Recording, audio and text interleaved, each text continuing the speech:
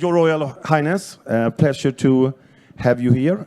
Special welcome to you and to the Minister. Fantastic to have you here as well. And dear friends and guests here for this session, this is an affiliate session for the First Mover Coalition. And I'm your host today.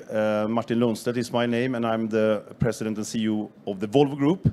So we are very proud to have almost sold out house. And what I'm saying that we are also streamlining live, and we know that we have a lot of viewers because everyone that is interested in execution is listening into this session. This session will be about one of the key elements of succeeding in this journey, and not at least for the First Mover Coalition, and really executing on the value streams that we have decided in steel, in aluminium, in trucking, in shipping, and the different verticals, because that requires cooperation along the value chains. I was actually attending the CEO Climate Leader Steering Committee today and the lunch. I was actually surprised that there are still so many companies that have not pledged for Scope 3 yet, because there is where the magic actually will happen. And that is the reason why we think that the Science Based Target Initiative, together with the First Mover Coalition, are the two key elements for the Volvo Group in making our journey up to a fossil-free company by 2040. Everything that we will deliver by 2040, or products and services globally, shall be fossil-free. And that is a big undertaking, obviously, meaning also that our mature verticals, industrial verticals, need to considerably accelerate in the coming years here. The good news is that we are in serial production now when it comes to battery electric, both medium-duty and heavy-duty trucks. Medium duty since 2019 and heavy duty since last year actually, and we are ramping up now as we speak. We see customers actually are moving from putting a number of units in front of their head offices to say that they have got started, to really ramp it up depot by depot. And that requires also, of course, a lot of cooperation when it comes to infrastructure and logistics cooperation. We have formed in Europe, a cooperation with Daimler and Traton regarding charging infrastructure, mileage, arm's length distance as a CPO provider, meaning that everyone can join forces to be an electromobility service provider on that network, 1,700 charging points in Europe, meaning that partnership is the new leadership. Today, we will then talk about a lot of how we actually as companies are inviting our supply chain partners really to make the magic happen. Because innovation will take place together with all those. And obviously for us that are relatively big and large corporates, it's very important also that we are surfacing the supply opportunities and the supply availabilities across value chains. Which, by the way, for the First Mover Coalition is the second pillar of key priorities. I mean, the First Mover Coalition is about creating demand, and that's the reason why we are pledging in the different verticals. But the other side, of course, is also to surface the supply opportunities, both when it comes to visibility around current capacity. For example, we are in production now, serial production for fossil-free steel, and we are buying all the quantities available. There are not so many 100 tons yet, but they are available, and we are learning as we go. So we have some of the key components, and we are doing the same journey now when it comes to aluminium and trucking. because we need to also walk the talk. So everything that we do in trucking, we have to also do in our own inbound and outbound. But we will discuss that more in detail later. So this session is how do we join forces through procurement innovation. We will have Secretary Kerry also coming as the founder of FMC and a strong supporter of what we have been doing. He was also at Stockholm 50 Plus and handed over our first articulated dump truck to one of our key customers. That was a great event. Since we have so, in our book at least, I mean, we have been hanging in this industry for a while, cool products. And a very important part of the solution also, because everyone in the Scope 3 race will come to logistics and transportation. So by that, actually, let's get started. If you have specific questions, interaction, objections, during the session, feel free. And in addition to that, obviously, we will hang around afterwards also if you have ideas how we can cooperate. So looking forward for a great hour together in decarbonizing different, very important value chains. And by that, I will introduce Annie, who is the senior advisor to Secretary Kerry, one of the key players and key cooperating partners with us, to actually lead the first panel, where I happen to participate myself a little bit, but I will leave the word to you, Anna. Thank you.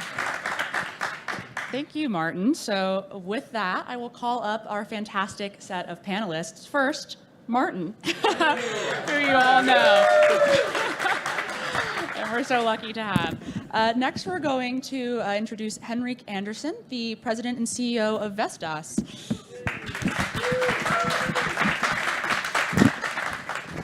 And finally, we have Steve Varley, the Global Vice Chair for Sustainability at EY.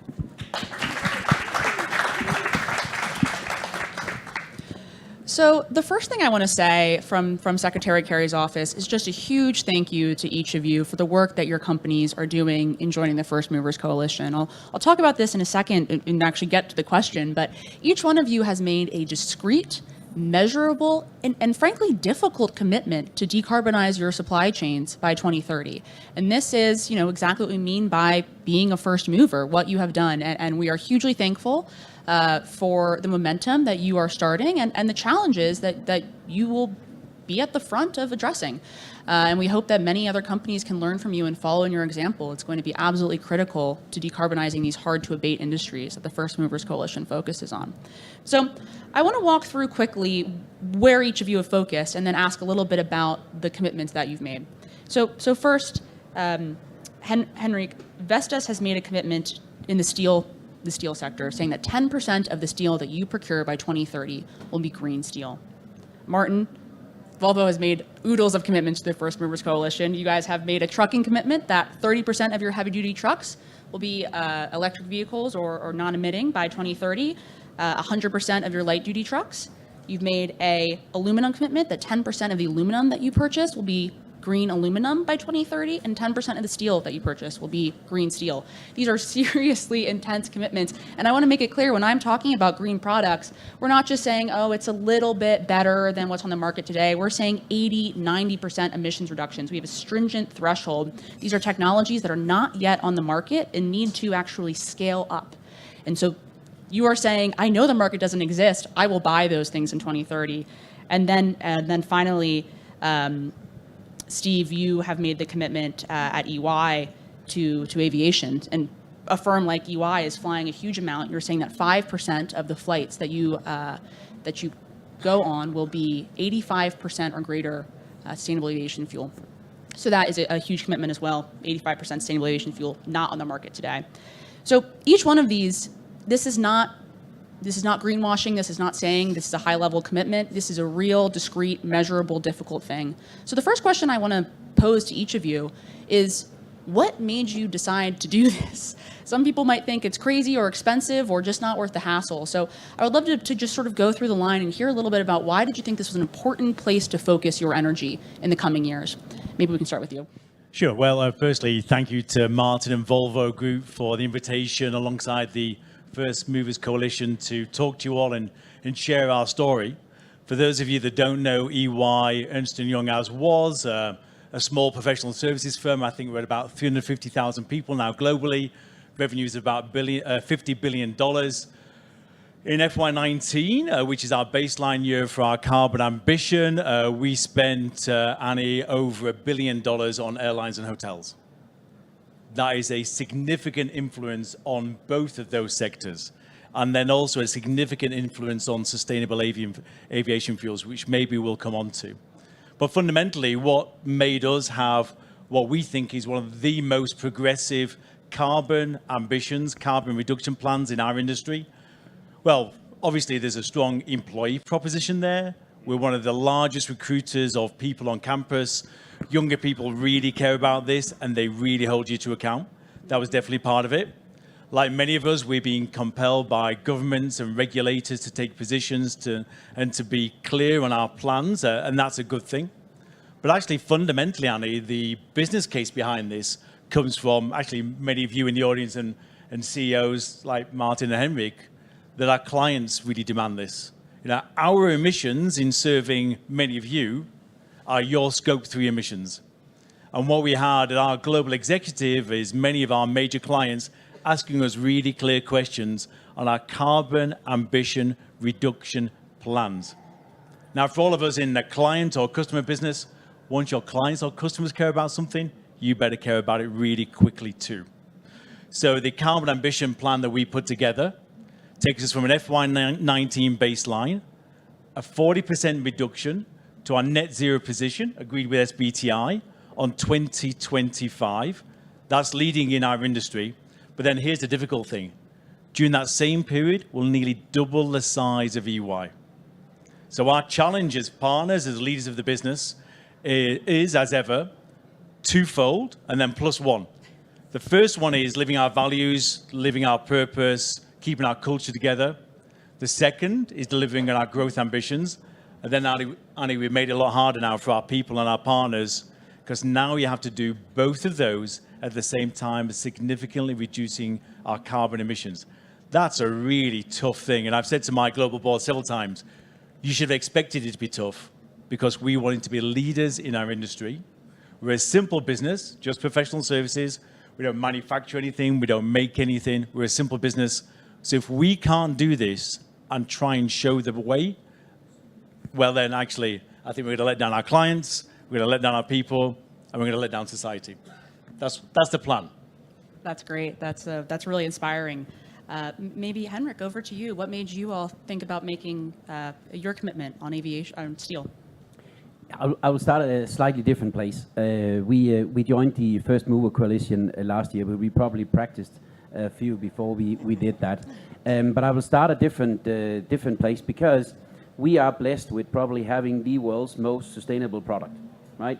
We manufacture a wind turbine. After approximately 3.5 to 4 months life, it goes carbon negative for the rest of its life. So in just around 4 months, it's basically eaten the negative footprint, and then we are rushing off and saving the world in that sense. So coming end of 19, and I remember this, we sat down, and of course, as always, you give that, and there is a little group that comes and present to the executive management, and they try second guessing because we were not very structured in all of this approach to sustainability.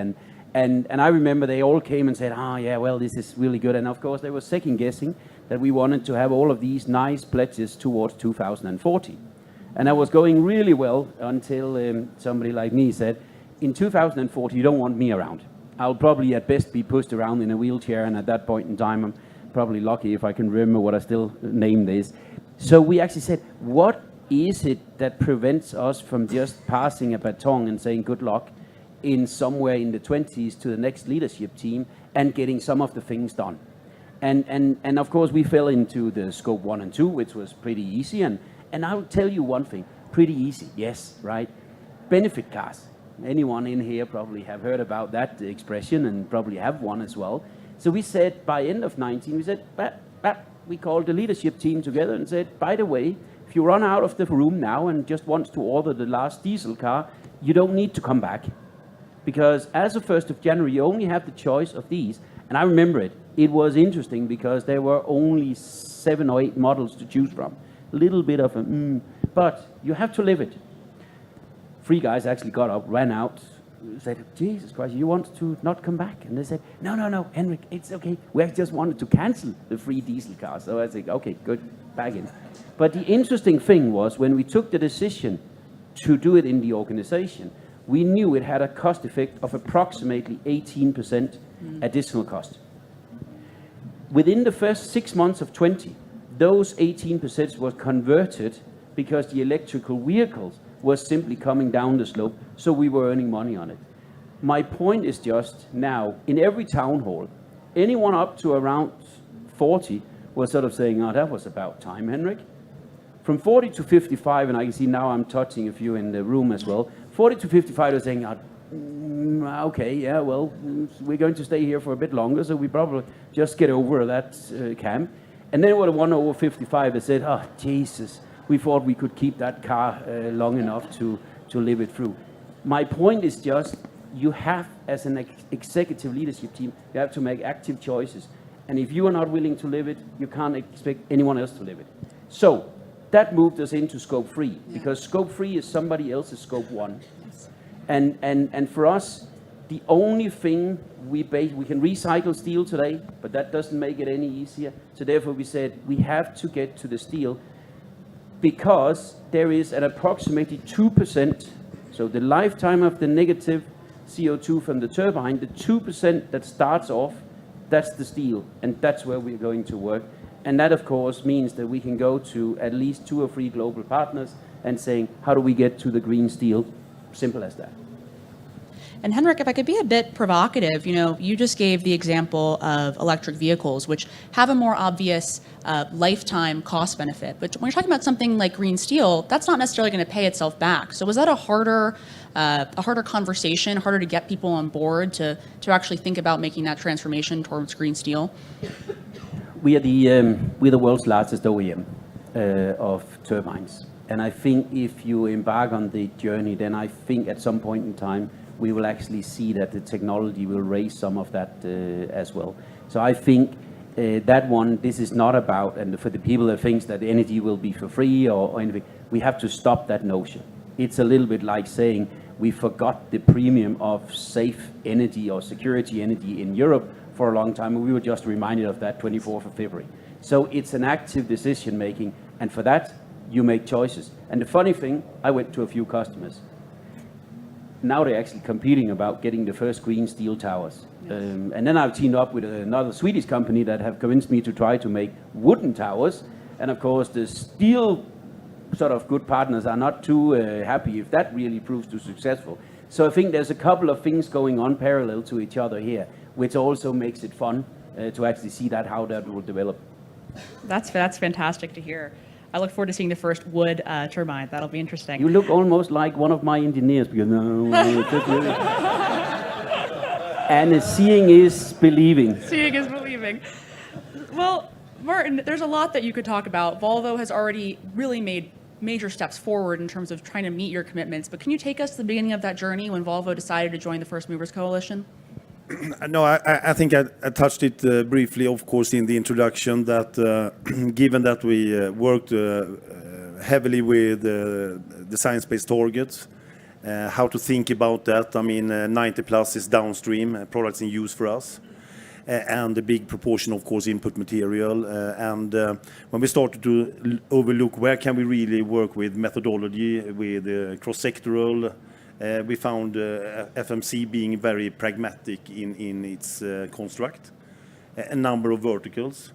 It's almost like a horse race on the Tivoli, where you're throwing balls and you can see who is doing progress, which is good. And also that we learn the methodology because we can apply that on so many other type of verticals, right?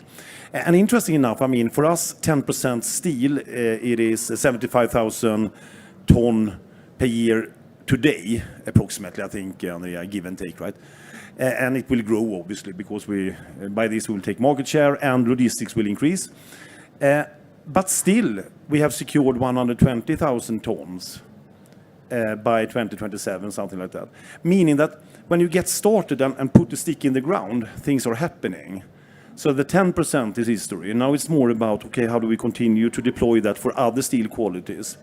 Aluminium is the same. If Martin has bought too much steel, I will take some of it early on. Yeah. So don't worry. But Yeah. I'm sure I need to control what price he's bought that. Exactly. I will give you some of it for a small arbitrage. I knew that. No, but so aluminium steel is obvious for us. I mean, low-hanging fruit. If you look at how it looks, also, I mean, constructed and trucking, obvious. I mean, in order to be a reliable, trustworthy, committed partner to all our customers, we need to do the job ourselves. We need to understand what it takes.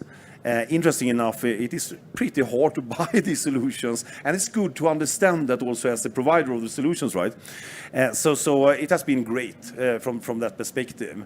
And to everyone's point here, we see also how the whole organization and company is stepping up around it. The first deliveries that we have had, people are super proud, want to do more. And also to do the calculation, I fully agree with Henrik. We are also one of the bigger players, and I think we will step up together with our peers also, because no one wants to be left behind, basically. So it's fun. Absolutely, and I think. And by the way, talking about turbines. Yes. Scope 1 and Scope 2, 2007, our biggest truck operations is in Ghent, Belgium. 2007, it became net zero. Actually, thanks to wind turbines. And that was pretty early days. And we are proud of that. And then we continue with other operations and also landfill free, obviously. So the Scope 1 and Scope 2 will rather soon be, not history, but to be maintained. Scope 3 is the shit. Yeah, scope 3 is where the challenge is. This is really, I love listening to the three of you speak, because I think the story that we're hearing is you have these individual companies who are stepping up maybe into a little bit of an unknown commitment, but then together in aggregate, within each sector, you start to actually see that momentum, and that's exactly the theory of change for the First Movers Coalition, right? Aggregating that demand and then actually moving forward these green markets for innovative technologies. So it's really exciting to hear about the way that this momentum is being created. But Steve, Martin, I think you said something interesting, which is it's also difficult. And I think that brings me to my next question, which is I would love to hear just a little bit of a frank discussion from the three of you of, as you've been looking at these commitments, what have been some of the unexpected challenges or the challenges that your peers should be aware they might face, that policymakers, that the actual producers of these goods should try and overcome? What are some challenges and what are some opportunities? Over to you. Why don't we start off with this sustainable aviation fuel with the SAF discussion? Now, frankly, whilst we've made a progressive and nearly aggressive statement on the amount of SAF that we need to have to deliver our carbon ambition, frankly, the challenge really is on the supply side. There's just not enough sustainable aviation fuel in the system. There's not enough capacity on manufacturing. There's not enough capacity on storage at major airports around the world. The infrastructure is not there. It needs a different type of tooling than Avro jet fuel than you have today. It's really difficult. Yeah. But if I go back to some numbers for you, so in FY19, we emitted 1.3 million tons of CO2 equivalent, 1.3 million tons. About 70% of that came from flying. Without having sustainable aviation fuel, we don't get to deliver our net zero commitment by 2025. That's important to us because our clients want it, our clients are asking for it, and the people yet to join us are asking for it as well. And one of the things that you'll know this, because Secretary Kerry talks about this a lot, is we feel we need to, alongside others in the coalition, the First Movers Coalition, give off the right market signals for demand. There are more of us that can express a need, a commitment, use our procurement power to give confidence to the producers of SAF, then also the infrastructure providers in airports, the more we'll get them to step forward and forward invest, because we're slightly helping them de-risk this. So Annie, I think part of this challenge that we see, part of the thing that we're so pleased about working with the First Movers Coalition on, is sending strong demand signals, strong market signals, so that manufacturers and others have the confidence to invest somewhat ahead of the curve, because without their confidence, they don't invest in the right way, we don't get to meet our net zero commitments, and all of us, I think, won't get to play our role in making sure the planet doesn't heat up.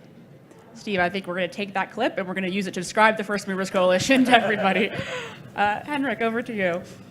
Now, I think falling into the trap in large organization is always that you don't believe in your own success, and I think there is an enterprise arrogance in many large organizations, and I won't shy away from that. The pride is a very fine balance between pride and arrogance. I think having the guts and the confidence to accept that there are areas where you just don't have the solution opens up for both the innovation. It opens up for technology, welcoming that to solve part of it. And then I think in the other part of it is also be mindful of, it is about creating fellowship, not necessarily only in the company, but also outside. And then I think you need to sometimes, I still remember as I said, we were part of creating CO2 neutral concerts, the first one of its kinds in the world last year. It was containerized truck batteries that was stored and other stuff, and everyone sort of go, and I remember the guy that came with the idea was the artist. Yeah. And on the Friday before the first concert, I said, I'm not coming, but call me if it works, so at least I know if there was light and music on. And he phoned and he said, that's 41% your engineers just told left. So I said, you have been a little scarce with your extra numbers then. But it just shows that if we haven't listened to the guy, and I remember when we first time said it, the engineer said, that's the first time I'm going to test renewable energy through a battery to an electric guitar. But it worked, right? And today he is the guy that motoring around and saying, that is doable. So the fellowship you can create, but still show that we didn't have the solution. Yep. We didn't know, and I think that's where a large organization can activate a lot of both confidence and pride and innovation and entrepreneurship, and sometimes we as large organizations forget that. Fantastic. And Martin, I think this is the last question we'll have time for. I wish I could, I could talk all day about this. I'm so impressed by what you're doing. I think there's so many lessons you all could share. I know Secretary Kerry will be giving remarks shortly, but maybe over to you to close out with some thoughts on the opportunities and challenges. No, I can just first and foremost agree what has been said, but I think also not a hurdle, but a challenge. We need to change our mindset, how we look upon the relations in the supply chain. In many sectors that has been rather transactional. It has been rather, sitting and playing cards with each other. That era is over. We need to connect in many different steps in the supply chain. The semiconductors, that has nothing to do with this, is actually another proof point that it was a failure, not only due to the shortage of supply, but the shortage of transparency. But with this way of working, we actually are driving the transparency in the supply chain to get the job done together. Because when Martin Lindqvist from SSAB got the demand signal from us, got the demand signal from Henrik and some other key customers, and we started to deliver it 8 months after we took the decision to go for fossil-free steel, we delivered the first product, the first dump truck and the first autonomous truck. And they moved forward their investment plan of ramping up their steel mills in this project with between 5 and 8 years in that value chain, not only SSAB, but also when it comes to the mining of LKAB and also then the energy supply from Vattenfall. So that shows that the whole story of working in these verticals is driving a cooperation in the value chain, and that will drive the delivery of the science-based targets of the Scope 3 that everyone wants to avoid now, but we have to go there, and that is the force of the FMC. Fantastic. Thank you, Martin. And it's great to land, to finish on that example of a really tangible way that we drove forward the market. Thank you all for your collaboration in the FMC and the great work that you're doing. This has been really great.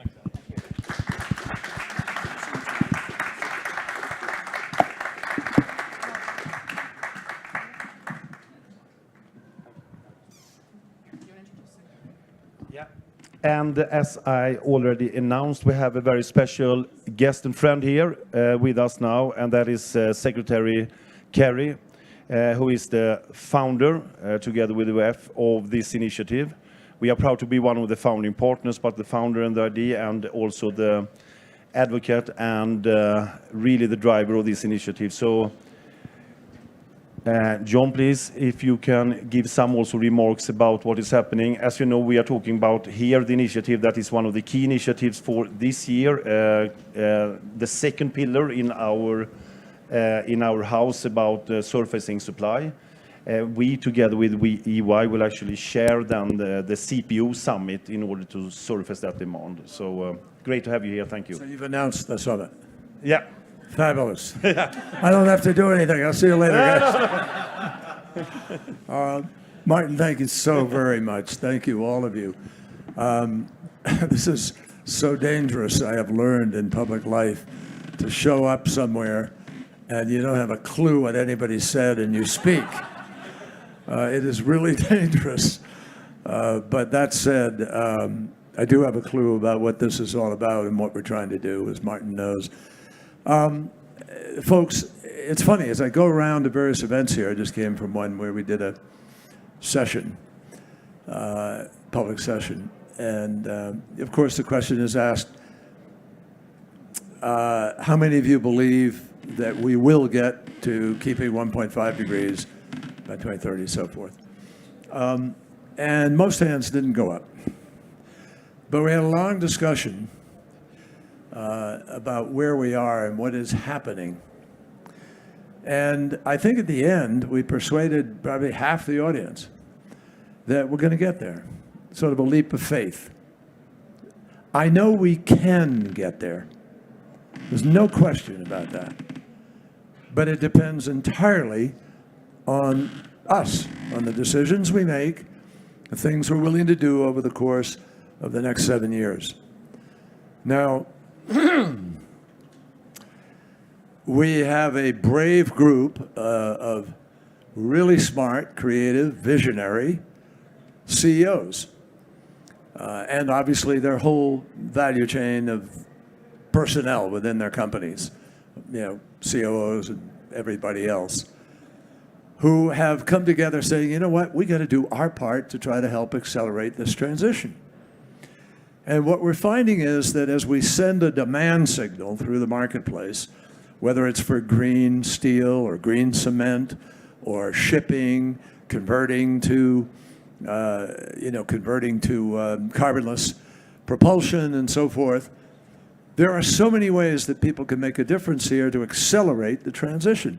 Now, frankly, you may pay a premium now, but by being first in the market, you're going to have a share, whatever that's going to be, and you will be the pathfinders, and people will have confidence and trust, and you can also market it, to be honest with you, because a lot of people are going to be looking in their value chains for the ability to be able to have their scope 1, scope 2, scope 3 taken care of. And people are going to be deciding where to go locate and where to do a business based on their capacity to fulfill their ESG / environment goals. So I have confidence. I mean, I think this, it's a little scary for some of these CEOs. They're stepping up and stepping out, but it's happening. The partner of Volvo is Amazon. Not a small partner to have, by the way, not bad.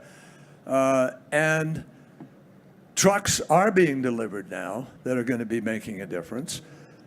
Steel is coming in to the company that is carbonless or at a level that's acceptable and near fully green, if not green.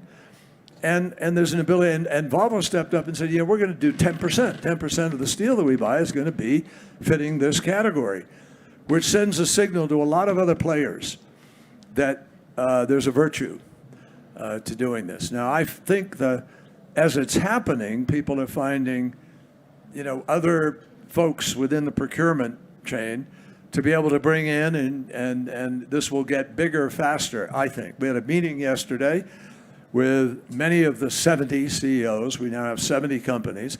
And by the way, they're not small companies. They're pretty significant entities.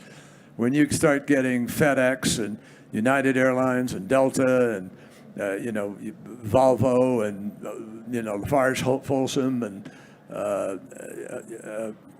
Lafarge Holcim and a whole group of different players, including shippers. I was talking to a fellow the other day, not a fellow, he's one of the Maersk family, and he was talking about how their AI is now being applied to what they're doing and new propulsion. And so they've got a certain number of ships that are already proving you can be, on the right side of the carbon factor and still be shipping. Shipping, if it were a country, as you know, would be the 8th largest emitter in the world.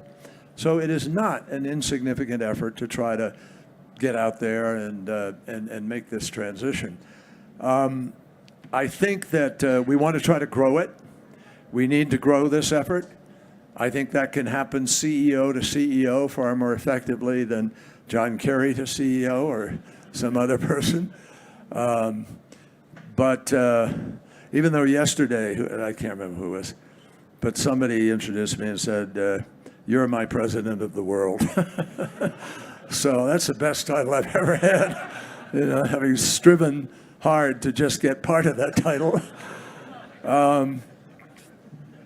But the bottom line, folks, is this. We don't win this battle unless the private sector is all in. We just don't. And yes, we need government. Government to do what we did with the IRA, set the structure, create the incentives, invite people in. We're not picking winners, we're not picking losers, but we're giving everybody the opportunity to play. And the marketplace is going to decide who's going to win here. And I think most CEOs, most people in the world should appreciate that this is not command and control. It's sort of, an opportunity that is granted by virtue of a need that has to be accomplished. World War II, when we knew we needed to gain control of the skies and control of the sea and so forth, we took a Ford Motor Company production facility in Libertyville, Michigan, turned it into an airplane factory, and by, near the end of the war, we were turning out one B-24 every single hour. We need to turn out solar panels at that rate, to be honest with you. And we need to be deploying them at a faster rate and putting far more emphasis on what the First Movers Coalition is doing. And I think President Biden is geared to try to do that in these next months. We're going to have another summit of the Major Economies Forum. We're talking with the Chinese now. We think we can sort of break the ice there a little bit and hopefully find a way to show the world that we're going to cooperate together to do some things that will make a difference, that will send a signal to the marketplace. This is serious business.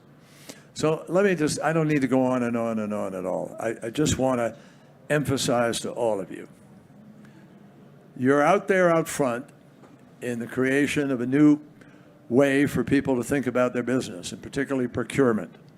And there's a lot. I'm glad you're going to do the procurement, because that's really where a lot of this can happen. Purchase of your fleets or purchase of certain materials, or whatever they are, can really have an impact here. But don't for a minute worry that you're going to get left in the trail of this market transition, because it is happening. It's not going to stop. People are seized by this issue now. I've been at this since the 1980s, and I have seen the currents. I know what the headwinds are. I've been out there proselytizing when nobody's listening, or we have a very antagonistic group of people listening. That's vanishing. What is there now are a whole bunch of folks who realize we're in a race against time. And unless we get that 45% reduction in emissions minimum by 2030, it is really hard, if not impossible, to hit net zero by 2050, which, by the way, most companies don't have a clue how they're going to do.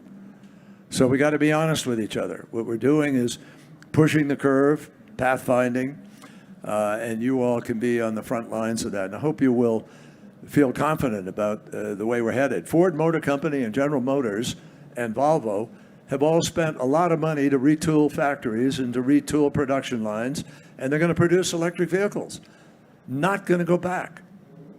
By 2035, we in the United States anticipate only building electric vehicles. No more new ICE vehicles. They'll sell the ones that are still there at an incredible discount, and hopefully there'll be a recycling process that can take them in before too long, and off we go in a circular economy. But for the moment, this is, I think, the boldest moment that I have personally witnessed in this journey at any time, at any previous WEF, or at any previous time in the day-to-day business of our countries. So I congratulate you, I thank you, I invite you to be as bold as you can, to reach out, bring other companies to this table. And you watch how fast everything accelerates at that point. There's a point where this is going to become second nature to people, and they're going to want it because people are demanding it.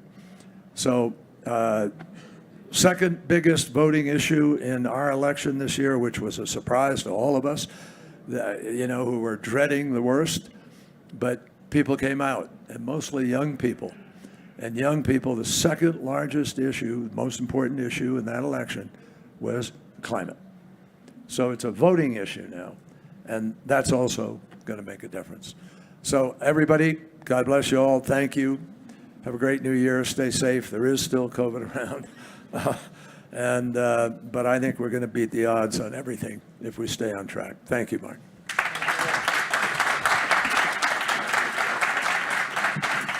Thank you. Thank you, Secretary Kerry. Thank you, dear John, for your leadership. It's very inspiring to listen to you. And we will now continue with Fireside led by Nancy, who is also leading this initiative from the WEF side, instrumental together with Julia, then from Breakthrough Energy. So I leave the floor to you for the next session. Thank you very much. It's always been a dream of mine to follow Secretary Kerry. This is phenomenal. So, as was stated, I'm Nancy Gillis. I'm actually the program head for the First Movers Coalition at the World Economic Forum. We're super excited to actually serve as the secretariat for the First Movers Coalition. And we are also very excited not only to have the United States as the initiating partner, but to now be at 12 governments who are actually partners in the First Movers Coalition. And as was mentioned, we're out to 70 companies, having started with our launch with about 35 or so. But we're speaking today because it's not only the companies that are important to the First Movers Coalition, it's not only the government and the government partners, but it's also one of our major implementation partners, Breakthrough Energy. And so I'm super glad to have this conversation with you, Julia. What we are thinking about is, of course, leveraging the demand signal, right? And as Secretary Kerry mentioned, as Martin did as well, we are planning a Procurement Innovation Summit. So take this away from this session, a Procurement Innovation Summit. I appreciate the shout out, the woohoo from Annie, because she knows my background is in procurement, and as I have been quoted as saying, it might not be sexy, but it is impactful, tremendously so. And it's really how, when we talk about these demand commitments, at the end of the day, that's how credibly they will be implemented, because that's what we're talking about. Scope 3 is your engagement with your suppliers. And what does that engagement look like? It looks like contracts. It looks like that unsexy but incredibly impactful activity of really investing in a different way of doing. And so, Julie, if you could talk a little bit about, because I know we've connected, you too very much understand the power of demand and also how that looks in procurement. You're very active with all the things that you've done in your own career, so you might want to take a moment just to let the audience know. But at this juncture, you're also very active in green procurement. So if you could talk a little bit about why is Breakthrough Energy an implementation partner for the First Movers Coalition? Why is demand aggregation important if we haven't had enough of those examples? But really, we're planning a procurement summit. What's the power of procurement? And what are you experiencing from a public procurement perspective as well? So first of all, thank you very much, and thank you, Nancy, and thank you, Martin, for inviting me. In a nutshell, I think if you were to characterize Breakthrough Energy, we're sort of the clean technology suppliers, right? And for those who aren't familiar, we were set up by Bill Gates in 2015, and we're all about how do we scale, how do we develop the technologies that we need to reach net zero, but equally to meet affordability objectives that we have. So front and center, the innovations, Martin, that we were talking about, the technologies that we need across all of the sectors to decarbonize is essentially what our bread and butter is about. We have an investment vehicle called Breakthrough Energy Ventures, and that fund has over 100 portfolio companies. And those are sort of companies that are at the avant-garde of developing the breakthroughs that we need to reach net zero. And we qualify that first in terms of impact, in terms of greenhouse gas emissions, 0.5 gigaton of CO2 at scale. So we're really talking about the solutions that matter for our net zero transition. Now, none of those technologies will get to scale, and none of those companies will get to scale if you don't have an off-taker, right? Of course, you need the financing, you need the regulation to work right, but you equally need the demand. And this is where First Movers Coalition is such an important partner and why we've been there together from the start. It involves sort of conversations, of course, around, well, what is a breakthrough? How do you define green steel? How do you define green cement? Sustainable aviation fuels. And so we've been part of those conversations, really sort of at the vanguard of what we see as a breakthrough, right? Being able to challenge what the First Movers Coalition is sort of suggesting might be green, might be a breakthrough. That has been very much important to us, is sort of defining the global standards, first of all, of how do you define these products, right? What is the market going to buy? The second element is really around, well, you need to bring those new technologies, those companies to scale. And this is where, again, the power of procurement is so important. And I think a point that Martin made is the importance of this value chain collaboration. We have a lot of technology companies that some of them are sort of still emerging. And this is where first movers and the supply procurement sort of conversation becomes important, because we can't wait till 2050 and we can't wait for these long development cycles to happen. We need these conversations to happen early between the procurers and between the technology providers in order to leapfrog, right? Same, we also have a number of companies, but also we're working with a lot of other venture funds that also have companies that are ready to be scaled today. But in the case, just for example, of green steel, an area where I'm working a lot on, a lot of these final investment decisions have not been made. And so this is where it's so important to have a procurer at the table. We're seeing, for example, H2 Green Steel, whom some of you might be familiar with. You know, they're not yet even starting construction, or might be close to, and yet over half of their supply is already under contract. Another example that we see where that collaboration with the value chain comes even further is another example of Gravity, which is, again, a provider here of green steel, or the intermediary product. And here you already have the off-takers that are strategic investors. These are the types of model that are so important. You come back now to the question of green public procurement, and indeed we've been working with the Stockholm Environment Institute, we've been working with with IDDI, which is an effort of joint of governments to really give that signal. Same thing, you know, again, in cement, concrete, in steel, those markets represent very large shares of volumes. And so it's very important to get those signals again in order to reach final investment decision, to convince essentially that these technologies are ready to be scaled, to fast track that, but equally this joint partnership that can happen between the First Movers Coalition and the governments on the procurement side, because again, we're never going to reach our targets if we don't start to work collaboratively together. No, and I appreciate you making that tie between, it is incredibly important to have the first movers who are CEOs, right? But there is a reason that we also have our government partners, because when you're starting to create a demand signal, especially for some of the hard-to-abate sectors that we're focused on, such as cement and concrete, more than half of cement and concrete demand is right now through governments, right? So if you really want to even support the investment and the risks that CEOs who are first movers are taking, we need to go ahead and leverage governments as much as we can. Absolutely. So we're super excited about that. And if I may, I think there's also the importance of having governments at the table, because if we're going to fast track all of these investments that need to happen, you need to fast track the permitting, you need to fast track the descriptions of what are standards. I mean, there's so much that needs to happen in all of this together at some point in order to be able to get these final investment decisions. So the power of public procurement, absolutely, but also the power of sort of working together to make sure that we're in a fast track mode and leapfrogging. Absolutely. And moving on to and I know we also have a great example of how power of procurement is working in Volvo Group, so I want to make sure that we have that as well. But We hear, and Secretary Kerry reminded us, we're still in a time of COVID, right? We know very much that with the Ukraine invasion, what we have is an energy emergency. We're talking here about taking risks and moving forward. We heard from the panel that Annie did a great job in moderating why the CEOs are moving forward with first movers, but there's a lot on their plate. And part of what Breakthrough Energy is looking at from, the global perspective that you have is when you're looking at climate change and addressing climate change, what should be the focus? We're very appreciative that you're in the First Movers Coalition, but do you have any guidance just from that purview that you have of what should the CEOs be focusing on now?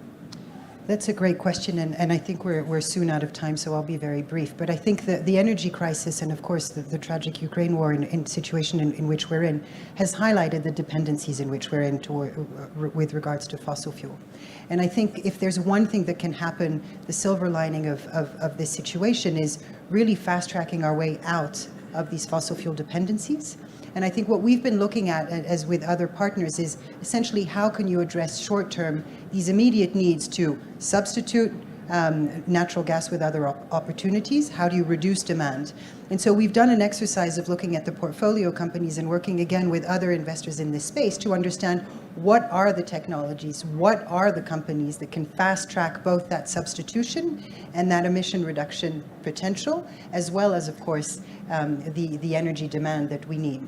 So we've looked at this from the perspective of how can these companies, how fast are they ready to market? How can they sort of build up their first of a kind projects?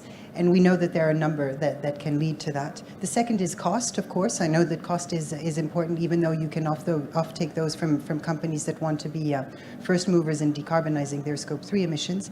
And then the third is the impact. How can we look at this in terms of energy resilience, essentially off-taking our resilience? And so we see a lot of opportunities, if you will, through this, again, unfortunate crisis and unfortunate war, to catalyze a lot of investment decisions and fast track. Again, I cannot sort of amplify again. There's a lot of this new tech frontier, the IEA says it, many others, that is ready to scale, and now's the time. So again, if there's a silver lining in how we can all work towards combining both our energy resilience and the climate crisis is now through these type of work. And it's the First Movers Coalition who is actually capitalizing on that availability of those innovative new clean technologies and using the commitment of first mover companies such as Volvo Group and Vestas and Wholesome as well to really have your demand pull them forward. But we say that. And how does that really happen? And I think this is a great transition. How does it really happen? So let me hand it off to one of the, and I will say, I love procurement, so I track this. One of the best forward-leaning, powerful procurement representatives in the field today, if I may. Thank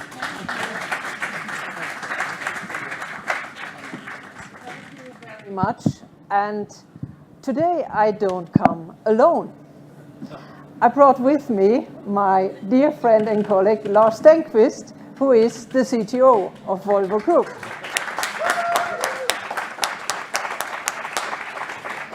So I would like to start to set a little bit the scene for Volvo Group. The need for transport is increasing with growing population, growing consumption of goods.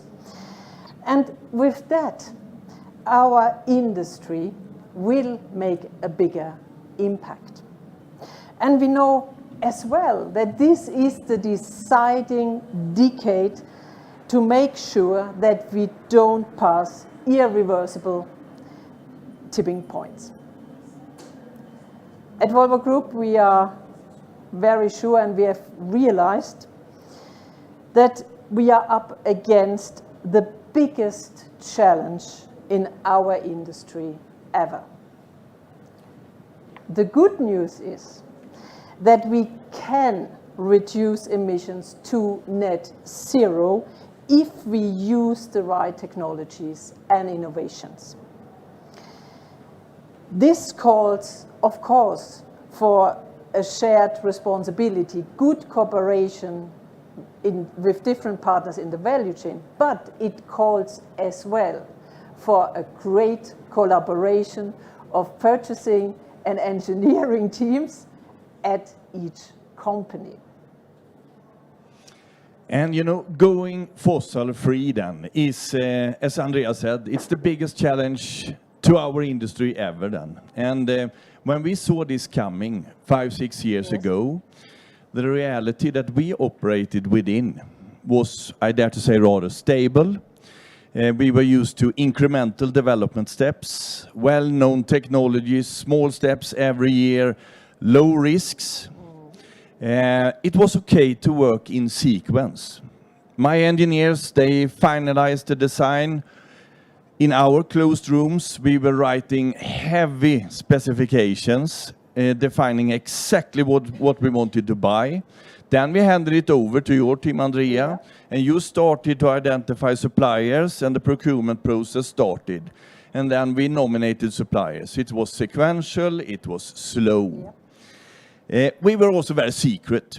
I mean, that we were working with development that was kept as a very, very confidential secret. And that means that we were not that open to listen in to what was available. And when we finally were ready with our design, then we always ended up with a lot of customization according to our needs, which didn't help us being faster. So we were slow, low risk, rather predictable, Andrea. But we have changed a lot. If not completely upside down, a lot has changed since then.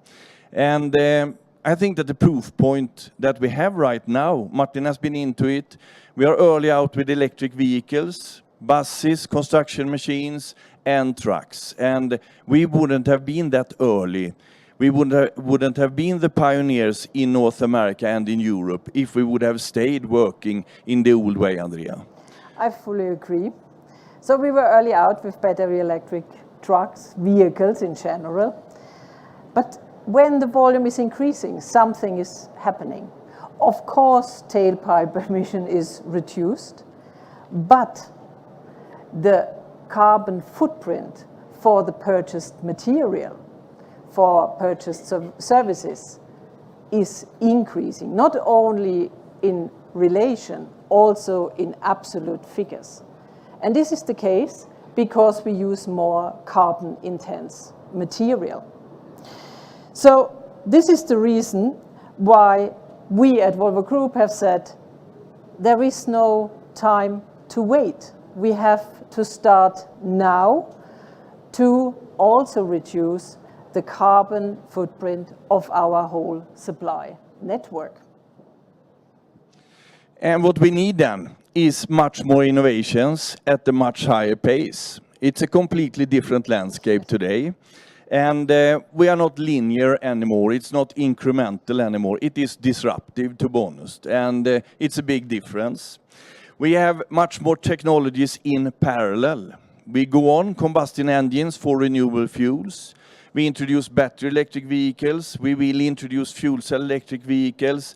We are adding a lot of technologies that we don't master today. So we are also going, I dare to say, Andrea, from low risk to high risk.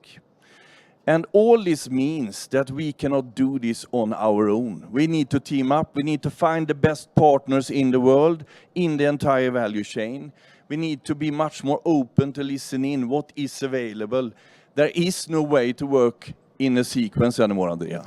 Absolutely, and I think, Lars, you and I, we anyhow work closely together, but it's also true for our teams. And of course, we invite our supply partners early on, as you have said. So really taking responsibility already at sourcing decisions. So how do we do that?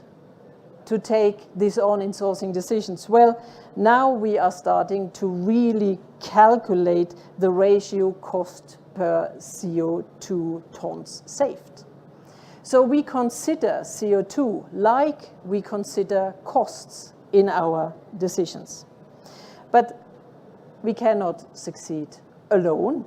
So it is key that we take our supply partners with us with clear decarbonization targets and everyone is working to the same game.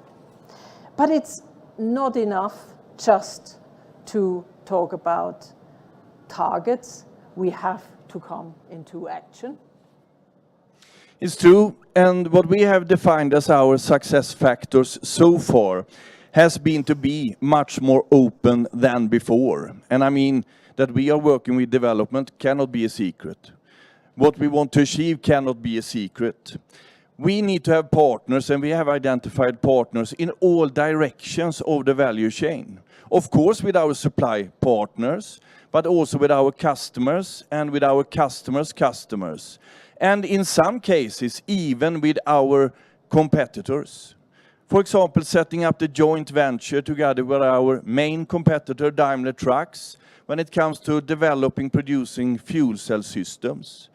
This shows how much the landscape has changed. We need to involve everyone much earlier. We need to listen much more to understand what is available. And if something is available, we are much more keen on using those kind of standard solutions in order to get to a more speedy solution. So Andrea, we are also now then much more used to nominate suppliers much earlier, even without having finalized specifications. And this is a big game changer and sometimes almost a little bit scary, but this is the only way to go. To hook arms together with those ones that really want to do the change, and then down the road, you will just find the solutions together.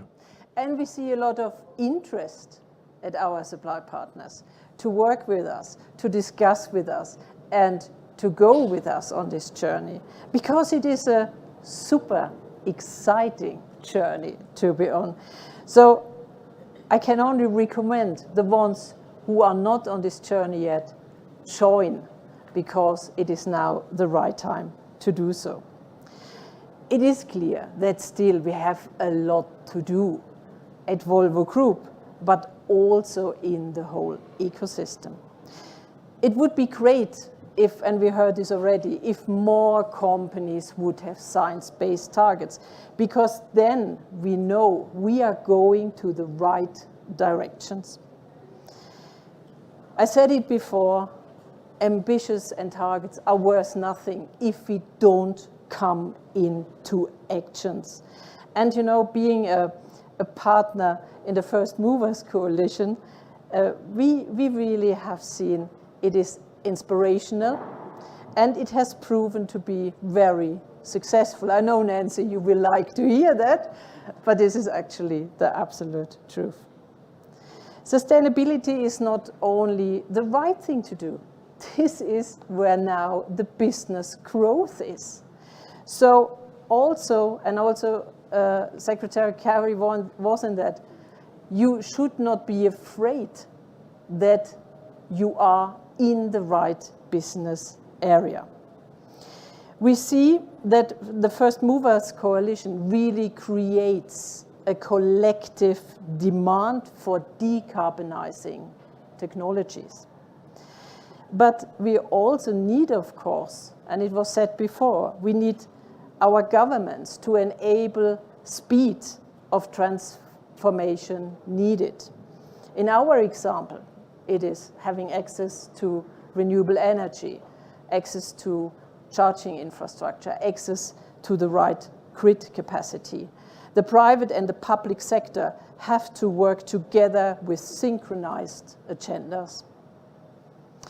So, to conclude, we really strongly encourage everyone who has not already joined to onboard this journey, taking responsibility for the world we and future generations want to live in.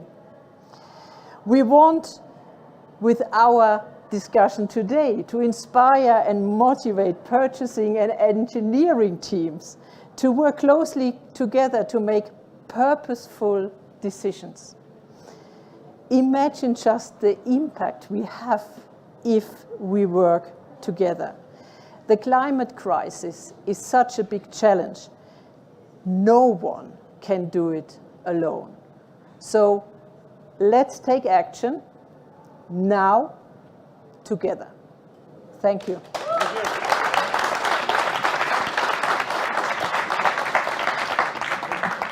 Such great colleagues, you can not fail. So as you can imagine, I have a great job to have such fantastic team, and there are many of them. We also have our Minister of Environment here from Sweden. Sweden is actually one of the partner countries also in the coalition. So I will leave the word to you for some final remarks also. What have you heard? What can we do together? And thank you for coming as well.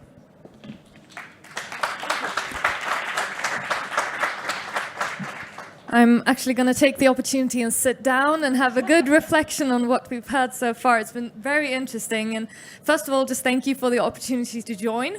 I'm proud to see Volvo and 3 other Swedish companies being part of the FMC. And it was great hearing Lars mentioning the opportunities that come of business-to-business collaboration, because B2B is crucial to improve the life cycle impact of products. And that is actually key to reaching net zero objectives. So it's truly great to hear what collaborations you've developed within different businesses, putting competitiveness aside and maybe looking at the broader perspective of competitiveness and the opportunities that come of developing sustainable ways of working. And in our role as government partners, we strive to bring on more leading Swedish and other countries' companies to engage, both in discussions and in implementation of public policy, and in accelerating the technological development and innovations. And the public sector truly has to show the way, and I've heard a few of you mention it today, but public procurement is an effective instrument for promoting innovative and climate-smart solutions. And for example, innovation procurement has a great potential to contribute to reduced emissions. Sweden is also a member of Clean Energy Ministerial's Industry Decarbonization Initiative, which is difficult to pronounce, but an important part in encouraging governments to buy green steel and cement. And I would like to thank the US and the WEF for taking FMC forward. It's exciting to see that we are truly now at the stage of climate transition where this kind of initiative is reality. It's not longer a matter of when, it's a matter of how, and also specifically how fast. Because, well, as you know, the part of it being quickly is of utmost importance. And we all know the urgency that is dominating our climate crisis.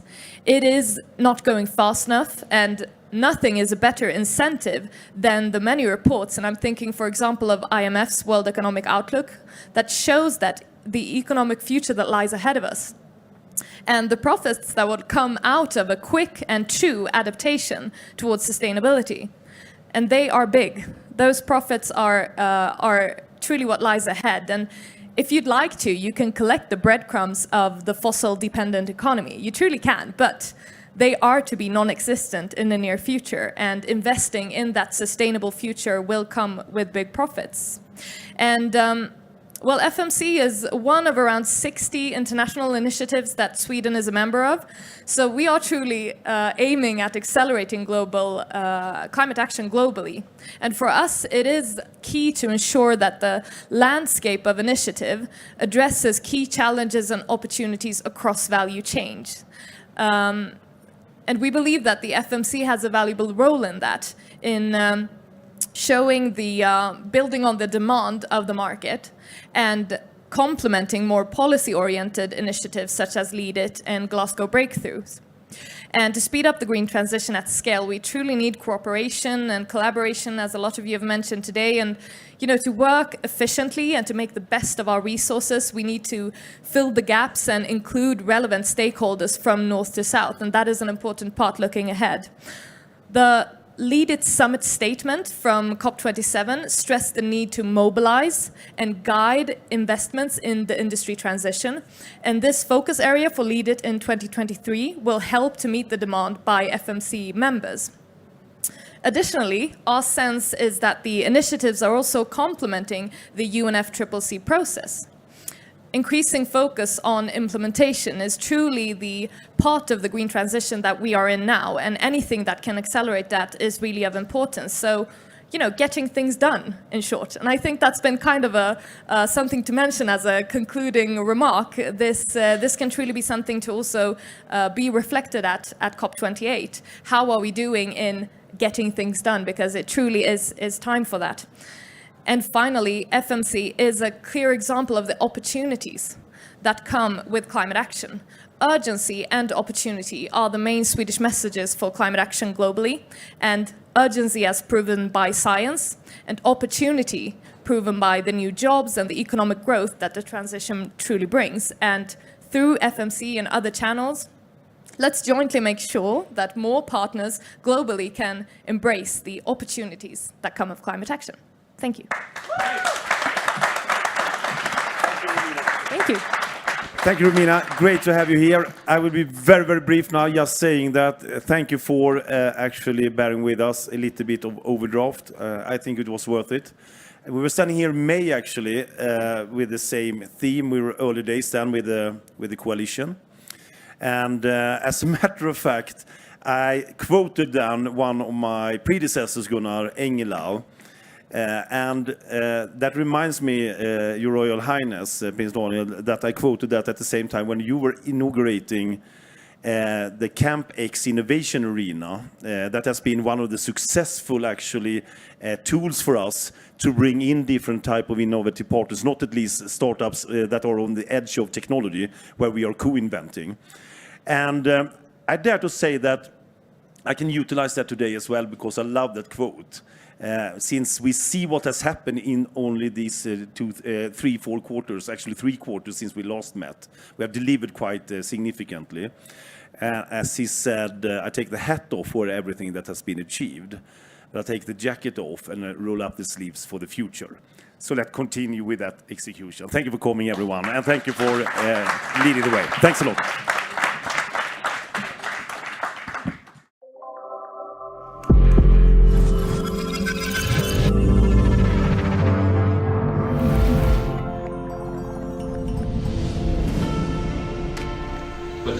Question things, we can start reimagine things, and I think this is exactly the reason why we are here. So nobody knows, and we are open for the unknown. It's all about dialogue, it's about disruption, it's about change, but it's all about change for the better, right? With a purpose. I really like the fact that we have to think like sports teams, where actually we are all playing together towards an objective and win together. The theme of the event is no collaboration without communication, which is one of the reasons why I've also been, in the very few minutes that we've been able to communicate and to talk to some of you, I've already feel selfishly very enriched. So we're here at the World Systemic Forum, here in the wonderful Swiss mountains, in almost a cave system, and we've got our first wonderful guest. It's Frank-Jürgen Richter. The world is crying out for transformation. I think the status quo is not something we should follow, especially in climate change, obviously, right? The time is running, and that's really a threat for the survival of the human species. The cry for transformation, yes, I think we all feel, I think the world is a bit like, a frog sitting in tepid water, so it's very comfortable, and at the end we're all being cooked up, right? We are not jumping out at the right moment. And maybe we need even like a little crisis as we are facing right now, maybe a bigger crisis to really wake up at the end and to change things. And what we really need is global coordination, because we are living in a fragmented world and everybody is doing his own thing. Countries within like the UN system, but also the different stakeholder groups, like business, government and civil society.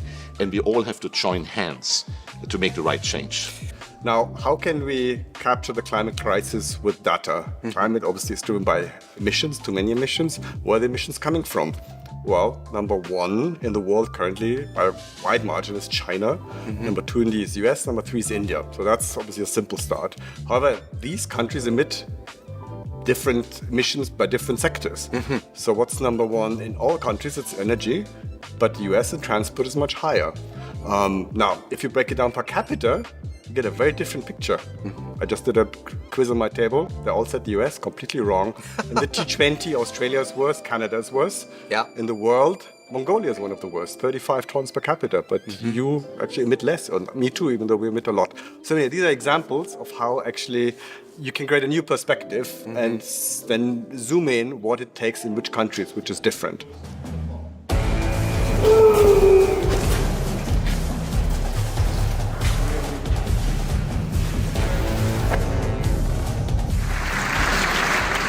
So, Frankie, we're so proud to have you here. Your message is so incredibly powerful. But why did you actually decide to come to the World Systemic Forum? So what he's telling us is he's come back 70 million years later to tell us not to choose extinction. So a meteor hit and killed all of his family, not just his family, his entire species. And what he came to tell us is that basically what we're doing is exactly the same thing.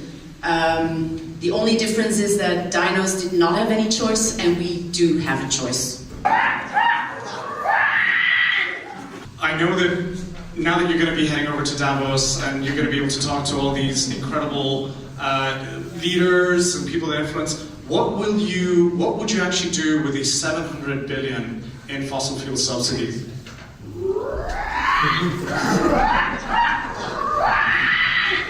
Yeah, so what he's saying is that it's over a year ago that he burst into the United Nations and spoke to 193 world leaders to urge them to stop subsidizing fossil fuels.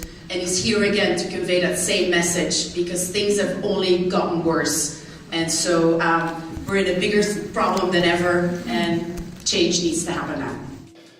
Well, I think the group we have is growing exponentially. So people are understanding, first of all, that you can have same or even better return by investing in a way that is aligned with your values.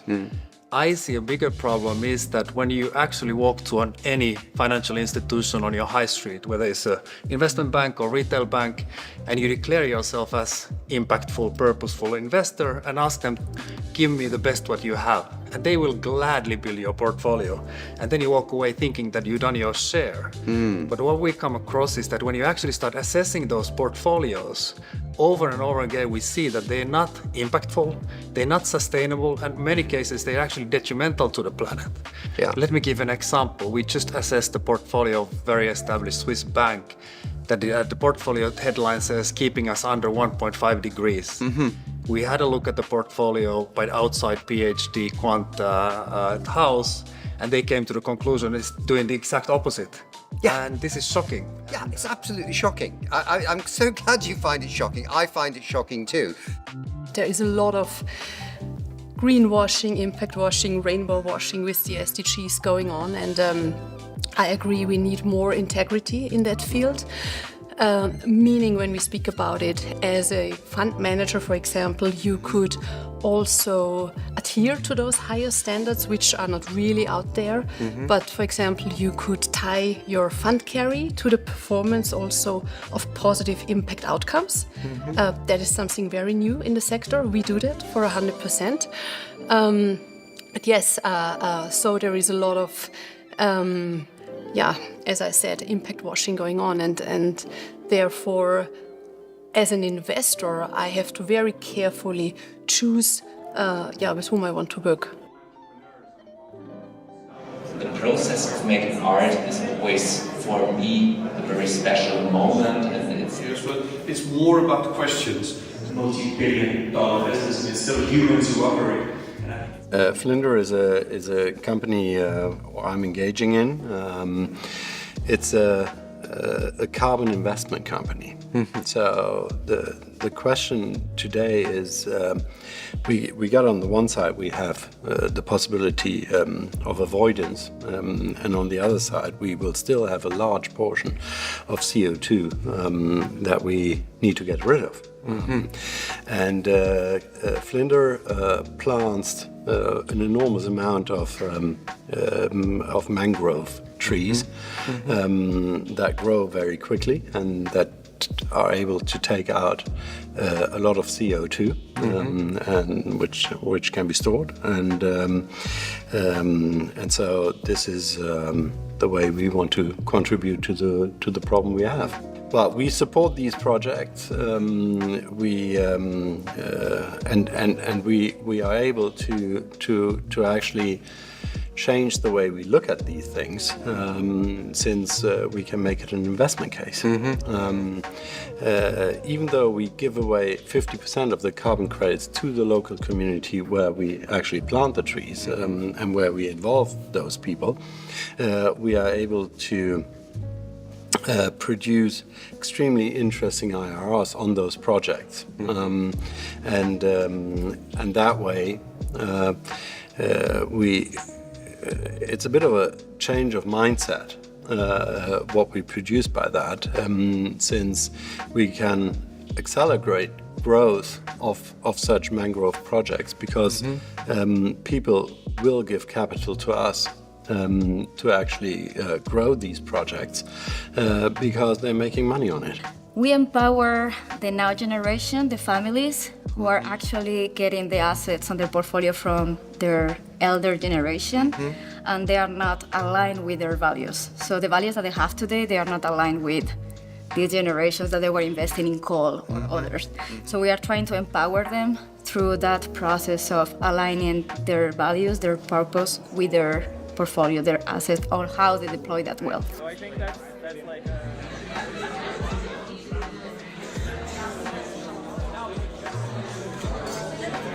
And here is a demonstration of how an underground system might look like and how it might behave. And of course, you don't necessarily have to have level separation in order to get automated cars to meet properly. You just do this.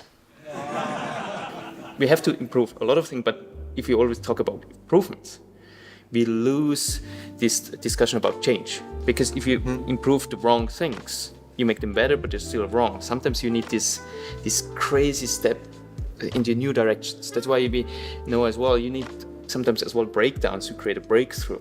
You have to start from the scratch. You have to reimagine. You have to go into this new direction. And this you have to go for sure with smart, brilliant people, with capabilities, but then you have to support them heavily. And you can't do this alone. You have to do this with a broad network. And that's why we try to build a network of networks that we can scale crazy things, what we would like to see in the future. I think there's really important that you start to reimagine, that we start to dream, and then that we fulfill the dreams. But for this, we need these pioneers, that we need enough energy in form of money as well. Yeah. And then we include all kinds of technologies, and then we just try it out and fail. Because this is the problem. If you not fail, you always optimize. You always improve, because this you can plan. But change you can't plan in every detail. You just have to do it. You have to try it. You have to make these mistakes. Then you have to change it. And then it's not only one solution. Like then if it's hydrogen or it's not in and out. It's not if it's a hydrogen car. I think you can use hydrogen for so many things now.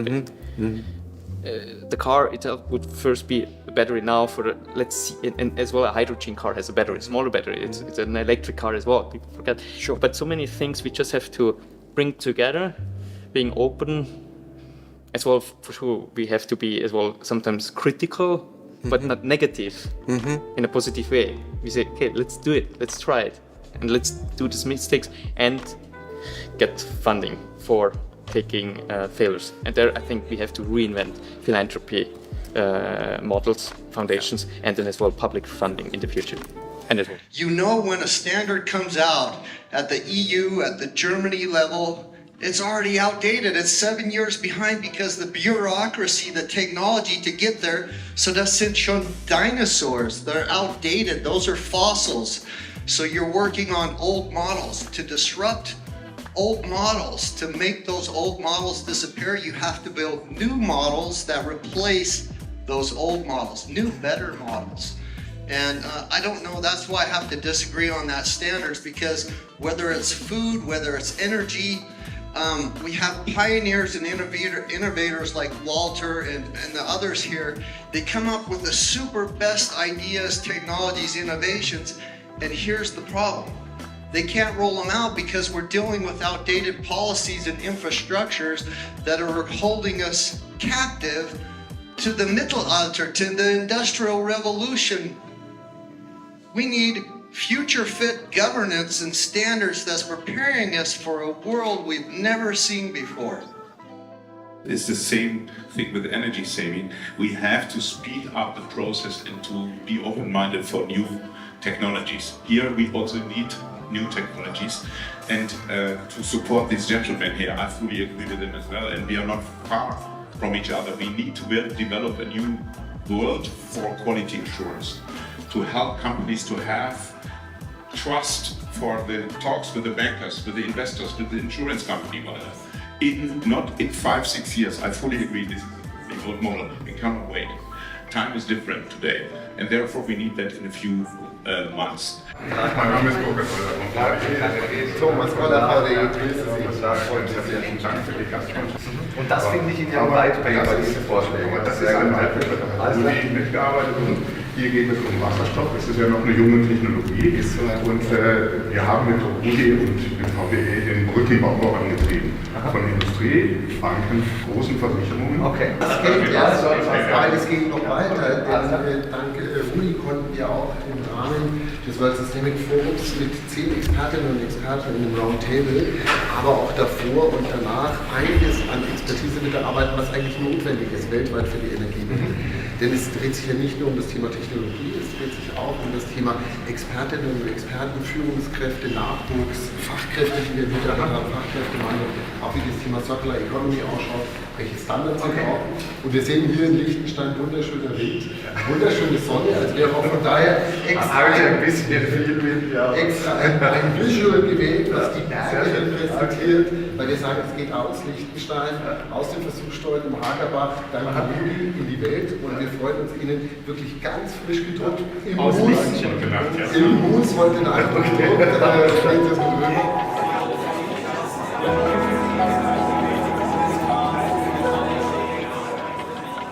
It's more like going to be an experience.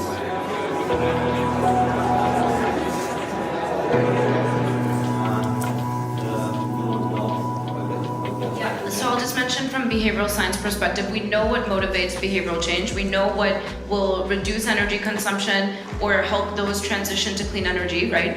And for example, how many of you saw the study that just came out about gas stoves? Gas stoves causing is one of the reasons behind childhood asthma, right? We know that human beings are motivated by cost, so reduce the cost and make it safer, make clean energy a safer option.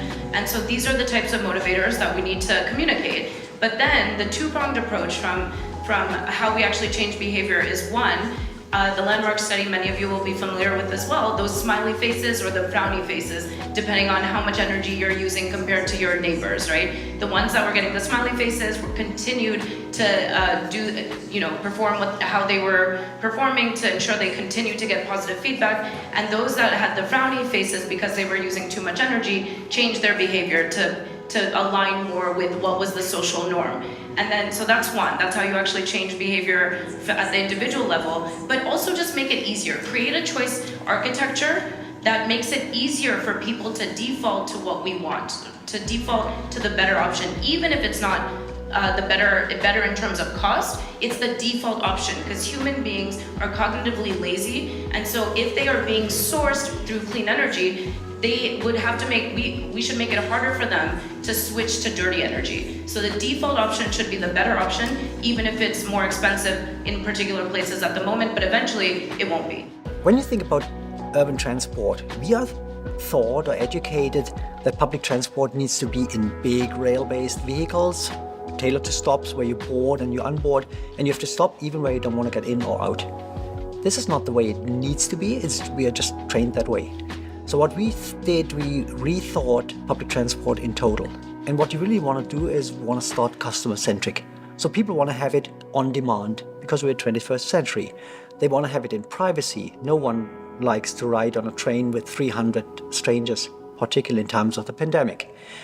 You want to have it sustainable, so no CO2 emissions, no greenhouse gases, no microparticles, which people often forget. So all these things combined, this is what we do with drummers. And then, of course, we utilize current technology, which is automatic and connected mobility, if I may say so. The main topic is, if you want to talk to a city and you're talking about financial benefit, you also want to make sure that your technology solution is ready to be implemented now. Because people, even though they like dreams, they're not buying dreams at this point in time. So you need to bridge the gap between having a long-term vision, a really big dream, at the same time making it implementable so the city can actually say, I'm going to buy it without getting crucified at the next election. Hi, Frankie. Pleasure to have you here. It's been a while after your visit of Liechtenstein, isn't it? Yes. Only go in. Prime Minister, I wondered if you could tell Frankie something that maybe Frankie doesn't know, which is you have one of the most ambitious targets on climate action in the world, actually. Actually, that's true. Yeah, we just changed our aim for 2030 from 40% to 50% reduction last year because we thought there must be more to do, and we're on the way. It's hard as a small country. We don't have heavy industry. We have only light industry. This means we don't have a lot of CO2 pollution. But if you're on a low level, it's even harder to reduce, and that's the way we like to do. Right. So 50% by 2030. Yes. That's halving emissions by 2030. That's in line with the best science of the Intergovernmental Panel on Climate Change. Yes. So, I mean, you may be a small country, but this is showing leadership, sending a message to the world. It does. Yeah. What do you think, Frankie? Is that a good target for China?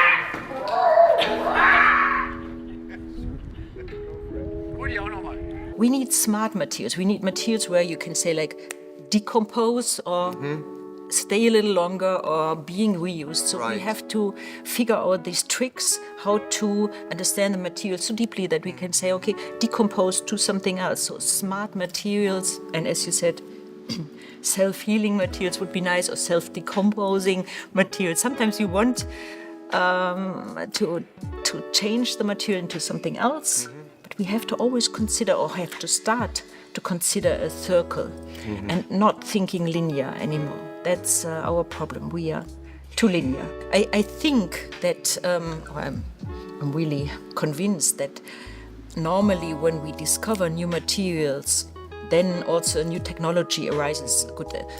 So we see this horse wagon here still. So this disruption came because we had the combustion engine, and then there were not any horse wagons, and so we completely changed everything disruptively. The combustion engine changed everything, or the also materials, the digitalization. For example, a friend of mine, he discovered this GMR effects. He was working at IBM, and one material scientist found this GMR, giant magnetoresistance effect, and then the material, and then a very clever person looked at it and said like, oh, we can store data better like this, and this enabled the digitalization. That this changed everything also.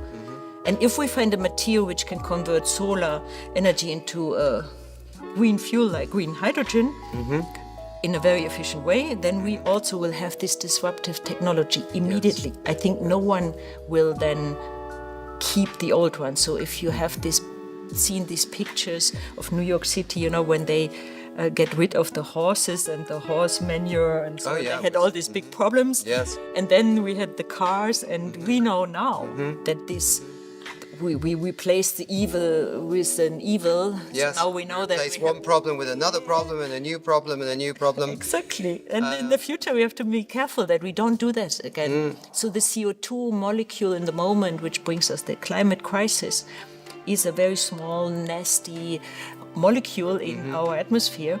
But maybe future generations will tell us, okay, you should have left us with the CO2, and now we have, lithium pollution or something else. So we have to make sure that if we are replacing now the fossil-based technologies, so the oil, coal, and gas by renewable energies, that we don't make that we Another don't problem. replace the evil by Yes. evil. Yeah. Yes, good point. We have to be a little bit more brave. We have to work together. I think especially if you think about urban areas, like take a city like Detroit, right, which have a, kind of big societal challenge, because you have a lot of like groups which are kind of like, disconnected from mobility, a huge poverty situation, where companies like we are actually offering services to the cities and to the states to really help them understand what are the best routes, right? When do you need to provide a bus in a certain area? Like, is it in the morning to get people come to school or go to university? So I do think that these type of like new technology-led companies are able to, help provide, sustainable ways which are not also cost-effective, so that a city, is able to provide that service without having to provide maybe the service all day, but like at peak times. And the other point you mentioned on the energy topic, I think everybody talks about, we can electrify everything, right? But I think at the end of the day, if you really look at the energy consumption it will take to decarbonize not only like mobility, but also the broader industrial environment, it will be a multi-fuel future, right? I think we do have to think about how do you use energy, how to use hydrogen, how to use other alternative fuels, and even the existing infrastructure, and think about how do you create sustainable solutions over the transition time. No, he's saying he's extremely grateful, and it's super important for him also to be here at the World Systemic Forum, where all the bright minds are coming together to really think differently about how to solve the problem, and come up with big ideas and find new perspectives. Thanks very much, Frankie. That's all.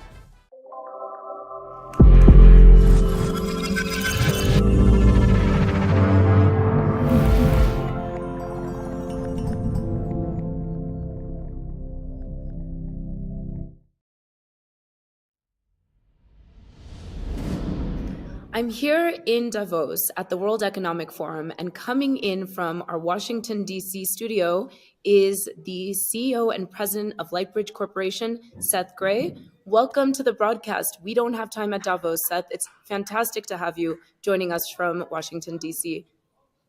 Thank you, Shetta. It's wonderful to be with you.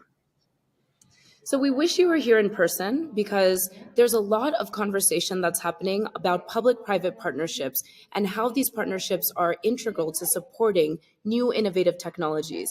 And the voice of the nuclear sector is missing. So it's so critical to have somebody like you representing the sector to really contribute your knowledge about where new technologies in the field are going. So just to give the audience a little context, we talk about how airbags in cars revolutionize how we approach cars.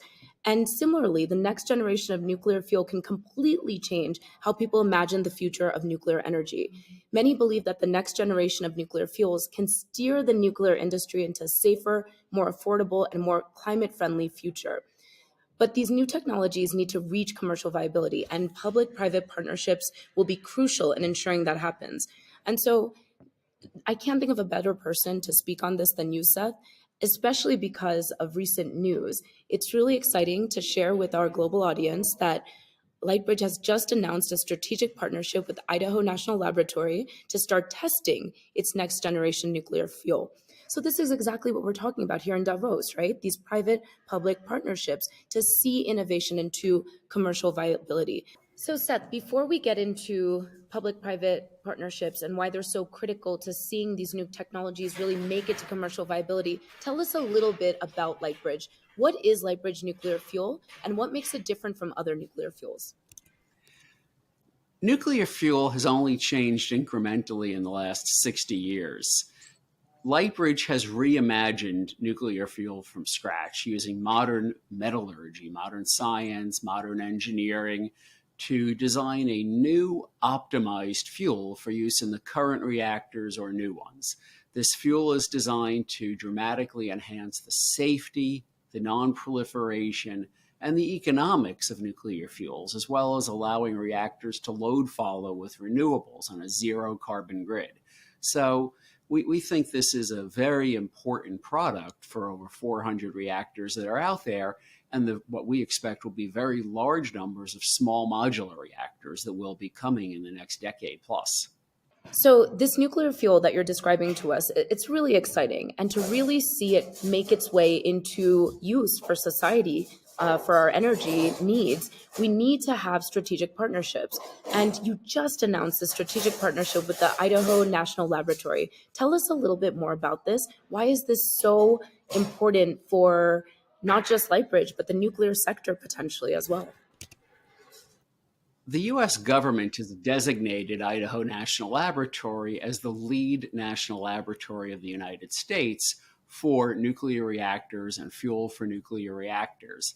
And there are facilities there, like the Advanced Test Reactor, that were originally built for government use only, mostly to develop and test fuels to power submarines and aircraft carriers, but now can be available to private industry, like Lightbridge, for new innovations for the private sector.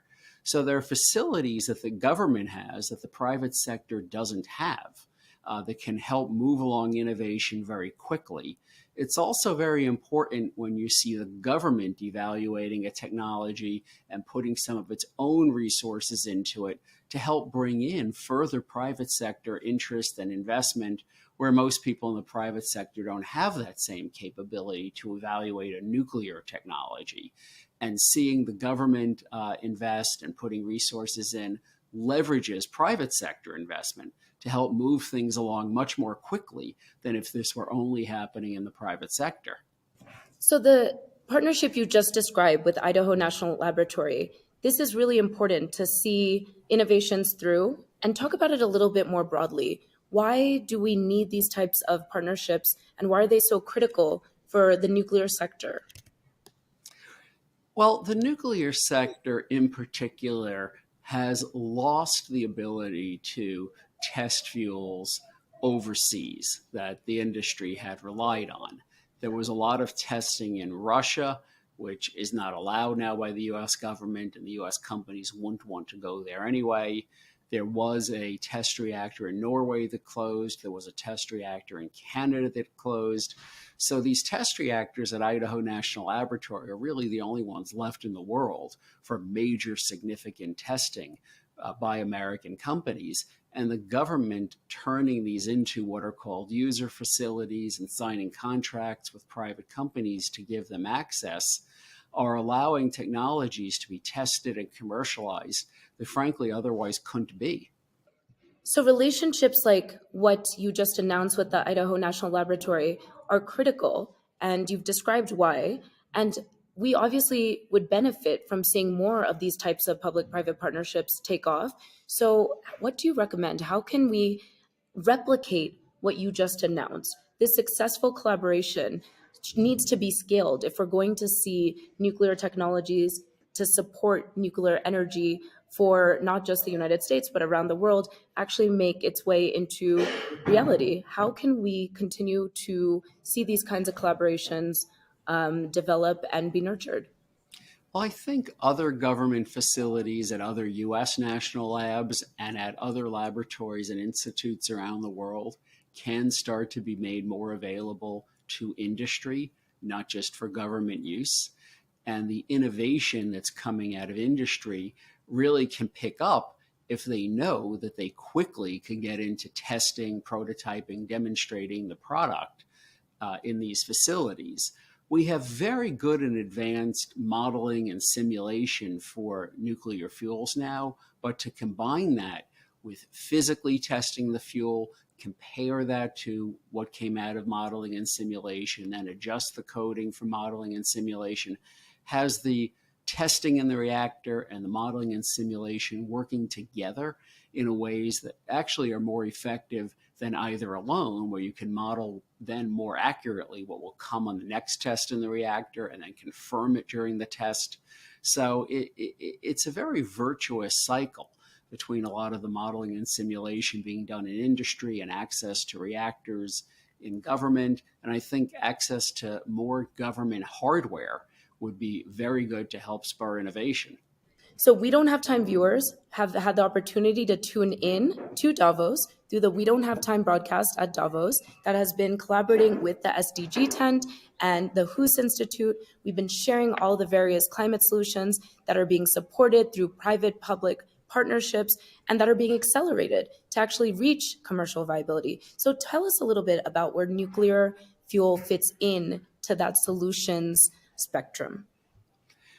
Well, I think it's necessary to meet climate goals by 2050. Nuclear, for example, in the United States provides under 20% of the electricity, but more than 50% of the non-emitting electricity. There's just nothing like it in terms of being able to scale to massive amounts of clean power. And Lightbridge will help the existing reactors produce even more clean power before we build new reactors. It will allow small modular reactors to produce more power with better economics than with the current fuels. So I think that nuclear as a growing part of a diversified energy mix will just be essential to meet climate goals. And I think Lightbridge fuel will be a very important part of that. It absolutely will be. And this is part of the ambitious agenda that has been discussed at Davos and that is coming out of this week that all of these various public and private decision makers are spending together. The ultimate goal is to reach the climate ambition agenda that has come out of COP27, that's come out of COP15. And we know that nuclear has to be a critical component as part of this solutions matrix. And so we miss you here in Davos. You're not missing out on the Wi-Fi connection, but aside from that, your message has come through clear, and we look forward to sharing it with our global audience, whether they are physically here in Davos or wherever they're tuning in from around the world. Thank you so much for sharing your news announcement with us. Thank you, Shetta.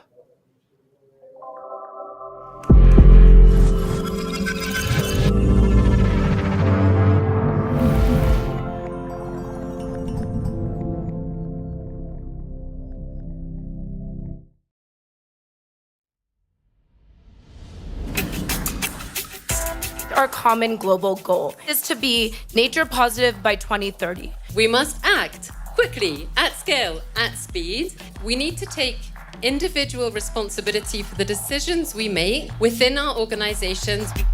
Each and every one of us has to embrace and unleash the inner activist within us. So get your courage, do enough.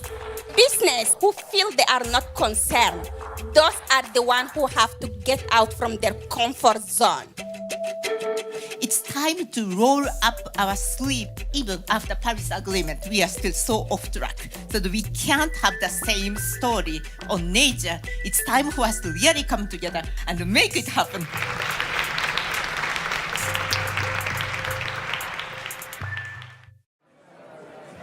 Welcome everybody to the 4th Nature Positive Dinner, hosted in the SDG Tent here at the World Economic Forum in Davos.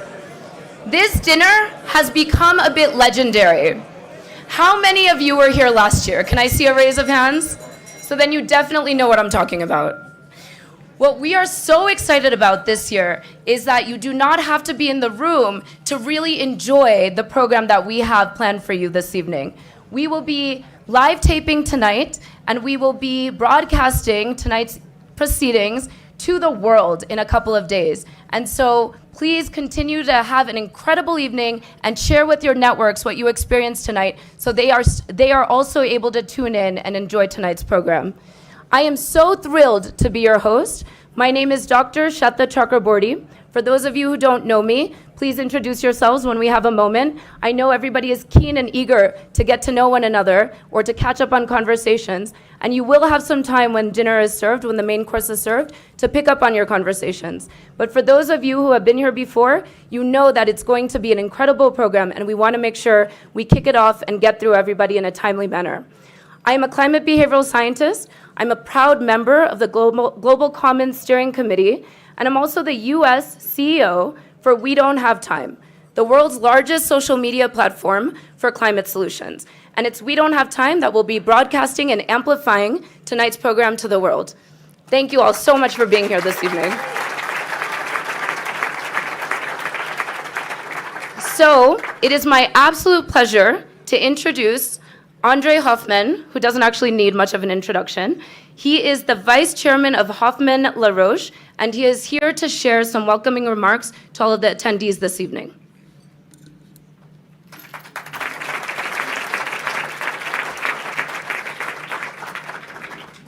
Well, thank you very much for this introduction. Yes, friends, it is true. It's the fourth time. It's the fourth time we're meeting. It's the fourth time we're talking about nature collectively in this particular arena. And the microphones are still too short. But anyway, it's wonderful to be here. It's wonderful to be able to see you all again. And I think it is worth asking ourselves the question, if it's such fun, why do we do it again? If you have something that's a success, shouldn't you move to another success rather than playing the same one again? Well, I'd like to answer tonight by saying this is a celebration. It's a celebration because the nature agenda, the nature positive agenda, which we all have been pushing very hard over the last decade, is now starting to bear fruit. I'm in a more optimistic mode than I've been for a long time. I don't have to remind the crowd here of the success achieved at the COP15, or was it 14? 15? I'm getting a bit confused. In Montreal, the Coming Protocol, we have signed, the countries have signed a historic agreement. We have more impression on nature than ever before.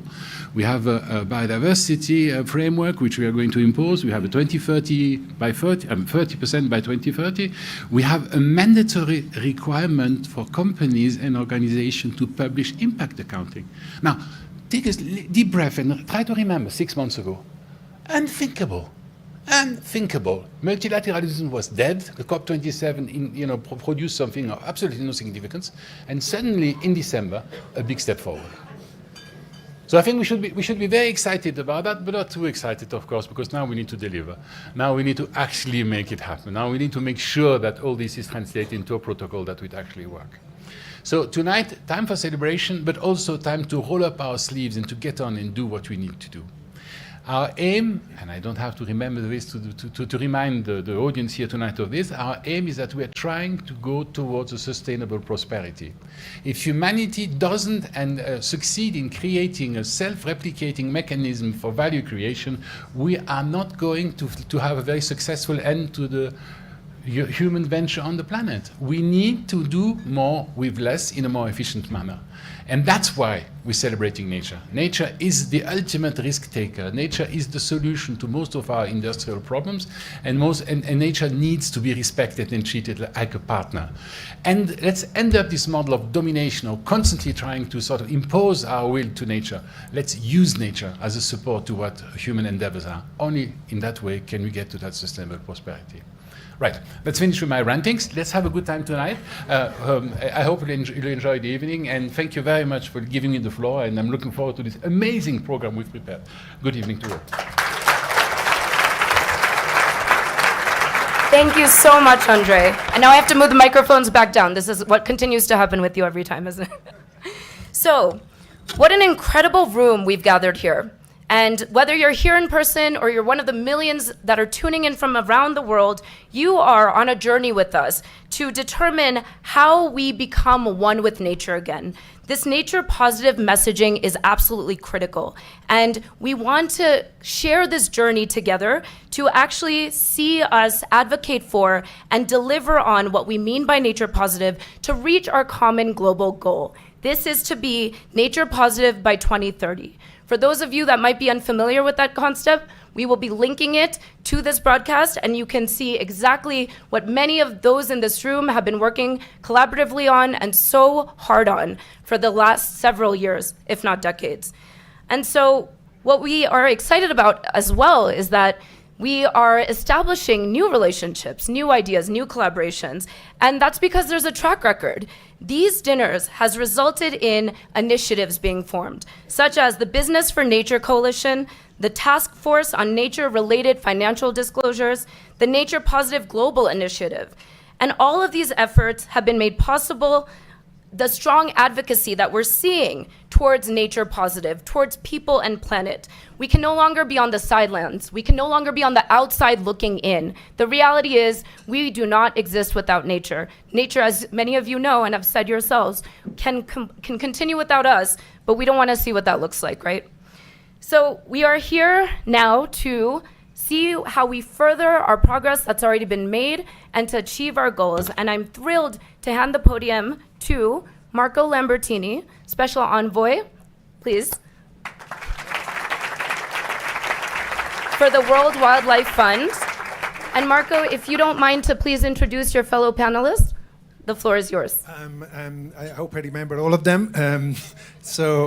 First of all, let me just say, it's an emotional moment. This is something you've been waiting for. But before I go into that, and I have to stand up because I always get excited, I was introduced as the special envoy. Sounds super exciting. But while I'm going to be envoying around, somebody else has got to do the real job. And I'm very honored to say that my wonderful successor and my excellent colleague, Kirsten Schutt, the new Director General of WWF International, is with us today. And Kirsten, please stand up so everybody can recognize you.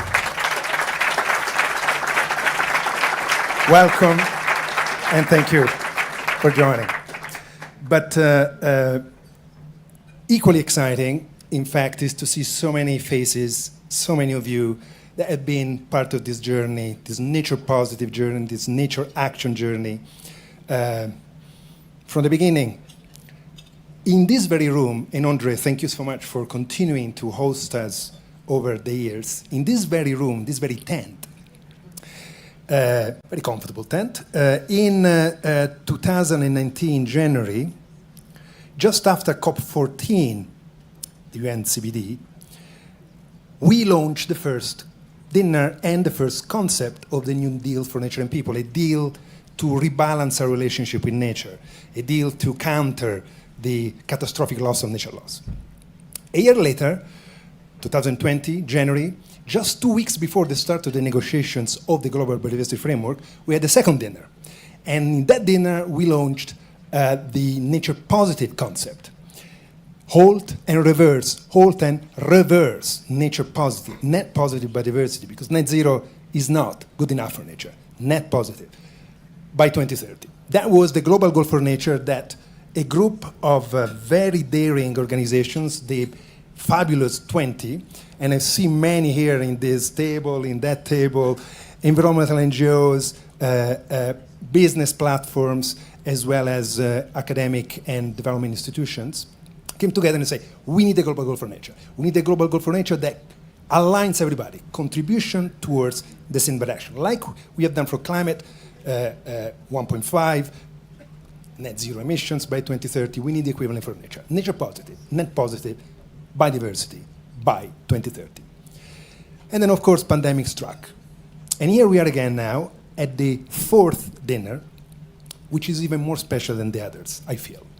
Because just a month ago, it feels like ages ago, but just a month ago, in Montreal, and Andre mentioned that, 188 countries physically present in Montreal and 196 countries signatories to the CBD Convention have agreed to a very ambitious global biodiversity framework.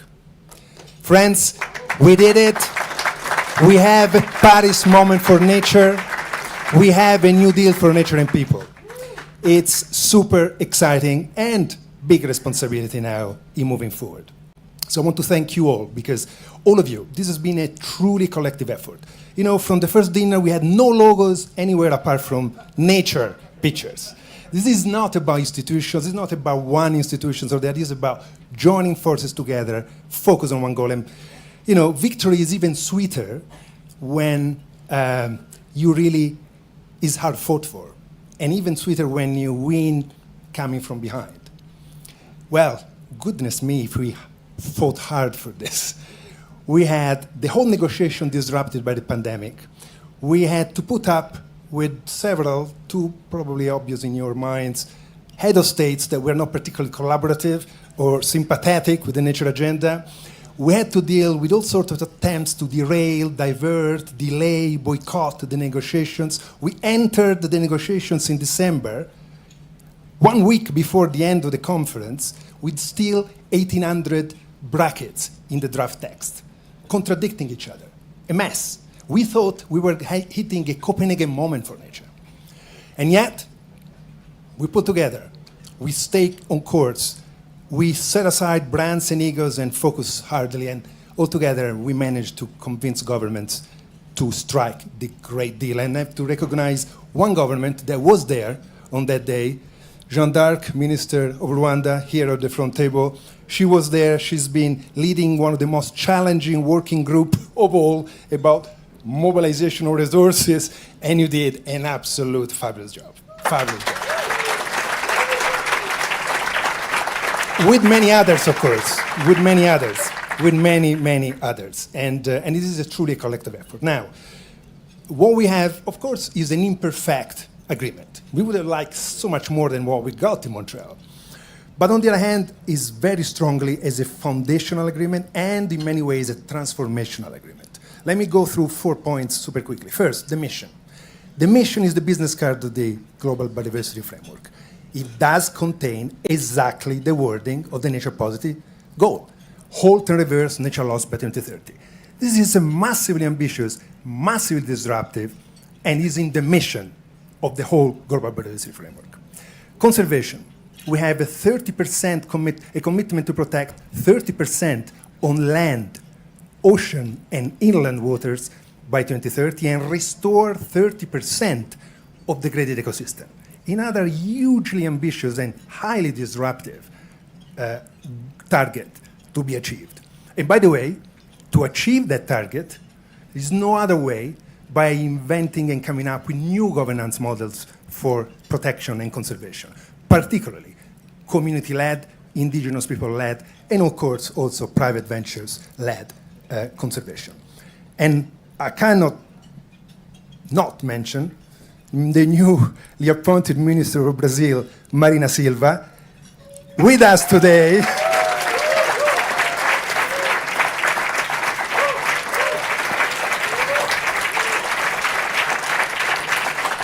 Muito obrigado, Ministra. Muito obrigado por atender este evento. And a champion of nature, a champion of indigenous people. A new world is opening up in a country like Brazil, which is so important. And then we go to the financing. 200 billion commitment per year for biodiversity by 2030, double the baseline of 2020. And reducing harmful subsidies by 500 billion by 2030. 1/3 of all the harmful subsidies to be reduced by the end of the decade. Massively, massively ambitious and transformational as well. Of course, there are many other things that are not there, we want it there, but this is a strong foundation to build on. So, ladies and gentlemen, friends, we have pulled together to get to this point. Now it's time to continue to put together because the real hard work is beginning now. The implementation of the Global Biodiversity Framework, delivering an energy positive future is what now we need to focus on. Together, in the way we did until now, government, businesses, civil society, local communities, indigenous groups, everybody. And we managed to persuade governments. Governments has decided to stay on the right side of history in Montreal, but we're going to make true history only when we deliver the mission of the GPF, a nature positive future. Halt and reverse nature loss. More nature, not less. This is the goal in front of us. And when we will do that, perhaps we will all feel more comfortable in looking into the eyes of our children, the world's children, thinking that their future has more hope. So thank you for your effort. It has been a terrific joint venture, but onwards because the real important work starts now. Thank you.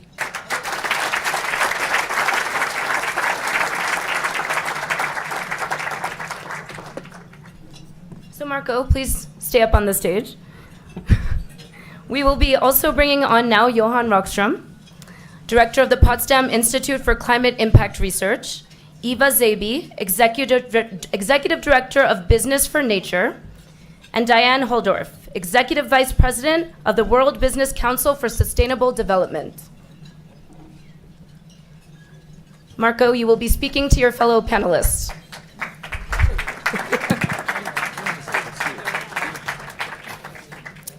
This is a subset of some of the top champions of the nature positive journey.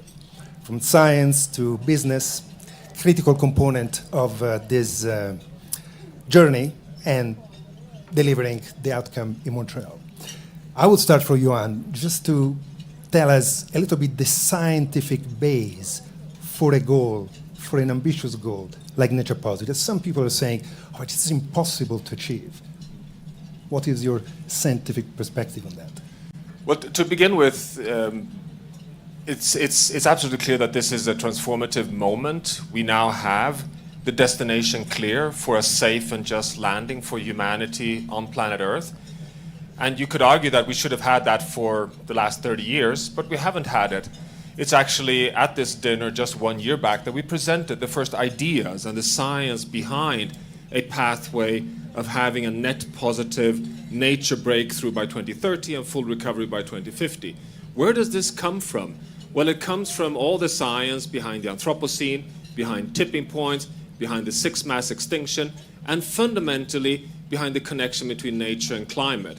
That we have so much science today, as you all know, that show that even if we would decarbonize the energy system entirely in line with science and have a net zero world economy by 2050, we still crash through the 1.5 degrees Celsius threshold just because of nature, just because of our continued erosion of not only the nature stocks, but also the nature carbon sinks and the whole resilience of the biosphere.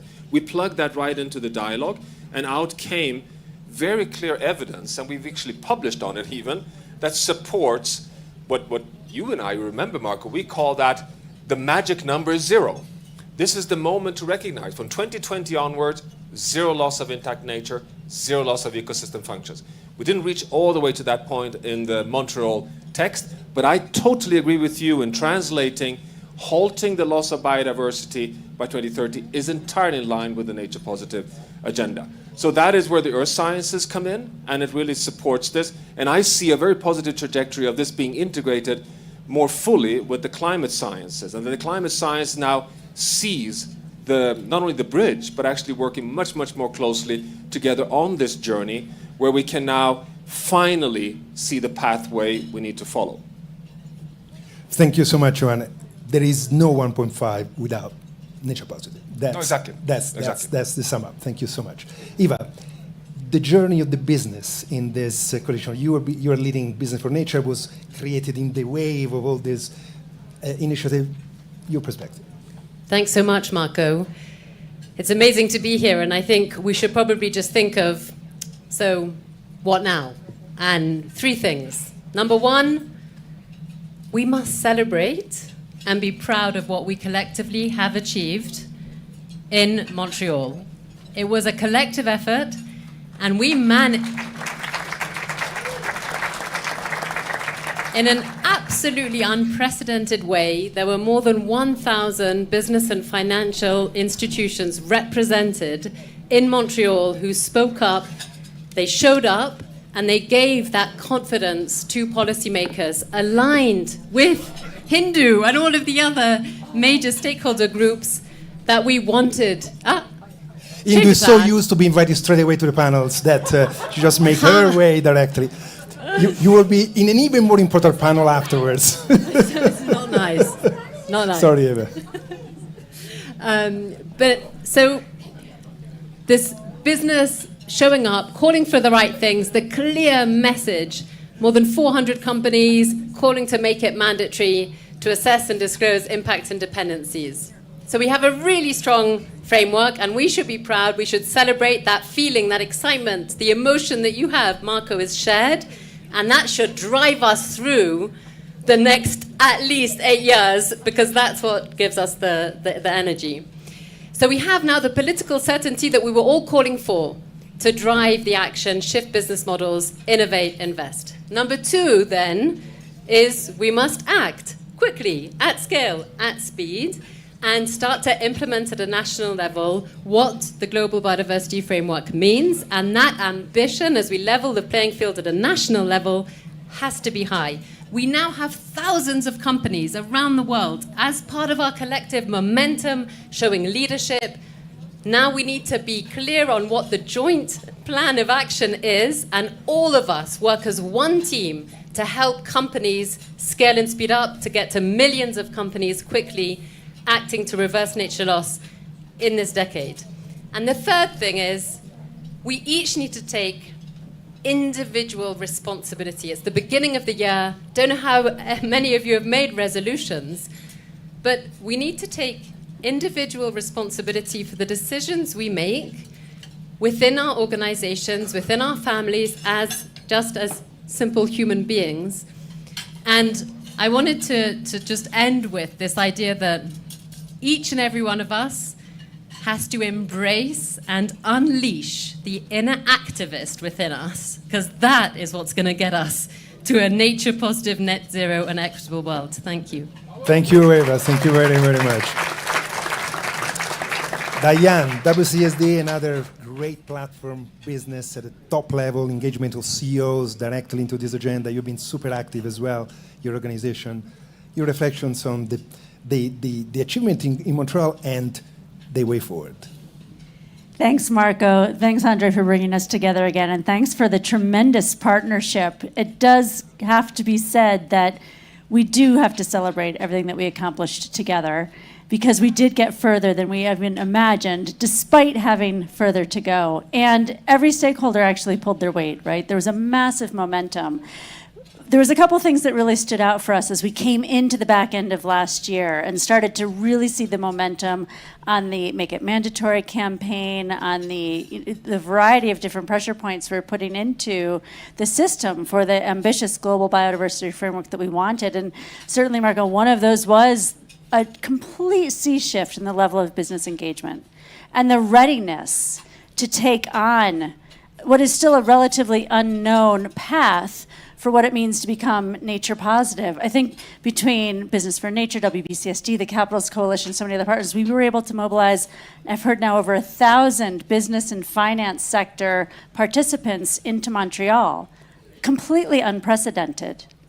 But with that, we actually worked together to bring action. We already came into that with guidance on what it means for a business to take the steps to be nature positive. We already set up the deep dive sectoral work streams that need to take the science, align it for reporting with the TNFD priority sectors, and go deep on what it means in those sectors. That work continues collectively this year, but to have shown up in Montreal with that outline framework ready gave us that coherence, confidence to be able to land what we did. And I think we've learned so much, actually, from the carbon journey, particularly from a business perspective. The corporate carbon accountability system is relatively well established. We have science-based target. We have science underlying it with 1.5. We have science-based targets. We have entities that allow adherence to target setting and commitments. We have articulated what that means to net zero. We've put in transition plans for year-on-year progress against what that looks like. We've aligned that to financial reporting standards with TCFD, and we have clear governance and disclosure requirements that companies are really leading on. That exact system applies now for nature. We've already started to put these same elements in place with the science-based targets and the Task Force for Nature-Related Financial Disclosures. So there's a real ability for companies to recognize this accountability system and to move quickly with much more confidence than we had even a year before. So it's really up to all of us, as we've said, to maintain those areas of momentum that we have, continue to drive it forward with credibility, with high integrity, with delivery on the integrated climate, nature, equity agenda that the accountability for that this carries for all of us, and really lean in and move forward. We're all feeling, I think, the tremendous pressure of the actions that we now know are needed. This is an amazing way to kick off the year. We will all close it together, I'm sure, at the Global Stocktake in Dubai at the COP28. Let's use the momentum that we have coming into this year to really drive a tremendous year one on what lies ahead. Thank you very much, Diane. Thank you. And I think we conclude here this round of first introductions was mainly celebratory. And the next panel is going to talk about what to do to actually deliver the whole thing. And this is going to be the hardest part. But let me also say, stress again, we have here, because of obvious reasons of time, a number of champions of the Nature Positive group. There's so many others in the room.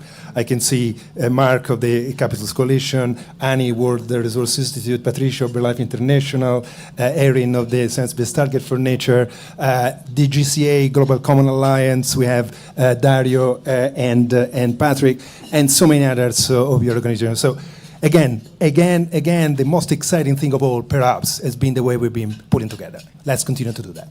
Thank you very much. Thank you, everybody. Thank you so much, Marco, Johan, Eva, and Diane, for your leadership and advocacy of Nature Positive.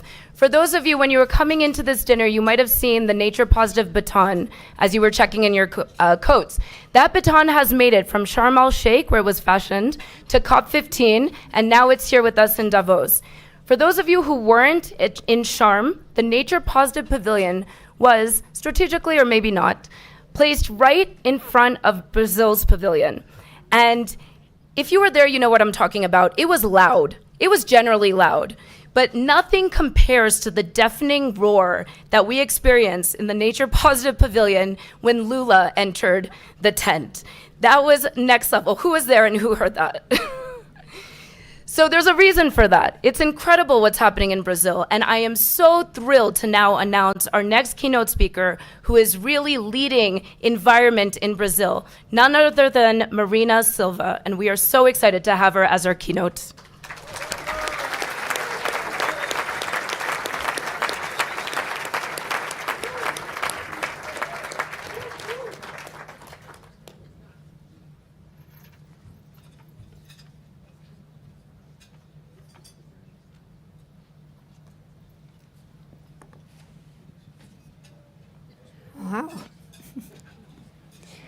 Boa noite a todos, a todas. Eu estou muito feliz de poder participar desse encontro com todos vocês nessa tenda, e é muito simbólico que seja uma tenda.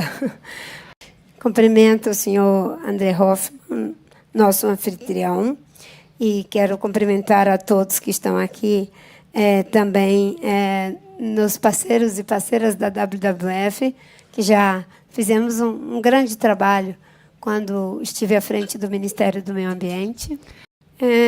Tenho a alegria de ter aqui dois amigos queridos que estão contribuindo muito com essa agenda globalmente, Carlos Nobre, Tasso Azevedo e também Ilona, que nos tem ajudado muito na agenda da preservação da biodiversidade e do enfrentamento da mudança do clima.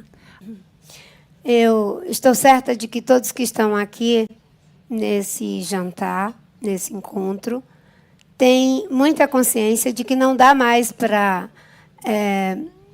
adiarmos os compromissos que temos que transformar em atitude prática em relação à biodiversidade, em relação à mudança do clima, em relação à proteção das nossas populações tradicionais em todo o planeta. Pela terceira vez, estou encarando o desafio de assumir a agenda de um dos países que tem uma biodiversidade invejável e, ao mesmo tempo, problemas que são assustadores. Depois de termos conseguido avanços significativos durante os governos do presidente Lula, ele reassume o governo após 4 anos de desmonte de toda a governança ambiental brasileira, aumento do desmatamento e da violência e ataque à democracia. Os avanços que tivemos naquela época são de conhecimento de muitos de vocês aqui. Fomos responsáveis por 80% das áreas protegidas que foram criadas no mundo de 2003 a 2008, e evitamos lançar na atmosfera 5 bilhões de toneladas de CO2, graças ao Plano de Prevenção e Controle do Desmatamento, que reduziu o desmatamento em 83% por quase uma década. Mas a realidade que temos hoje, ainda que desafiadora, eu diria, eu estou feliz de poder estar à frente desse desafio. além do presidente Lula ter colocado o problema da mudança climática no mais alto nível de prioridade, ter assumido o compromisso de desmatamento zero no Brasil até 2030 e se comprometido em remover o garimpo de todas as terras indígenas, eu sei que nós não estamos sozinhos.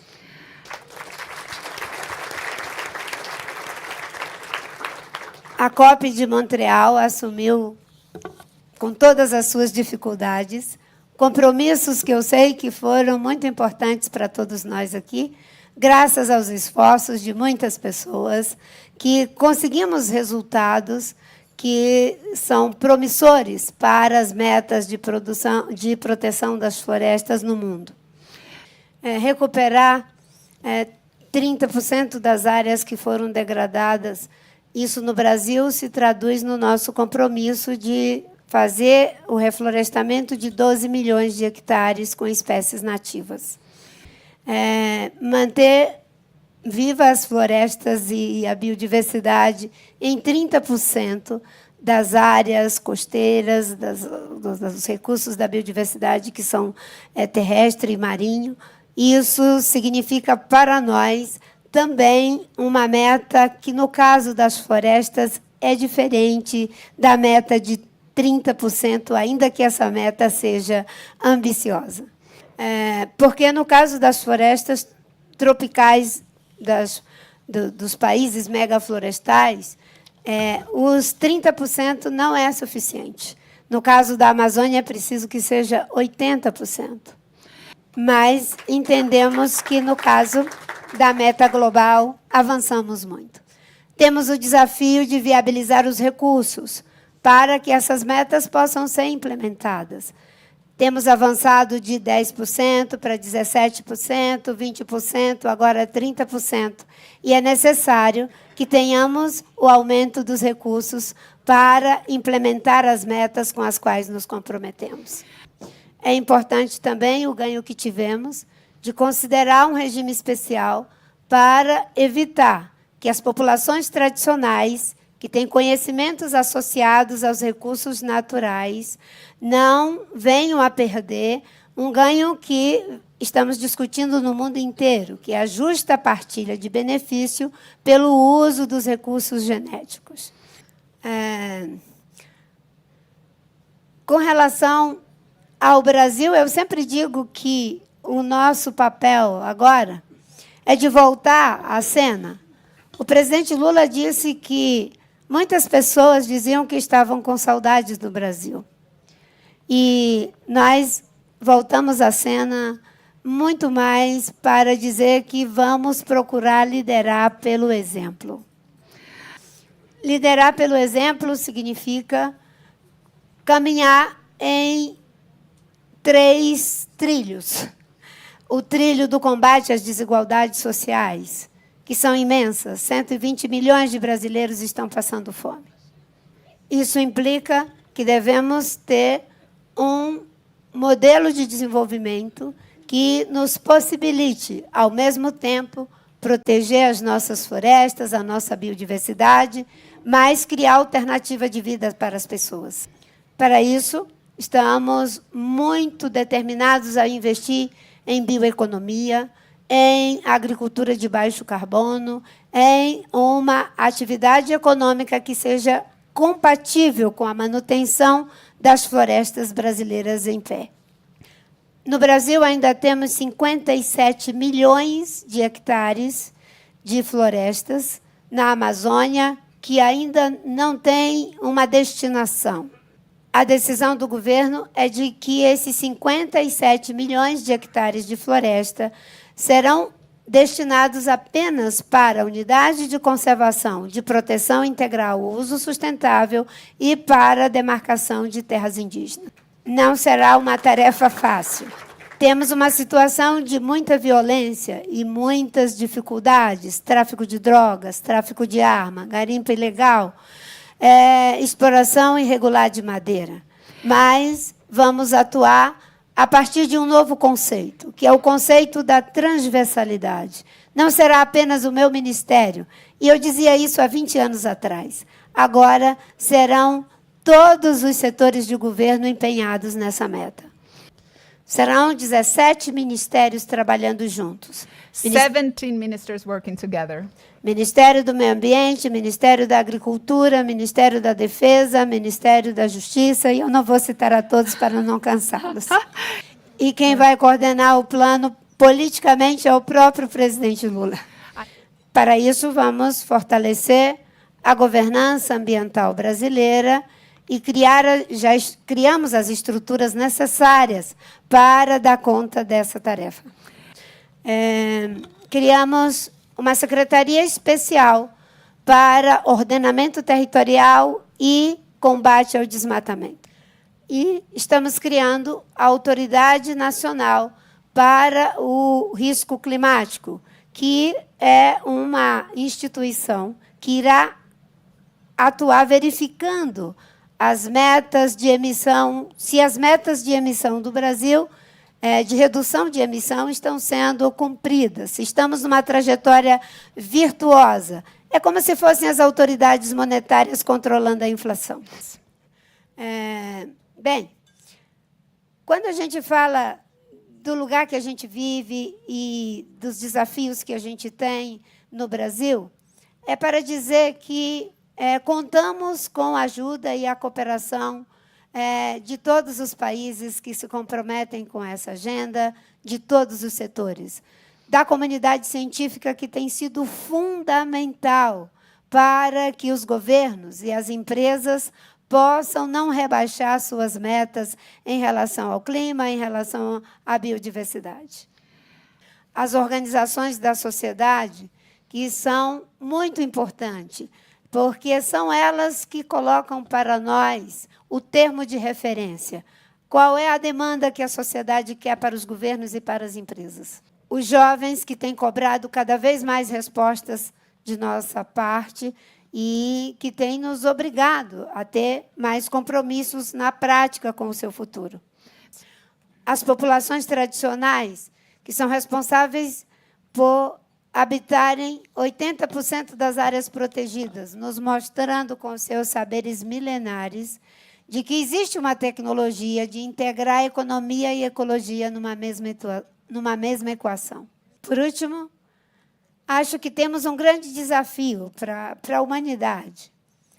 Se perguntarmos aqui se todos queremos prosperidade, sim, todos queremos prosperidade, mas nós queremos um mundo de prosperidade onde sejamos, ao mesmo tempo, socialmente justos, politicamente democráticos, culturalmente diversos e ambientalmente sustentáveis. A sustentabilidade não é uma maneira de fazer. A sustentabilidade é uma maneira de ser. É uma visão de mundo, é um ideal de vida. Se não formos capazes de entender que essa transformação ela é mais profunda, a gente não vai conseguir esses objetivos. Nós já temos a maior parte das respostas técnicas para resolver o problema do clima, da biodiversidade, da pobreza e muitos problemas que existem. O que falta é a decisão política e o compromisso ético de usar essa técnica para preservar as condições que promovem e sustentam a vida na Terra. Muito obrigada. Parabéns pelo trabalho que fazem. Eu vou apenas repetir aqui a frase do Einstein, que dizia: se consigo ir um pouco mais longe, ver um pouco mais longe, é porque me apoio sobre ombros de gigantes. Eu sei que aqui, em vários lugares do mundo, existem gigantes sobre os ombros dos quais devemos nos apoiar para alcançar um pouco mais longe, que é uma vida em harmonia uns com os outros, com a gente mesmo e com a natureza. Muito obrigada.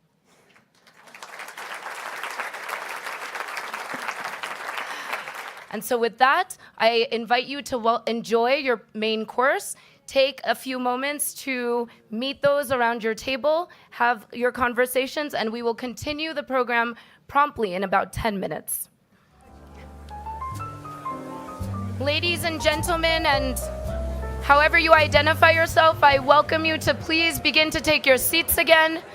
We are going to be getting back to the program. And I understand that's hard to do. There's some incredible people in this room and incredible conversations to be had. And I hope you will find time afterwards to also exchange your information with one another and keep the conversation going. And don't forget to sign in to the We Don't Have Time platform and to share this broadcast with your friends, your families, your colleagues, your networks, so that we can really begin to share the nature positive messaging to wider society and really mobilize action towards our shared goal.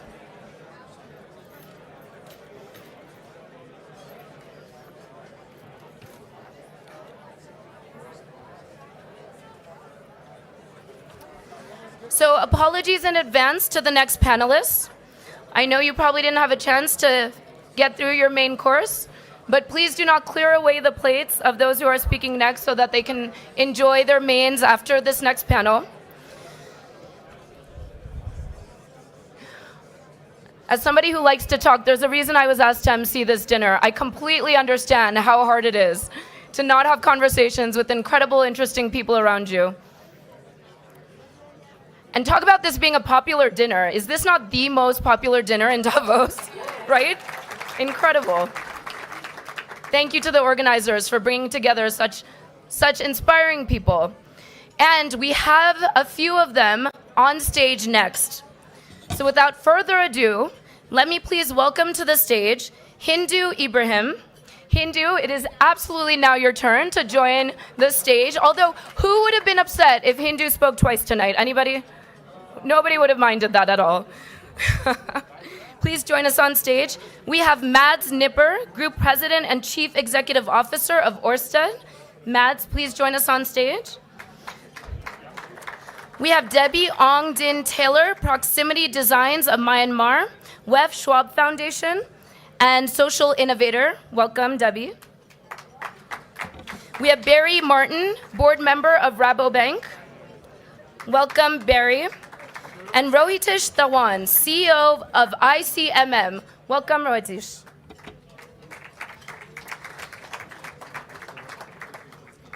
Oh, perfect. Yes, please have a seat. Oh, this is not yours. Okay, so for the panelists, I would like you to think about this overarching question as I get more specific.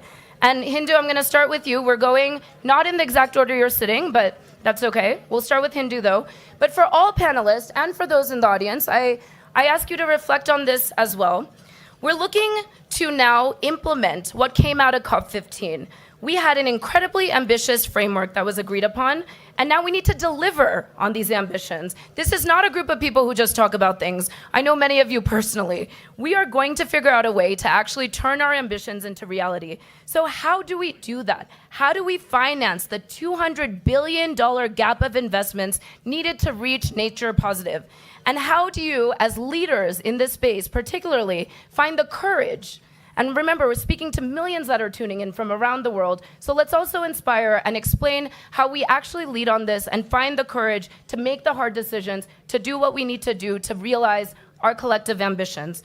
So Hindu, let me start with you as somebody who is truly a courageous leader. What must businesses, governments, and financial institutions do or stop doing, right, to ensure that nature positive is truly implemented, especially in places with Indigenous peoples and local communities that are being most impacted by the impacts of climate? Thank you. Hi, good evening. I think the first courage is running a Sahelian lady through all this call and then coming directly to the stage. So, okay, what people should do, what they should not do. I think we cannot tell them what you can do, what you cannot do, because they already did what they shouldn't do. Otherwise, we cannot be there and talk about climate change completely. But of course, we got a great moment in Montreal. That was the big gift for the Christmas, for the New Year, I can say. We really celebrate that. We scream it, because for the first time, they got these recognitions of nature can play a big role in the life of everyone in this planet, including business. So it is the time to take all the courage to deliver. And deliver is not like delaying the time, because we are in urgency. That's the things I have to repeat, and I will keep repeating it. We are in urgency with all the climate catastrophe around the world. We are in urgency with all the biodiversity loss around the world. So when we get that in the plate, we have to eat it very quickly before its roots. What business should do?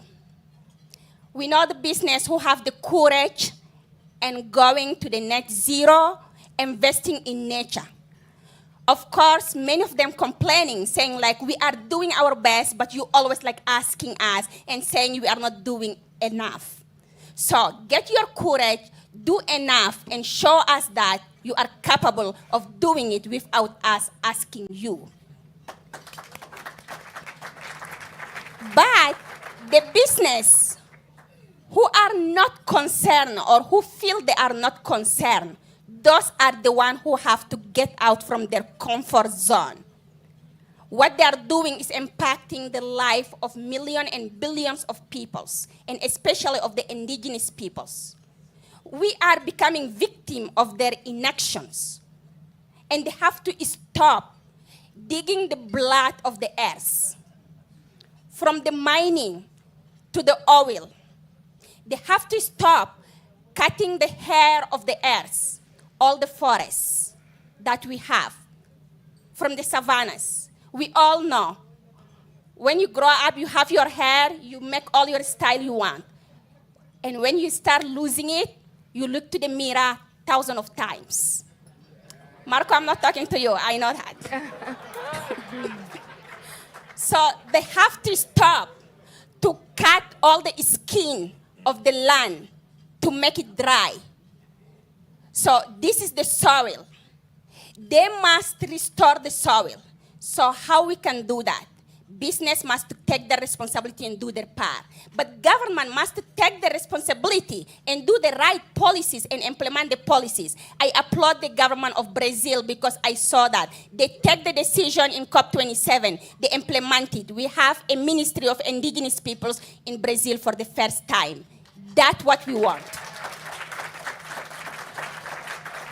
We should all have the ministries of indigenous peoples who can be the one who can lead all the affair about the nature.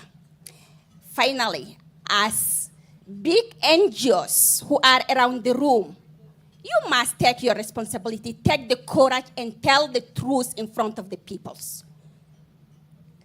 The peoples who are giving the money, yes, they are giving it, but they must understand that as businesses, they have to report back to the big NGOs by respecting what the peoples want, because big NGOs must take the voice of the communities. And finally, the indigenous peoples, the peoples who are on the ground. We are recognized as forest guardian, land guardian, ocean guardians. We are the guardians of our planet. It's not mean we are the guardian. We have to sit in the room outside and just like keep the home safe. We are the guardian. We have to be in the middle of the home to look at all what is happening in the house. So that will be our role. And to ensure this role, we need direct access finance that can flow directly to the communities in order to help us to play the role of the guardianship. We cannot commit the money at the international level, and we cannot get it to the communities. Stop saying that indigenous peoples do not have the capacity of managing the money. If we protect 80% of the world's biodiversity, we can manage your $80 billion. We can just maybe do not do that in the way you like it.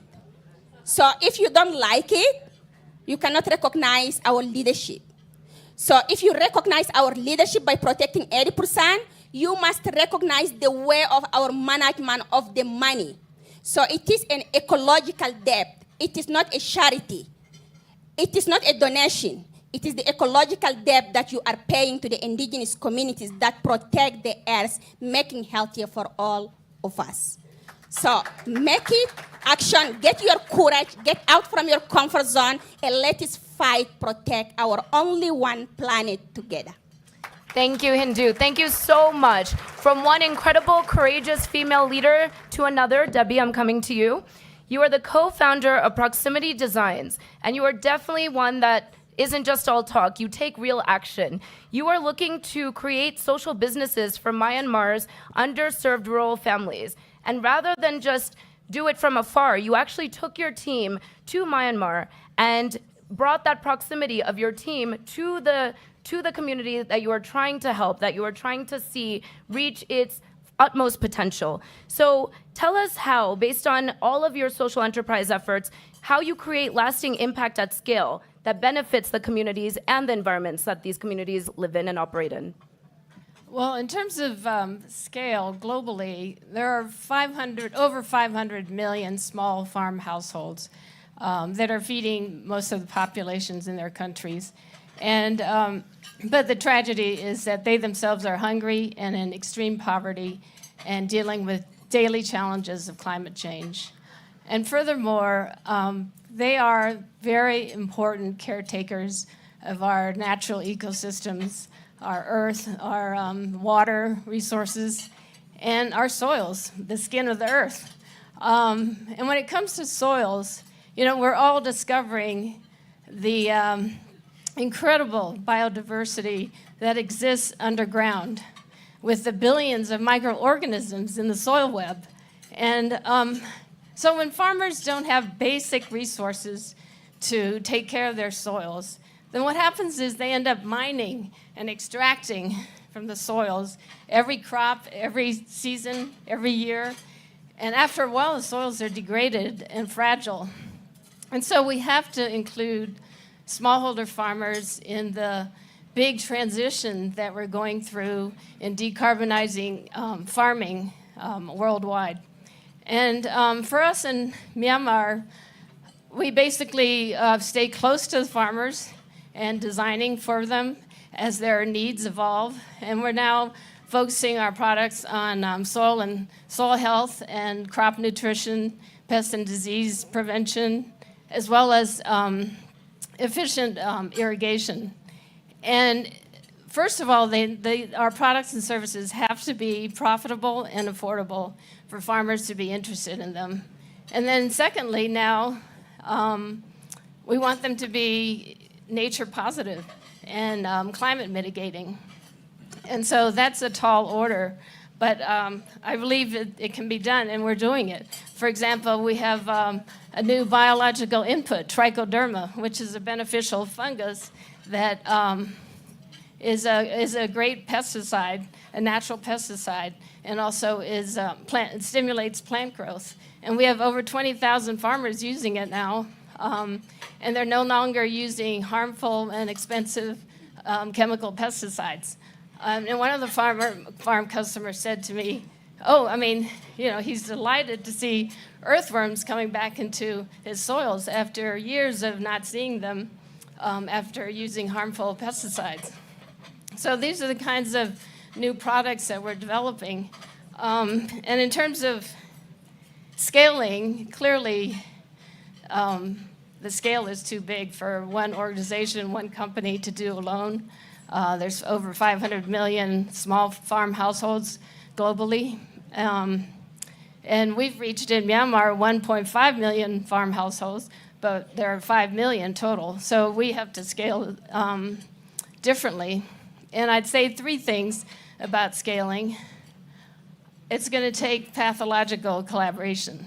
And that means going beyond our comfort zone, like you said, beyond our own individual agendas as organizations or companies, and really adopting different behaviors and mindsets.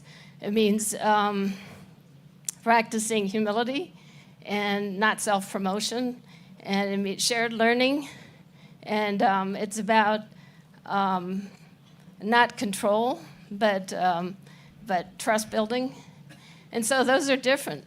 And number two, I think for scaling impact, we need to reframe the relationships we have with people we're trying to help and in communities, and rebalance that power dynamic, as you said. We see farmers as our co-creating with farmers. They decide what is valuable and whether they want to spend money on our products and services. So they're the king. And they don't see themselves as victims of climate change. They see themselves as active partners in mitigating climate change and preserving the ecosystem. And one of our customers said they're so proud to be able to now leave a lasting legacy of a healthy and sustainable farm. And that's what they want. And so they don't see themselves as victims. And finally, I'd like to say that it's going to take good design.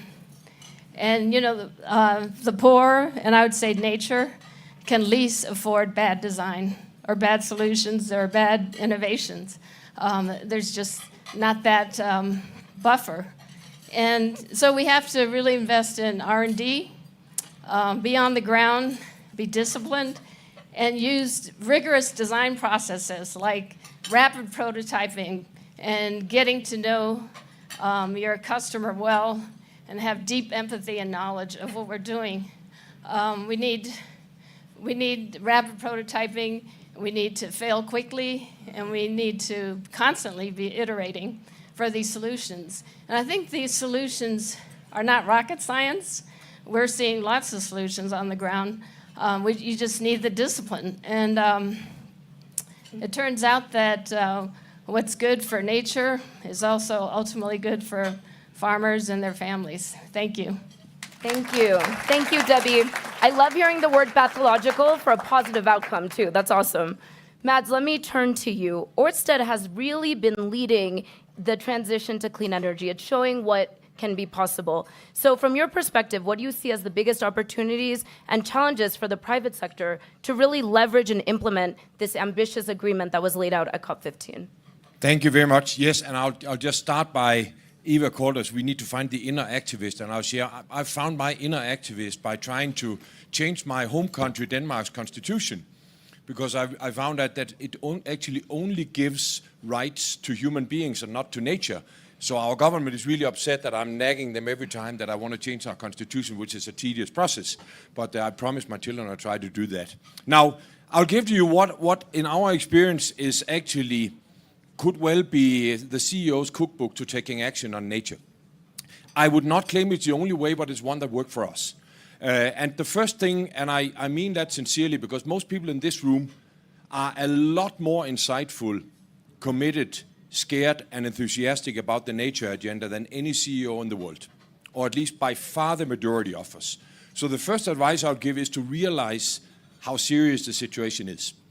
And biodiversity, most is saying, yeah, it's nice with animals, and we've been on a safari once as well. I'm exaggerating to make my point, of course. But when you hear how imminent the risk of an ecosystem collapse really is, if you hear what impact that has on indigenous people, on society, but also on businesses, when you realize that 70% of the world's species have died since 1970, so we are at a rapid scale of destructing the life around us, and that of all the mammals in the world, 3.5% are left to be wild animals. The rest are human beings or livestock. Those are super scary facts that at least I think most CEOs are not even close to realizing, and we are still on a rapid pace of further depleting that. So that's the first thing. Second thing is to commit, and commit to something you don't have a plan for yet. Because if you only commit to what you have a plan for, your commitment is not profound enough. So we committed that all of our renewable energy projects, we are the second largest renewable energy investor in the world, over $6 billion a year. And we are committing to say we want every single project no later than 2030 to be biodiversity or nature positive. We don't know yet. So that's why the third ingredient of that is act. Because we need to act our way into a new way of thinking, not the other way around. Because if we only start acting after we're done thinking, we'll never be done. So therefore, what we are doing is we are starting. I mean, our main business is on offshore wind. We also have sizable onshore wind and solar. But offshore is where we put 80% of our capital. So we are very engaged into ocean biodiversity. So we are starting to everything from trying with a new university in Taipei to grow coral off the jackets of our offshore wind farm in Taiwan. We are restoring horse mussel and native oyster banks in the east coast of England. We are innovating to find noiseless mounting of the foundations for wind turbines, which otherwise in many cases kills mammals because they can't orient with the extreme noise that comes from hammering down heavy steel foundations. And we are also partnering with a lot of different organizations to come up with solutions with 3D printed reefs for codfish in between our wind farms and so on. So we will gather those learnings. We will share them openly with the industry, but we will of course scale what has the most impact. We are investing tens of millions of dollars in doing that, including also artificial nesting structures for birds who might be disrupted by the way that used to fly, where we are now planting our wind turbines. The next ingredient is measure, because ultimately, if you don't measure the impact, you're only practicing. And the only way we can measure it, and thank you to all of those who are deeply engaged in creating a universally and science-based measure for nature as well. I dream that we will also have some kind of an ETS system for nature, so there's a punishment financially to those who don't take action. But at least we need to start measuring in a universally accepted language. And this is something we are doing, and we are also, that will come to the next part, we are partnering with WWF in a multi-year partnership with, for example, also the aim to help sort of give qualified input, also with direct business input, into how we can make that measurement also really good for ocean biodiversity. And then the second to final ingredient is collaboration. We do not have all the solutions. No company in the world does.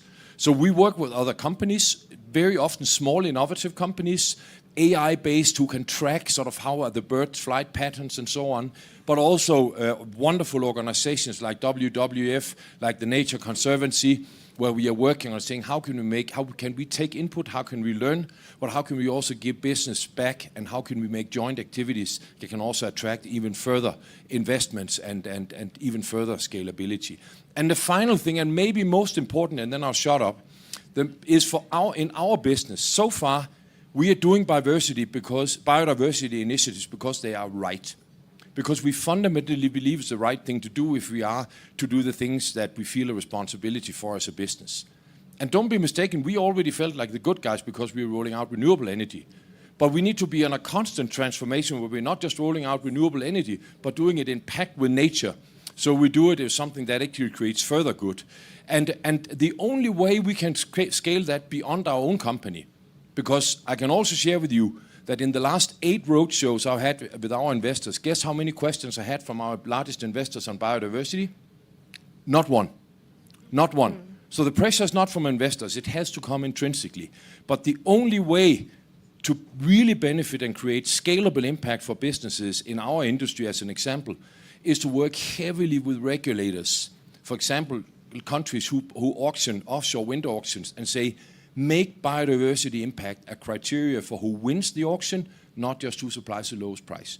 That's when we will get scalable impact, and then that is when we as a company would have been a catalyst for much greater change that we could impact ourselves.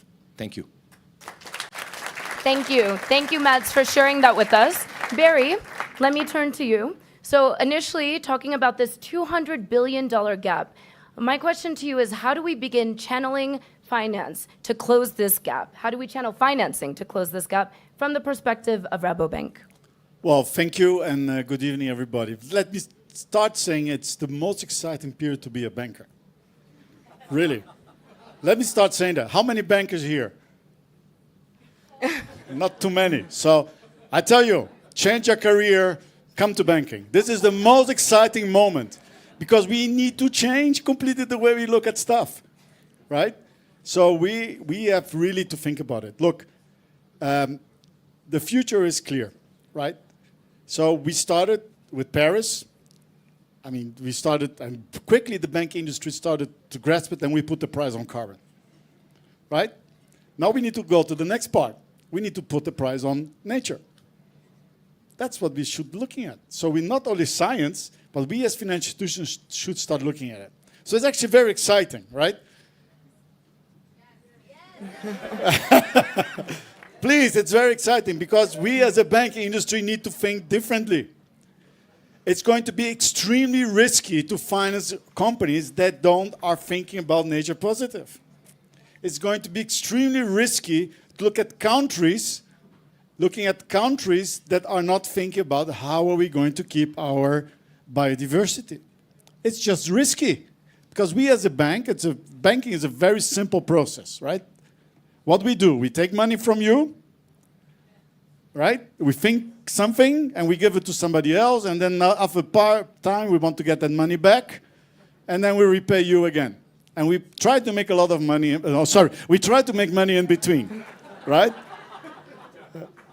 All right, so it's a very, very simple process. So it's a different process. It's a really different process. I'm making a little bit of a joke with that because you have to understand where we stand as a bank is that we are looking at the risks that we are taking.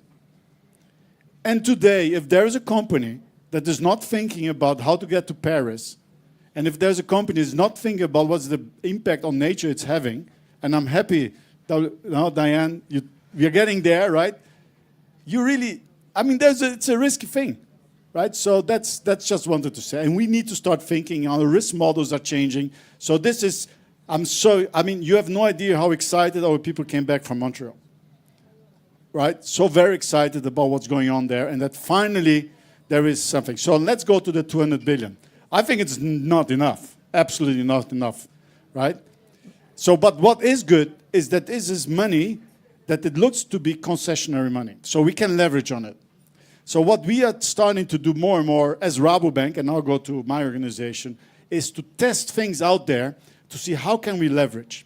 How is the blended finance structures that we could develop so to accelerate? Marina Silva gave a great example here of replanting part of Brazil. We got out there with Suzano, with Vale, you presented there in the COP.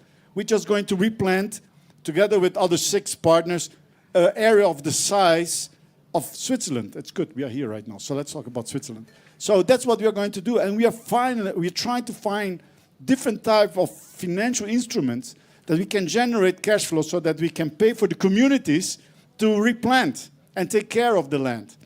We are looking at ways of how can we make sure that smallholder farmers can improve productivity by having trees around their farms, but being paid for the ecological system, the ecological services, because I think that's what we need to understand. The farmers and the communities actually need to be paid for their ecological systems, their services. I think and there is a value on that. And that mechanism has to go in a way that we can issue bonds, because at the end we need to issue financial instruments where the interest rate is not only paid by financial interest rate, but is actually paid by social and ecological interest rate. So that in the books of our companies, in the books of Rabobank, in the books of every company, there is, look, I paid so much in interest rate, I paid so much in ecological services, and I paid so much in social services. So I think it's exciting, because we're starting to put the price on nature, we completely are going to define a new world, because nature has been just too cheap to use, and we make it very expensive. So I thank you. Please, I will be there. So the new bankers, I'm here in the front left. Please come here. Thank you very much. Somebody's hiring. Rohitesh, let me come to you. So the mining sector has traditionally gotten a bad rap as it relates to supporting the nature positive agenda. But you're leading the change with your member organizations, and you're finding the courage yourself, and you are also sharing this courage to accelerate and scale the solutions that we have all collectively worked so hard on. So tell us a little bit about this. How can we really see these solutions through to commercial viability? So that's too early to say that we've demonstrated courage. We're on the journey. And let me first very humbly acknowledge that the references that have been made to mining today have been negative. And I understand why.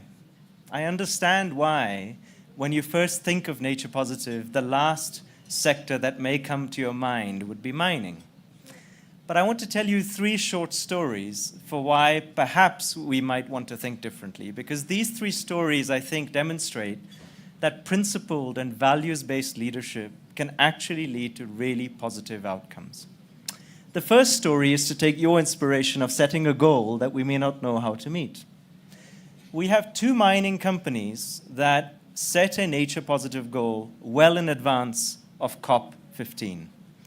And they show the rest of the industry the way, because they are demonstrating that it is possible to demonstrate leadership without having to wait for every little piece of the puzzle to be put together. Those companies are Tech Resources from Canada and BHP. And actually, I'm really proud to see my friend Fiona here, who has led that work for BHP. And Fiona, let me say, your goal of putting 30% of the land that you steward under restoration, conservation, or regeneration by 2030, I think demonstrates very clearly that it is possible for individual companies to take action even while the world sorts its stuff out.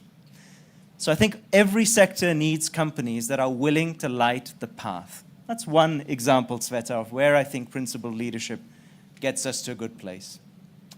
A second example is another mining company called Anglo American. Now, Anglo American is mining for fertilizer in the north of the UK, where I now live. And yes, the UK has mining, believe it or not. Now, as they're mining under the Lake District National Park, which, as you can imagine, to do so and to convince society that we can do it with minimal impact is a real tough challenge.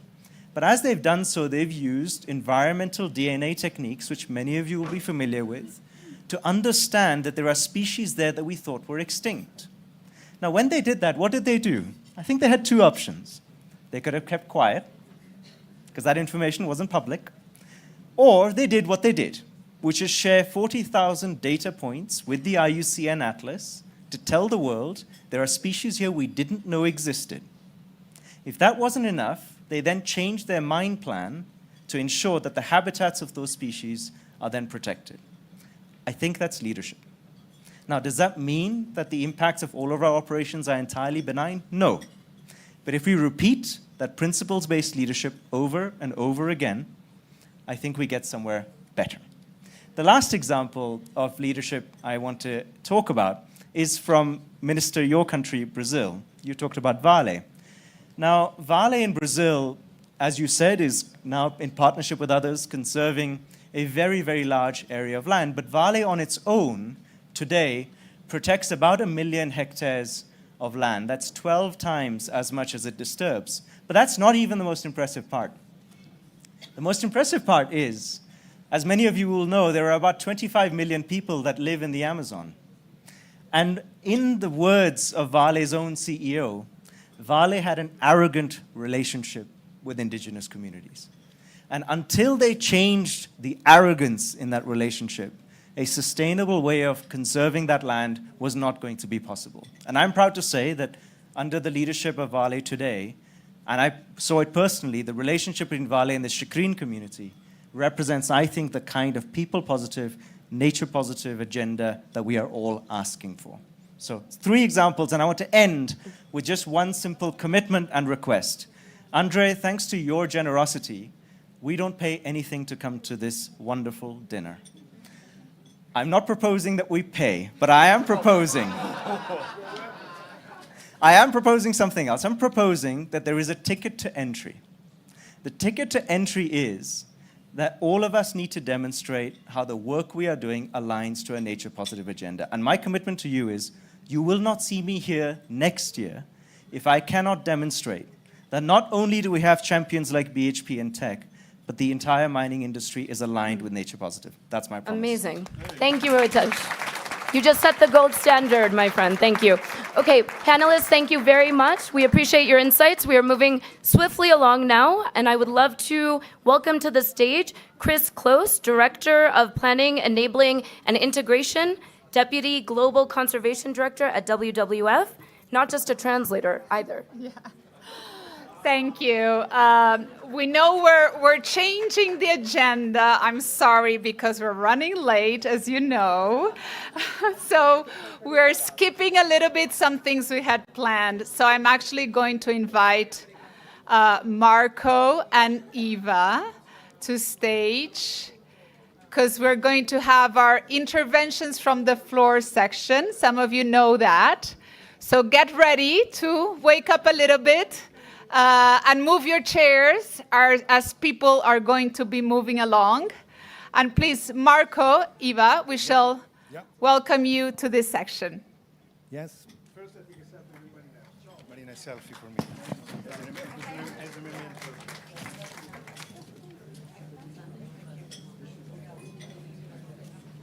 Sorry about that, but a selfie with Marina was a must. And so now we start with a super quick round, and I need to ask everybody to be really straight to the point and concise. 1 minute, 2 minutes for 30 some seconds. key key on? intervention. We're going to do this together with Eva. We're going to go around. I got a list here. So I see Sanda here. So Sanda Ojambo, it's my pleasure to give you the floor briefly. Sanda is the CEO of the UN Global Compact. I've been honored to serve as a board member for a while. And of course, Assistant Secretary General of the UN as well. Sanda, thank you for joining us, and the floor is yours. Thank you, Marco, and really thank you so much for the time that you had on the UN Global Compact board. Also recognize some colleagues here, Akim and David there as well, all from the UN. Look, as you said, I'll be brief. This morning we launched a survey of 2,500 CEOs asking them about their business and sustainability challenges. One finding, perhaps not surprising to many of you here, all of the CEOs stated that perhaps what scares them most about the future is the challenges that they face, all external to their business. It's no longer about whether your business model works, whether your product is right, whether your customers like you, whether your brand is strong. It's about these existential challenges, such as what we face here and what we've talked about today. So I, like the rest, and I want to also applaud some of our partners in the room, Ørsted being one of them, really want to encourage businesses to embrace what does come out of the frameworks that are being developed. I know that from the CEOs we've spoken to, they eagerly await tools, guidance, standards to really help them navigate this world, but also see this as a huge opportunity to make businesses more sustainable and more resilient. So from our part, our commitment is always from the Global Compact to partner on this particular area of work. I think it lends very well to the adaptation and resilience piece of work that businesses, large, small, and medium, are all looking for as well. Thank you. No, thank you so much, Sanda. And I know you've done a great job on the climate agenda, and now you're entering into biodiversity and the nexus between the two, which is fantastic. Eva, where are you? I'm here. Is my you need mic to hold on? this as Woo! well. Yes, yes. This was just an accident. James McCall, Chief Sustainability Officer of HP. 30 seconds, go.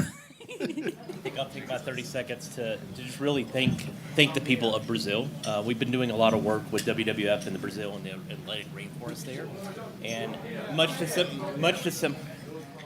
we'll go back to this one here. How about that? So I'll take my 30 seconds to thank the people in Brazil, the indigenous populations there. Much as the speaker shared earlier, we are partnering with them and with WWF on their behalf. It is their communities, it's their work. They were doing this before HP got there, and so we're proud that our nature positive work, our forest positive work can come along beside them and help amplify that to make sure that every page you print with an HP printer is forest positive. Thank you. Wow. Excellent. Thank you so much, James.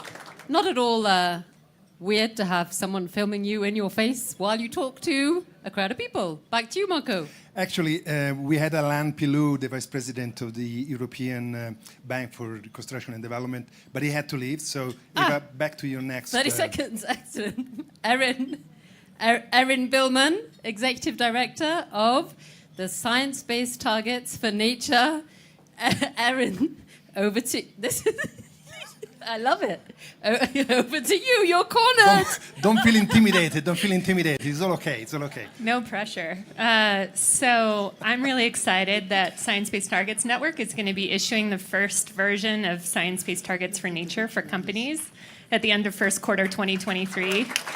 So if you are a corporate leader or you work with a corporate leader, that might be a good company to be part of our first group that's using that version to set and have validated targets. Please apply. The application process is open now. And we're really excited, both for that first group of companies, but also the broader group to be taking that up when it comes out. Good. Congratulations, Erin. Thank you. Now the troop needs to move this way, but it's really my honor to now give the floor to Carlos Nobre. It is a Brazilian scientist. Actually, it's an understatement. He's the biodiversity man in Brazil, and it's an honor to have you here, Carlos. It's an exciting time, and I'm sure you're going to make a huge contribution. Yes, thank you very much.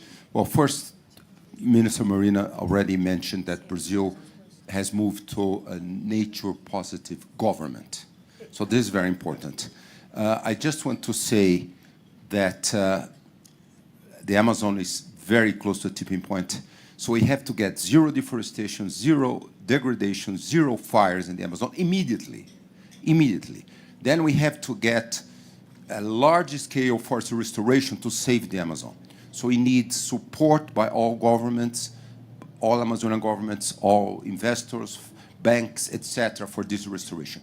And finally, I just want to say a project that we are starting in the Amazonian countries. We want to develop, to create a so-called Amazonia Institute of Technology. This is a kind of MIT, AMIT.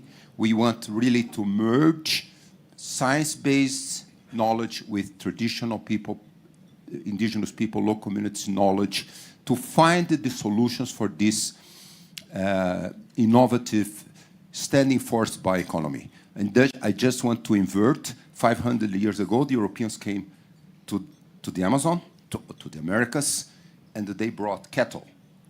So they replaced hundreds of products of the biodiversity by cattle. So let's invert. We are going to invade Europe.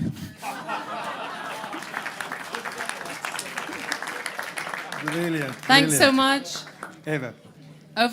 I'm here. Yeah. All the way on the other side. This is about making sure that the virtual experience, the metaverse, is more exciting than the real thing. That's not true. I'm now really excited to introduce Sandra Dixon-de Clèves, President of Club of Rome. Over to you. Thank you so much. Oh, do I have to stand up? Stand up, stand up. Okay. What a pleasure to be here, and also what a pleasure to once again hear Hindu in action and so many others. As always, the wake-up call around nature is so fundamental. When Johan Rockström and myself at the Club of Rome, when we decided that we needed to talk about the feedback loops around the emergency already 3 years ago, and we developed the planetary emergency, and we worked with Eva and so many of you, nature was not part of the key conversation. Now it is, and it is clearly here through this event. But I think what's fundamental is that now we're faced with the need to not only place a value on nature, but to also bring people and nature together. We have so much pain in people today because of the triple compound effect of COVID, of the climate crisis, and of the conflict. And if we can bring nature back to people, so they understand that we are nature and nature is us. That is the Ubuntu principle. And that if we go back to what is most essential, which is nature and us as a species reminding ourselves that we are amongst other species, then we will have won. We are the greatest existential risk right now if we do not take into consideration the importance of nature, but also the importance of deep poverty and inequality. So I call on all of us to remember that when we speak about nature and nature-based solutions, we bring it back to people's hearts, minds, and souls. Thank you. Thank you very much, Sandrine. Now, it's my pleasure to introduce Naoko. Naoko Ishii, Professor, Executive President, University of Tokyo, Global Common Alliance Board Member, privileged to be with you on the steering committee, former GF CEO, and I could go on and on forever, but I won't, and I give you the floor. Thank you, Marco. I actually want to ask you if you remember that we had a secret conversation. No, maybe not that one, not that one. I got his permission that maybe 3-4 years ago at Davos. And actually, it's a Migros, Cafe Migros. And he asked that if I am confident that we get, or if we get this agreement, global agreement that in the world. And he asked, I said, no, I am not confident at all. And you won on that too. So that congratulations. This is a moment that I'm happy to be wrong. At the same time, as Andre Hoffman also mentioned, it's time to roll up our sleeves to really make it happen. This morning, I was with among these big economists and finance ministers, and in their mind, this CBD, this beautiful agreement was not in their mind. So it's really far away for us to realize, materialize what was agreed. And it's really time for us not to be complacent, that because even after Paris Agreement, we are still so off track. So that we can't have the same story on nature. It's time for us to really come together, roll up sleeves, and make it happen. Thank you. Japanese passion for you. Thank you very much, Naoki. Eva, Yeah, last intervention, and then we move Simon to always loves being last. This is Simon Zadek, Executive Director of Nature Finance, and he has our last 30 seconds into the camera for the benefit of everyone in the room. Okay, 30 is tough. So, finance, we've heard about it from Barry already. Finance serves us. It's our money. And in order to serve us, it has to serve nature. And today, it doesn't. It's a simple equation. We need to think about that. We've heard there's work going on in some of the banks, but I wanted to highlight at least just one or two examples of other things that are going on represented here in the room. We've heard earlier the work of the Task Force for Nature-Related Financial Disclosure. I see Tony Goldner over there, the amazing team that has been doing that work over the last 18 months, really game-changing in the way in which nature-related risk will feed through financial markets. We see perhaps from TNC, yeah, indeed, we have over here, extraordinary work going on in the sovereign debt space. Incredibly important this year to reduce the cost of debt servicing to developing countries, and at the same time to deliver climate and nature outcomes. The work of TNC and others really pushing that agenda forward in that huge $100 trillion market. We see the emergence of biodiversity credit markets. I don't know if Tim Coles is here, probably lurking away somewhere. He's over at the back. A whole bunch of people moving beyond carbon and beginning to figure out how biodiversity credit markets are going to work. We see on the public financing side, I see Achim here, the Biofin initiative at UNDP, really pushing across many, many different public expenditure patterns as to how nature will work in public expenditure going forward. We can nature finance. And that is what we need to do. Thank you very much. Thank you. Wait, 1 minute. One minute. And I know, we're super ambitious, as you can tell. We always think we can squeeze more speakers in. But there's actually something I want to say, and this isn't planned, but there's someone in this room that I want to talk about for a minute, because he's the one who actually is the one who's got us all together. He's called Marco. I know you hate it. I know you hate it. I know you hate it. But I just want to say this evening, Marco, that your leadership, the fact that you are so determined to collaborate, your ambition is what is bringing and has brought all of us together. So we're going to keep it brief. On behalf of everyone in this room, the thousands, tens of thousands, hundreds of thousands of human species out there who you have helped on their journey, on behalf of the millions of wildlife and over 1 billion microorganisms. Anyway, I'd just like to thank Marco, because under your leadership we have got so far, and I'd love you all a really round of applause. Thank you, Marco.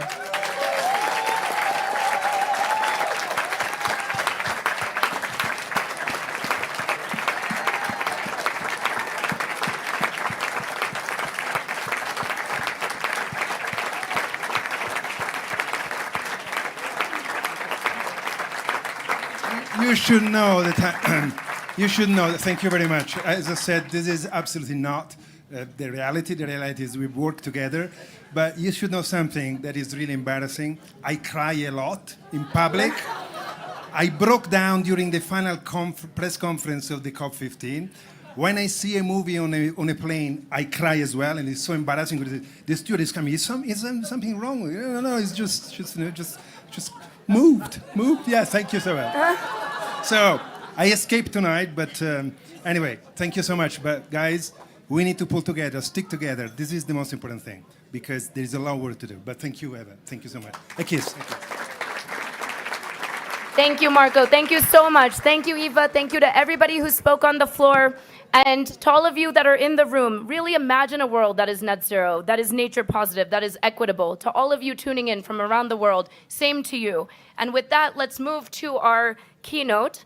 Achim Steiner, administrator of the UNDP, someone who envisions this world every day. We are thrilled to hear from you, Achim. Please join us on the stage.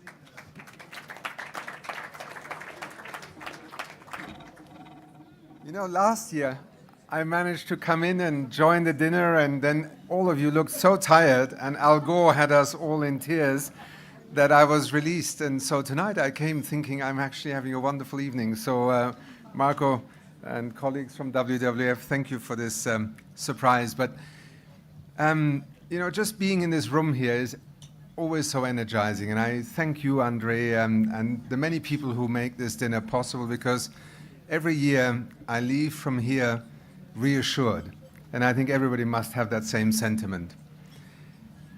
I also am, as I listen to some of the great transformations that are happening, reminded of something that I think, Andre, you and I will probably relate to. It's a few years ago that you lost your father.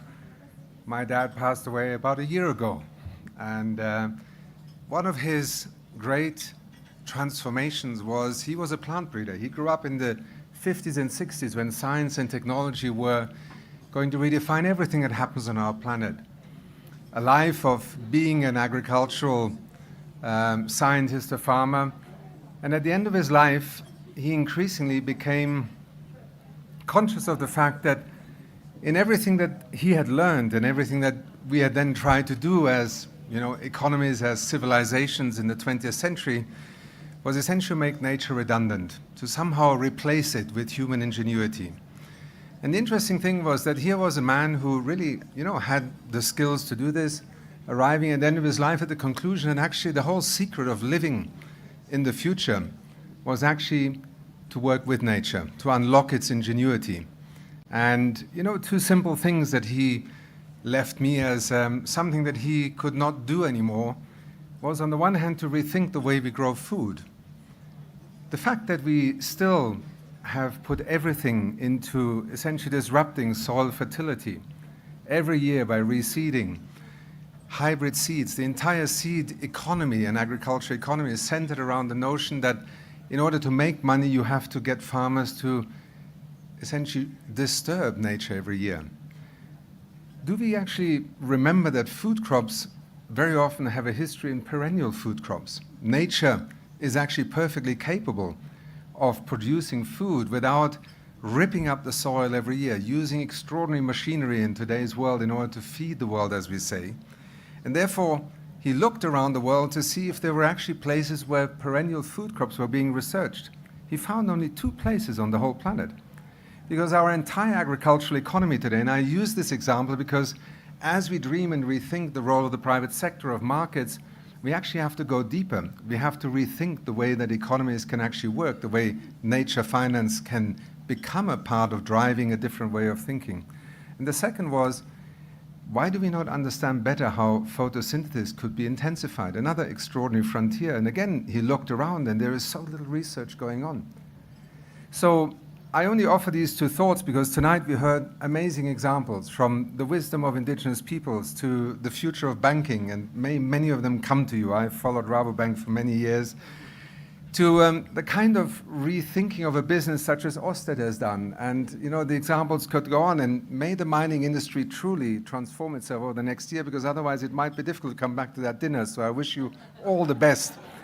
Because I followed ICMM also from its genesis. And I mentioned some of these examples because I continue to believe that the best of times are still ahead of us. But hell, we're going through a bad patch. And to have you all here, to have Andre and all of you in WWF bring us together, first of all, to realize how many strands of ingenuity are already at work is something very precious. So I don't want to take any more time. I'm sure you're all tired, or would like to go on and party at the next party, or have one of those 5th or 6th dinners that you have in Davos. This is my 3rd dinner, but I haven't eaten at each one. But I'm so grateful to be here, and above all, please keep doing what you're doing, because out there are so many people who look to you, to us, to not give up at times in which it is very easy to give up. Thank you so much. Thank you very much, Alkem, for your reflections. And let's move swiftly on. I know that we are past the end of the evening, but there is much still in store. So I welcome you to please stay. And our next keynote is Minister of Rwanda, Jean d'Arc. And please, Minister, join me on stage and share with us your remarks.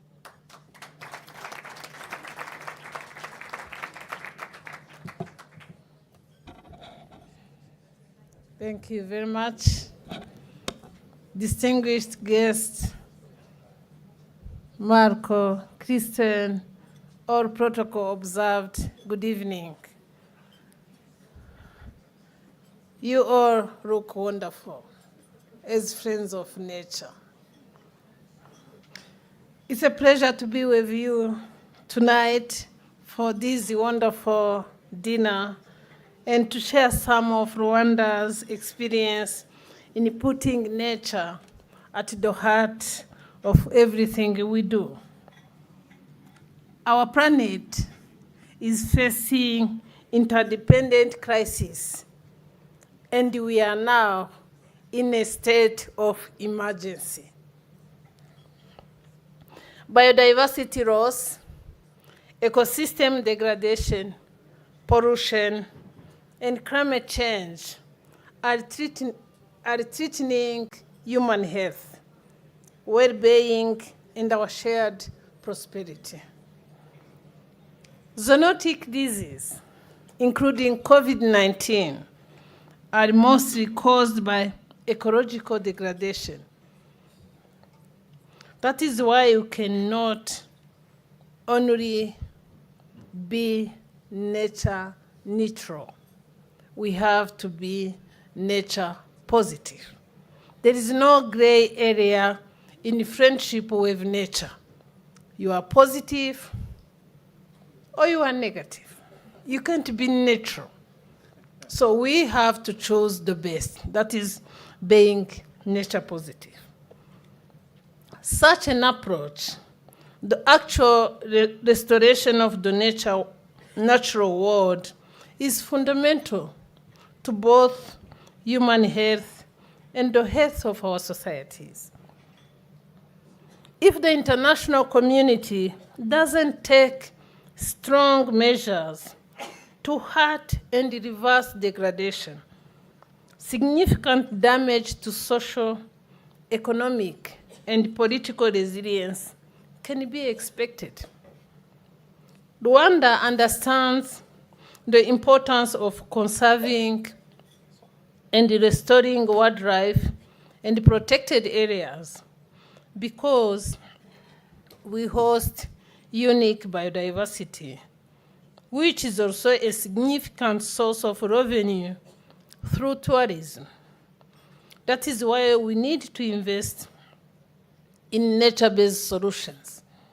Now our population is making profit of our tourism revenues because 10% of our tourism revenues go to the population. We understand the protection of nature.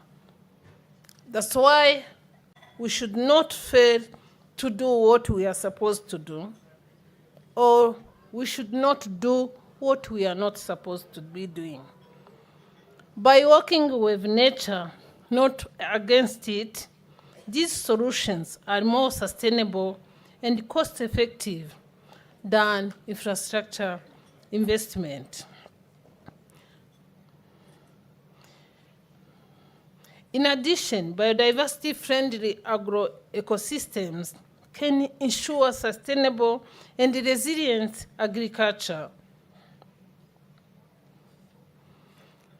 Agricultural production, erosion control, and more efficient use of chemical fertilizers and pesticides.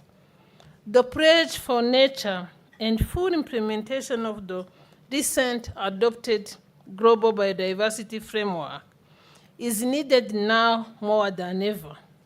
In doing so, we will enable a nature-positive way of doing business. Make it clear that nature has no borders and that strong cooperation and collaboration to share knowledge and technology is essential.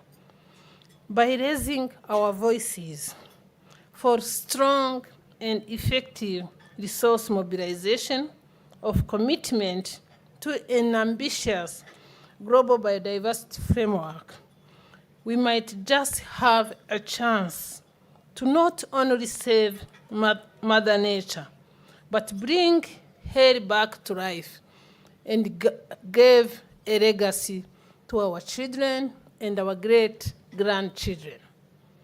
The beautiful thing for grandparents is to see their grandchildren grow in a nature-based, policy and politics. So if we intend to be good grandparents, we have to give our grandchildren a world worth living. So from now on, I want really to thank Marco for the wonderful work you have done.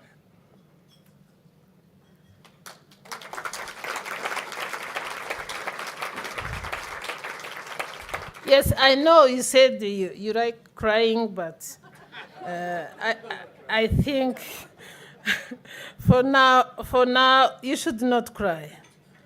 We should clap for you and clap for Kristen, who is taking the leadership, and to tell her her size is big.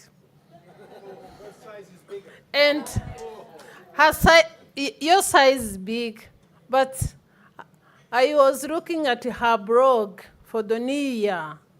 Your size is also big. And we are ready to work together. The goal of life is living in agreement with nature. So we have to live in agreement with nature if really we want life on land and in water. I thank you very much.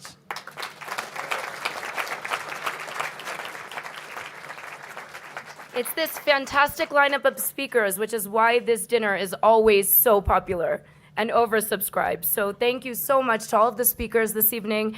And we have a special performance we've been really looking forward to. I would love to invite on stage Noah. I know you have a message for us and a performance to share. And what a great energy to be closing out the dinner with. Please, the stage is yours.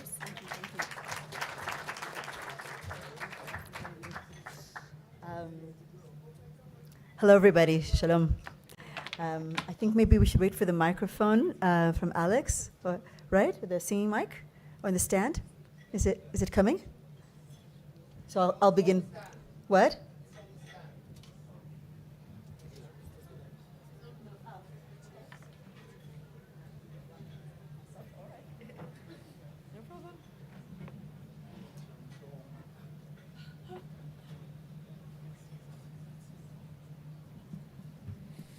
All right, so shalom everybody, and thank you for inviting me to this beautiful event. I'd like to start by saying a few words, and then we will sing a song. First of all, together with me on stage, getting organized, is Gildor, my musical director and collaborator of years. I'm here, Gildor and I have been working together for 31 years we've been blessed by a magnificent career that's brought us around the world several times. We've always dedicated a large portion of our time and energy to social causes. Most importantly, right at the beginning of our career, to the Israeli-Palestinian conflict, which we've been involved in for years through art and collaborations, and to other, human rights and equal rights. We live in Israel. My family comes from Yemen, born in Israel, raised in the United States, live in Israel, so East and West mix freely within me. I guess that gives us, and having traveled the world, a better understanding of the human condition. So we've been working for all these things for years. We just recently founded a foundation of our own called Noah's Ark. Good name, you have to admit. Where art and values come together into the ark over the turbulent waters of reality today, and hopefully carrying this beautiful DNA of humanity to safe waters, to the rainbow and the dove. One of the projects that we are, our flagship projects at this point, is we've both become obsessed with the coral reefs of the northern Red Sea, the Gulf of Aqaba and Eilat. We have a project now called Reefs of Hope, where we hope to assist with our artistic project the quest to save the coral reefs of the northern Red Sea, of the Gulf of Aqaba.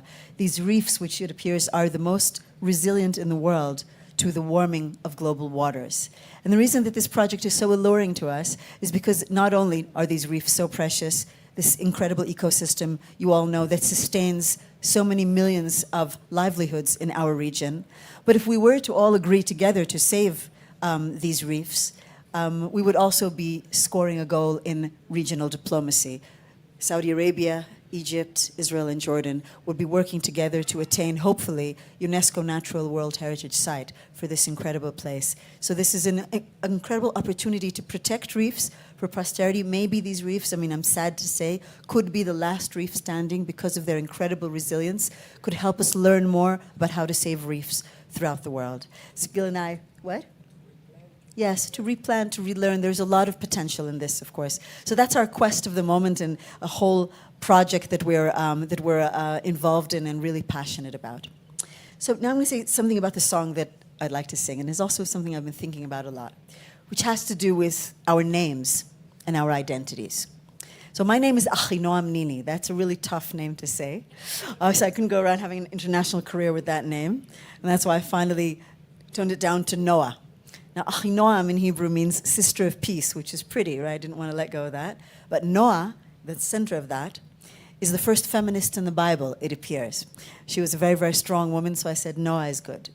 But then Noah also stands for not only Achinoam, which is great because it enabled me to understand and remember that everything we do, any journey, a career, building a family, I have 3 children of my own, and everything that we do is best done together, is best done as a group effort and as a family affair or a tribe. I love the idea of that. So identity, I've been thinking a lot about names and identities, and I think there are basically 2 groups of people. One group, which is busy honing down their identity to the smallest possible definition, the narrowest definition, and they don't want anybody else as part of their group or tribe.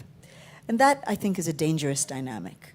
Whereas the other side is busy opening up to include as many possible things into their sense of identity. Many people from all over the world understanding cultures, seeing ourselves reflected in other people and their needs. And not only people, human beings, but also nature itself. So when I think of my sense of identity, I include nature into my own self. And that oneness is extremely important to me. So I stopped eating animals. I love them. I don't want to eat them. And I opened my arms to embrace all living things and reflect that in my art. So the song we're going to sing to you now has my name hidden inside it, but mostly has a message that I think will resonate with all of you. Alex?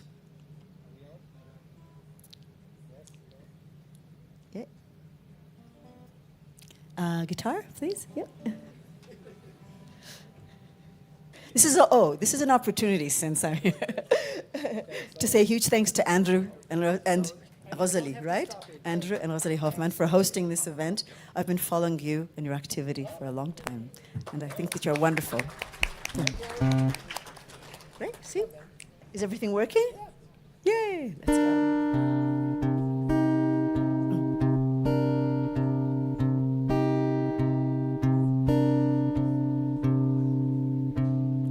How does my north connect to my south?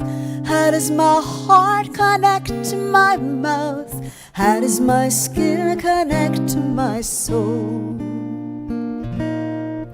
Is the sum of my parts anything whole? What do my eyes reveal of my dreams? How can I laugh when inside I scream? How does my song connect to my name? And can there be ever one and the same? you and I need you, and I need you, and I want you and I need you, and I wanna set my insides loose, come to terms and sign a truce. If I can't find the mystery code, how will I ever carry this load? And I want you and I need you, and I need you, and I want you and I need you, and I know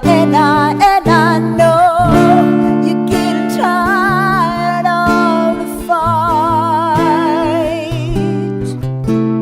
and to connect my left side with your right, to connect your arms and legs and all four chambers of the heart, and understand forever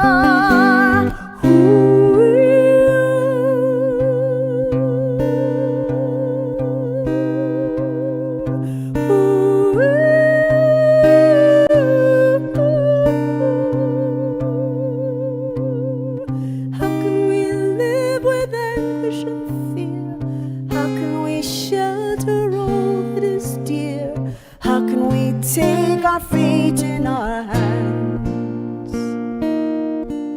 I'm talking to you, you'll understand that I want you and I need you, and I need you, and I want you and I need you, and I need you, and I want you and I need you, and I need you, and I want you.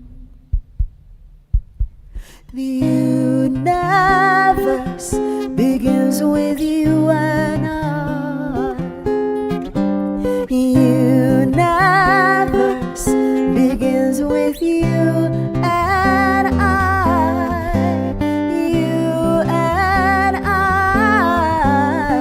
Universe begins with you and I.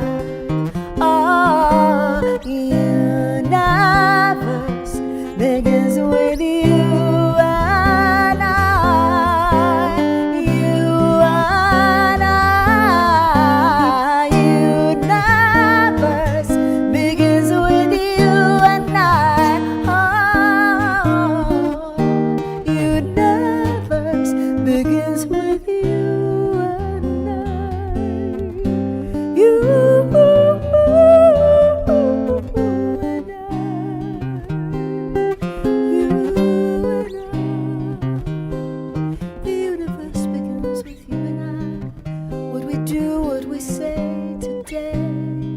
There's a way I say today, together is better, I say, I'm praying. The universe begins with you and I.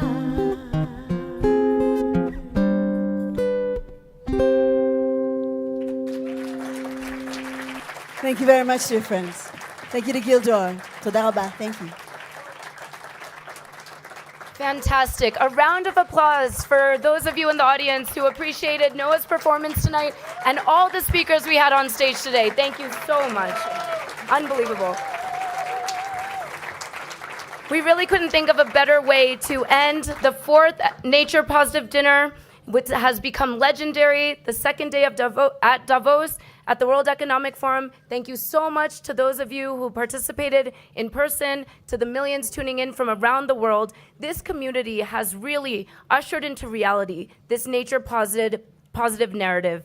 And now it's up to us to implement it, to really see it come into reality. And we know we've set really ambitious goals for ourselves, and we are going to have to work together even harder than before to see it all come true and to reach that goal that we've set for ourselves. So Continue to work together, continue to collaborate. Remember, the conversations do not end when these global convenings end. Rather, they continue all year long. We will see you again well before the next WEF, and we will continue to work together throughout the year and usher into reality a nature-positive world. Thank you so much.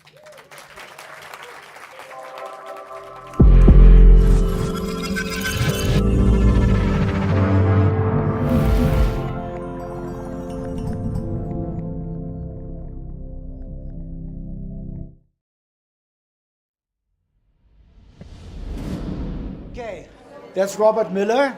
He is one of the key members of the Nature Data Alliance. If we think about how to trigger change, and we have an expert, Rudy, who has generously helped us to do this event. Thank you so much. And on Saturday, I was at Systematic Change in the systemic change. And one thought to share. I believe change can only happen in today's world with a product, with a tool, with a technology. Opinions, nice, but if you really want to have change, it should start with a tool. 8 years ago, I was in Tel Aviv and I met the people from Solar Impulse who talked about this plane flying through the world without any energy supply, just using the sun. 3 years ago, I learned that rhinos are poaching Kruger Park. Said this plane might be the answer. 3 years later, we are standing here now, and Skydweller is, if you ask me, the potentially most impactful innovation to make the world sustainable. We are so into the detail, so we need the bird's view, and we need to collect data. Sometimes real time, sometimes, like in Suriname, we calculated yesterday, one plane, you get 8 times the footage on 1 hectare if you fly over it. So the fascination about Skydweller is that the monetization is coming from surveillance, US government, who are screaming for this solution. So they are funding the development, but we're trying to speed it up to produce. It's 8. We start with 8 Skydwellers a year, and eventually, after the capital round, we can get up to 90 Skydwellers. This is the kickoff of the fundraising, which Noah is doing for Skydweller. I'm funding Cybertracker personally, the smallest maybe member in the alliance in terms of capital requirements, but this one is far out of my reach. And we are, of course, using today's recording to approach 138 investors as high as Elon Musk and Gates and Bezos and so on, because they don't need to stop looking anymore. Sustainability starts with Robert's plane. Thank you so much for being here. Thank you, Marco. Thank you, Marco, for setting this up. I'm really happy to be here to talk to you all about Skydweller and tell you about the Skydweller story. Okay, so we can walk through the presentation, and then I'll be free to answer any questions you may have. So the first thing I want to talk about is kind of our overview here. I'm going to talk about our world-class team, the technology, the proven part of it, and there's a huge market opportunity here, both in the surveillance and in the non-terrestrial communications and in the geospatial space. And then I'll talk about the significant, customer revenue and engagement we have to date, and then what we're going to do with the additional funds. Okay, so let's talk about the team. So this is there's Marwan Lahoud, who's our chairman, who was the number 2 at Airbus. So he was the deputy CEO of all of Airbus. He was the highest Frenchman at Airbus under Enders. He says we're the first true international aerospace firm. From day one, we stood up with a subsidiary in Spain, a subsidiary in the U.S. It's a Delaware Sea Corporation out of the U.S. But we have 19 different nationalities working for us to bring perpetual flight to the world. Okay, and that experience ranges from the B-2 stealth bomber to commercial aircraft for Airbus, for Mitsubishi in Japan, to Embraer in Brazil. So we've really assembled a world-class team of people from around the world to make this happen. Okay. Go to the next. Okay, so, and like I was saying here, the team is primarily in Spain right now. We've got about 98 people in Spain. The aircraft's in Albacete. Engineering is in Madrid. We are standing up some more, a larger presence in the U.S. We have 30 people now. It'll be growing. The aircraft will be moving to the U.S. this summer. Our major partner in this is Leonardo. If you don't know, they're the former Finmeccanica, so second or third largest aerospace company in Europe. They produce the 787 fuselage for Boeing in Grottaglie, Italy. They're the sole supplier of that. They were producing 14 a month in that facility before COVID. It's a little bit down now. That facility is a world-class facility, one of a handful around the world. We're going to be able to produce our aircraft. And that's important because this aircraft is the size of a 747 wingspan, but weighs less than a Range Rover. So it's a big aircraft. This is the world's largest commercial drone by at least an order of magnitude. Some of our investors to date, as I said, our primary partner here is Leonardo. They've been a great partner. They're going to help us go to production. They've got several people from the engineering staff embedded with us. Some of the other investors are Neva SGR, which is the VC arm of Banco Intesa Sanpaolo, a great bank in Italy. Palantir, Capgemini, Aeronova, which is the largest composite company in Spain. And then we have some very large kind of family offices in the US and in Europe. So what is the problem we're really trying to solve? Well, unmanned aircraft are incredible, but the problem is they have to land, okay? Our aircraft is going to change that because we're going to fly for 30, 60, 90 days, and really we're going to be limited by endurance. If you think about the Solar Impulse 2 aircraft here, which we're on this slide, this aircraft holds the record still for the longest solo flight of any aircraft of any kind. It flew for almost 5 days from Japan to Hawaii, had a single pilot. So after 5 days, one guy in the cockpit, Andre Birchberg, was pretty much exhausted. So he had to land the aircraft in Hawaii. We're going to take that man out of the aircraft, which both removes that restriction, so the aircraft can then just keep flying. We could fly around the world without stopping. Hopefully we'll do that one day soon. And that also frees up a huge amount of capability for the aircraft, because the utility of an aircraft is how much payload it can carry. It's nice. Some of these other previous solar aircraft that have they're a much smaller scale. The utility is not that great because they can't carry much. There's not much utility in just an aircraft flying around by itself. It has to carry something. It has to carry sensors. It has to carry communications equipment so that it performs a mission. It has to have utility. So if it's going to identify the right trees in Suriname, it has to catch poachers in the Kruger Park. It has to catch illegal fishing in the Pacific or Indian Ocean. Okay, it represents over $255 million of investment to date, in almost 20 years now. So that 190 was raised and committed by Solar Impulse as it flew around the world. They took 14 years and $190 million to get to that point. Since then, we have raised on the neighborhood of 50 million, both in a Series A, and we're about halfway through a $25 million convertible note that Marco is helping us fill. And then we have significant traction from the U.S. government and several Western governments as well. The French, the U.K., the Spanish, they're all interested. The government of Luxembourg is a big supporter of us too. Minister Bosch there is a big supporter. So what makes this aircraft different? Why are we going to succeed where others have failed? Okay. The big thing with solar-powered aircraft is they have to be very, very light. So there's a trade-off there between how heavy an aircraft is and how strong it is, and what you need as far as the weight of an aircraft to remain airborne, especially when it hits a wind gust. So we've all been in an aircraft and it's been kind of bouncing around and you see the wings flapping like this.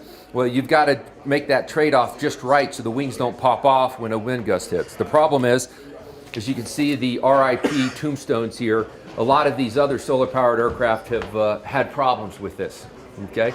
And those aircraft have had problems with this, with wind gusts in what we call the solar aircraft death zone, which is primarily between 5,000 feet and 30,000 feet where you hit the most turbulence. And that is where the Solar Impulse 2 aircraft flew around the world and has over 1,250 flight hours in that death zone, so we know we're safe in that zone. And so when we unman it, we're going to be able to continue to operate safely and not experience the same problems as these other ones. Okay, the timeline here. So our technology development and our roadmap here. We closed our initial funding in 2019 in September. The U.S. government awarded our first contract in January 20, so you can see the huge demand. We had a little bit of a setback, as you can imagine, when COVID hit in February, March, because our headquarters primarily was in Madrid, which is one of the top places to get hit by COVID. But we still managed to get the aircraft to Spain, back up in the air. We were doing a lot of flight testing. We demonstrated flying the aircraft from the ground with 3D guidance. There's a backup pilot in it that could grab control of it. We needed to do, we needed more speed and force on the control surfaces to do the autonomous landing. So this was a Part 23 or CS-23 aircraft in Europe. So that means it's all push rod and cables from the pilot to the control surfaces, which is the part of the wing that moves. So we had to rip all that out, and we went to a true fly-by-wire. So that means there's a computer in the cockpit. There's a wire going out to a motor on the control surface, and that motor moves the control surface. And if something goes wrong, the plane goes down. So this is a dual redundant fly-by-wire system with no revision, which means, and we have permission to fly with a man in that from the European air authorities, from Spanish air authorities. That is a very unique situation. There's a very small group of companies that have been able to do that in the past, and they're all several orders of magnitude larger than us. So, and I think that's some of the heritage of some of the team members here. For instance, original stealth bomber, many other large UAVs from the U.S. military, fly-by-wire systems at Embraer or Airbus and stuff that we have brought together to make this happen. We'll talk about the traction here. So this represents, this shows the traction we have. We did about 15 million in revenue last year with the U.S. government. So we have significant, as I said, less than 6 months after we closed on our initial funding, they gave us the contract. European governments that are also very interested. France, we have an MOU with the French Ministry of Defense signed by the second in command of the French Air Force, General Perceau. He came down, was super interested. Minister Bosch, who's the defense minister of Luxembourg, the only Green Party minister of defense in Europe, really is a huge supporter, and he has committed the government of Luxembourg to fund moving of the aircraft and stuff to Florida or somewhere along the Gulf Coast so we can operate in the Caribbean coming this next summer. And that's also in support of, remember, there's Guadeloupe, Martinique, Curacao, Aruba, which are all part of the EU, which are in the Caribbean. People sometimes forget that, but EU has a significant presence there, and French Guiana, too. And then on the commercial telecom side, which is the other part of the use case here, we have an MOU with Telefonica. We're working with American Tower and also Cellnex too, and we have several of the larger communications people that we're working with as well to develop a solution for the non-terrestrial communications, and I'll get into that a little bit later.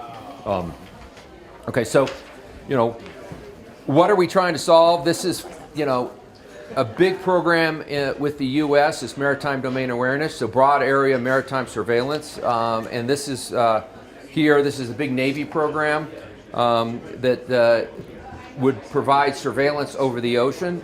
That's also of interest if you think about illegal fishing. Illegal fishing is a $80 to $90 billion a year, or the fishing industry is an $80 to $90 billion a year industry, and up to 30% of that, 30 billion of that, is illegally caught. And that's because a lot of the countries around the world don't have the ability to maintain surveillance of their exclusive economic zone, and they're getting, the oceans are being raped by Chinese fishing fleet, and we need to do something to stop that.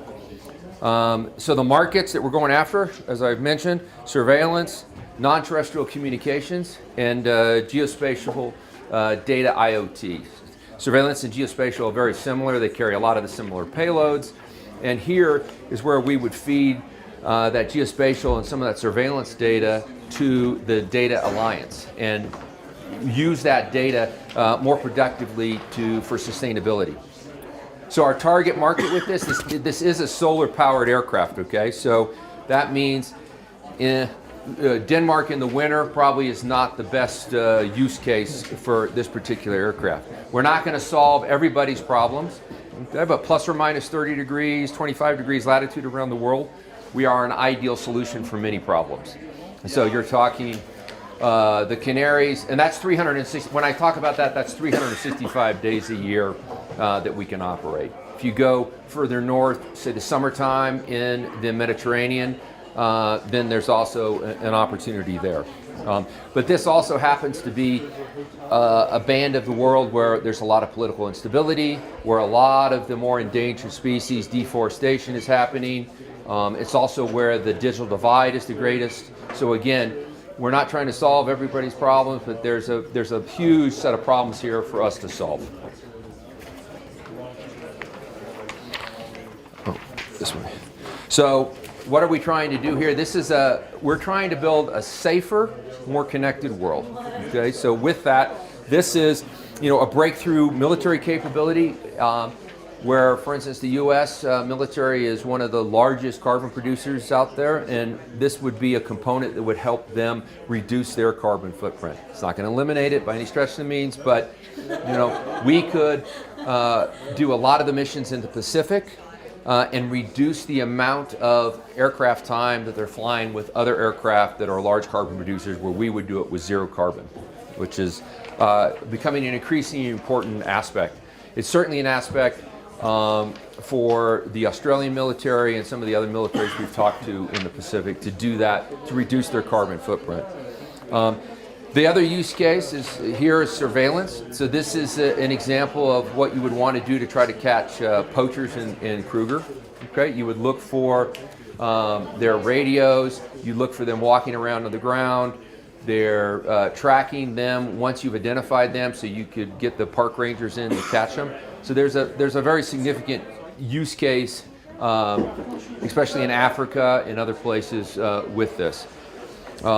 Other nefarious activity, say in the Caribbean, where both is a concern to the Dutch in Curacao and Aruba, to the French in Martinique and Guadeloupe, is illegal drug smuggling, other kind of drug smuggling, because the same people who do the drug smuggling are doing human trafficking, arms smuggling. They also smuggle endangered species. They're the same group of people. And this is an indication of our cost effectiveness to do this versus a P-8, which is what the U.S. military uses for surveillance. This is a modified 737. So not flying 737s around instead of flying a zero carbon footprint aircraft is a significant advantage from a carbon perspective. Our cost per flight hour here is significantly less. So, for instance, on the P-8 cost about $45,000 an hour. For the U.S. to fly from what the General Accounting Office says, which is the people who do the accounting for the U.S. Congress. The Triton, which is the MQ-4C, costs about $25,000 an hour. We're down at $2,000, and that's because we don't have any consumables, and our maintenance is very low because the primary maintenance on these is the engine. The engines are very expensive to maintain, and they're the major carbon part of it. Eventually, we should be able to get down to the $100 to $200 range, and that's because a lot of this is driven by the personnel that are monitoring the aircraft as it's flying. It's fully autonomous, but I would say it like this. For the communications use case, which we'll get into, it's like having an autonomous car do circles in a parking lot. Okay, whereas the use case for a lot of the military is like having an autonomous car monitoring but driving through downtown Paris in rush hour. So the amount of interaction you need is considerably more, which drives up the cost per flight hour. And then if you want to take that to the geospatial data collection, it's more like having an autonomous tractor in a field where you're going to be flying it. So, you know, the use cases, we can get the cost per hour down. We can collect some phenomenologies for geospatial data collection, which will be especially of interest to the Data Alliance here, with synthetic aperture radar, LiDAR, hyperspectral, and maybe even acoustics, as we had that discussion earlier today.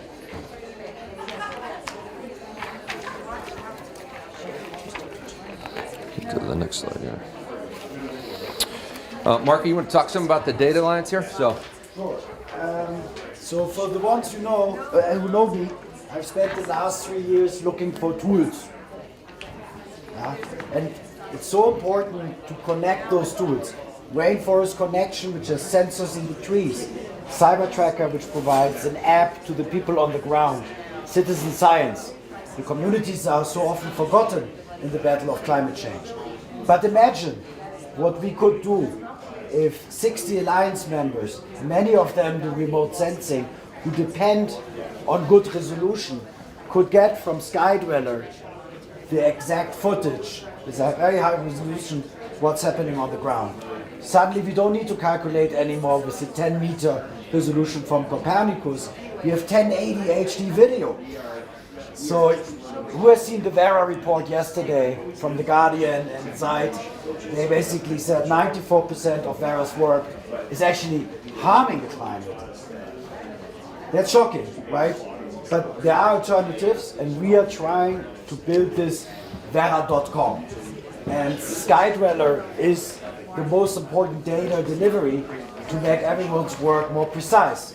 Be it finding Brassicas trees in Suriname or estimating carbon sinks in Papua New Guinea. We have this double structure, so that's not SkyDweller talk, that's Nature Data Alliance talk. We're setting up the Swiss Verein over the next days, and then we are going to lay the data pipes. It's like who gets data from whom and who puts what to the next partner. So think of 100 players working in concert, and the end result needs to be a dashboard where the politician, the government, can see the economic impact. We are not going to compete with people like Crowther Lab on biodiversity, ecosystem, health monitoring, but we integrate them because I'm a business guy, I'm not a biologist. I see huge business opportunity in Cyber Tracker, in obviously SkyDweller, to put data to a very noble cause to save large-scale environmental areas. But what's happening at the moment is people go with the tape and the measurement tape in the forest, and they check the thickness of the tree, and then there's a TÜV sign on it, and suddenly it's supposed to be climate change or climate mitigants. That's obviously the old world. So we are a movement, and like Topfer is in there, and John, and we don't have time, and Rudy from the beginning. We are trying to bring tech to solve the problem. And yeah, it starts with SkyDweller, obviously, because once we have SkyDweller and we have our trial areas in Kenya and Suriname and other places, we can replicate it in the whole world. Okay. Thank you, Marco. The other use case here that's very interesting is the non-terrestrial communications. You know, we've heard a lot about, you know, Starlink and the satellite guys, and how do we fit into that? Okay, well, there's about 4 billion people today that aren't digitally connected. Only 600 million of those 4 billion aren't connected really. The other 3.4 billion only have 2G or 3G, so they don't really have true digital data. So SkyDweller is a component of the solution to addressing that usage gap, really. We'll call that 3.4 billion the usage gap, which is what GSMA calls it. And we're not going to go after space because you've got Bezos, you've got Elon, you've got other people going after that, to trying to connect your cell phone to satellites, okay? But that is not going to be high density. You've got to think of it as megabits per second per square kilometer. Okay, and they can provide that in some use cases, but when somebody sucks up all that data, it's a large area that they have to, that it makes use of it. So what we are is we're the gap filler between that space where they're going to address the unconnected, that 600 million unconnected, and maybe a little bit of the usage gap, versus the non-terrestrial or the terrestrial solution, the tower solution. So if you think about Africa, which is a prime example here, Africa has right now a minimum of 5,000 users per tower. Okay, say in the Congo it's closer to 10,000. In China it's like 800. In Europe it's 1,200. The population of Africa is going to double in the next 30 years. They're not going to be able to build enough towers, and also just the security, the infrastructure you need to run power and backhaul to those towers. It's infeasible to really address that usage gap and provide everybody with 4G, which requires a much higher densification versus 2G and 3G cell phones, any other way. And this slide here talks a little bit about the density problem that we talk about. And it's not that we're smarter. Elon likes to say, well, I can do much better than the guys who have satellites at a geosync because I'm 65 times closer, because they're out at 26,000 miles, 30-something thousand kilometers. Well, I'm 65 times closer than Elon in low Earth orbit when I'm flying my Skydweller aircraft. So it's not that I'm smarter, it's just that physics are on my side. There's a link budget in that respect. And this is an example here of, you take the Kenya use case, okay? There are, right now, you can see the 4G, which is what you would expect. You got Mombasa, you got the highway to Nairobi, you've got all the game parks, the high density where people have a lot of cash. And then you've got all the blue, which is basically 2G. So in our population density there, we've got 13 million people in Kenya, which is probably one of the more advanced countries in Africa, that only have 2G. And they're all on prepaid data plans. So you connect those people, say, even if I don't have the same availability as, say, 99%, which you'd have here with your cell phone in Europe, I have them 85, 90%. At least they get 4G 85, 90% of the time, and then they'll revert back to 2G, and they're on prepaid data. So as soon as they start sucking that 4G data, you know, they can get a better usage for their money, the more value for their money. And you know, if you look at the cost of data per capita income, so like the Gini index, you can really see that data in Africa is very, very, very expensive compared to data in Europe. So one of the things we want to do is bring that cost of data down. And this is one way to bring that 4G cost of data down to those people. And the more data that there's a direct correlation between 4G connectivity and kind of the economic improvement in people's lives, so to speak. The more connected you are, the better chance that you have of having a better economic outcome. So, and it explains part of it is that, you know, from an area coverage perspective, we would cover about the same as 100 towers. And then depending on our throughput, we're limited by throughput, we could replace about 67 towers based on our density assumptions and things like that, which we worked with McKinsey on a lot of our density assumptions to come up with that. And then from just a pure cost, you know, in Africa, worst case, the cost about 35 towers. So you can see that the sweet spot here is somewhere between 67 and 35, where we're making significant margin by connecting these people, truly connecting them in the digital sense. So, and then finally, we talk about the carbon footprint here. So, you know, each tower is about 17 tons of carbon per year that they would be doing, where if we came up there, we can do this with essentially zero carbon footprint. And if they have to build, if you think of the number of towers they're going to have to build with the population doubling, and to move that ratio from 5,000 down to a more reasonable number. They're never going to get to say the Chinese number, but even to approach like 2,000, they'd still have to more than double the number of towers, existing towers, which as the population doubles in the next 30 years, it's just a huge amount of carbon they're going to have to do that. And then here's some financials in the back that what we're in the process of doing. Like I said, we did a 40 million Series A. We've got about 12 million of the 25 of the convertible note that we're doing right now committed. We're looking for another 13. We also are in discussions with European Investment Bank on some venture debt. We're deep into the due diligence with them. They've come to visit us, and we've had a whole lot of discussions with them. We also have several other, I would say, private venture debt backers in discussions. And we're here to hopefully close that convertible note, and then we would lead to a Series B sometime early next year. So if there are any questions, I'd be happy to answer them now.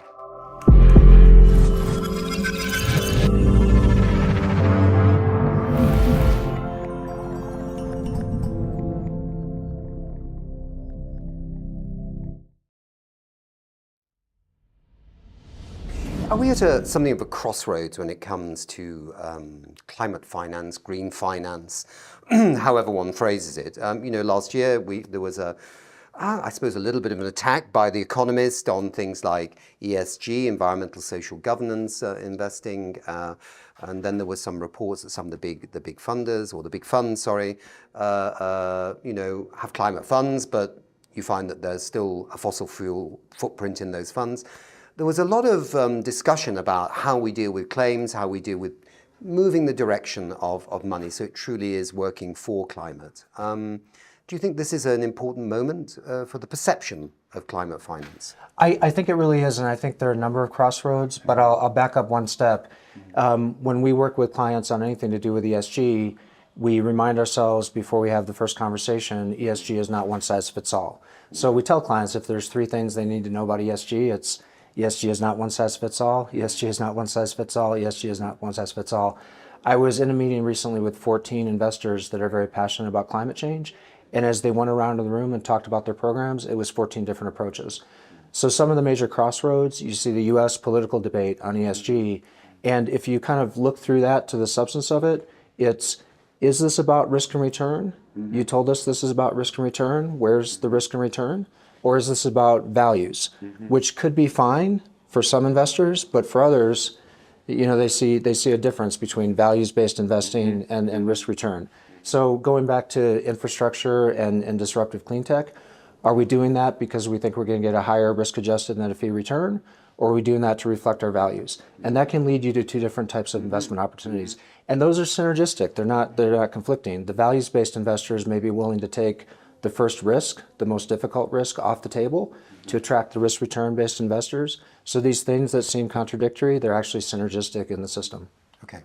Whether you're in procurement, whether you're in legal and finance, every job is in fact a climate job. So how can people start understanding what is the climate part of their job is one aspect of our approach, which is working through companies. We're also looking to work directly with employees.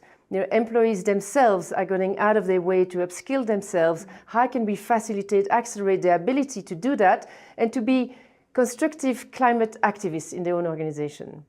And how is a tool like We Don't Have Time being able to reach these employees, honestly, to reach individuals who wear many different hats, right? Of course, we're all employees somewhere. So how is communicating to them going to be vital towards seeing through this collective action? I think for people is giving them a sense of possibility. Climate is overwhelming, and that sense of overwhelm sometimes brings people into complete sense of paralysis. If you can start giving people a sense, this is part of my job, this is something I can contribute to. I think the context of work is interesting because, I don't know about you, but in my private life, I think pretty useless in my ability to contribute to climate. In the context of my work, I feel that every step can add up to be more than the sum of its parts. And that's what we want every employee to feel.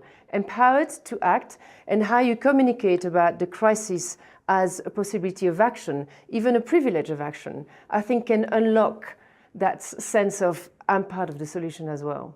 Well, how we define the problem is that we feel waste collection infrastructure is broken in both developed and developing countries. In developed countries, we collect it and then we burn it or dump it. In developing countries, we collect what has a value and don't what doesn't. So there is an infrastructure investment opportunity in both economies. So it's a global opportunity, and it's just a no-brainer. We just can't understand why more entrepreneurs and companies don't get involved. It's a free hit, it's a free goal. Exactly.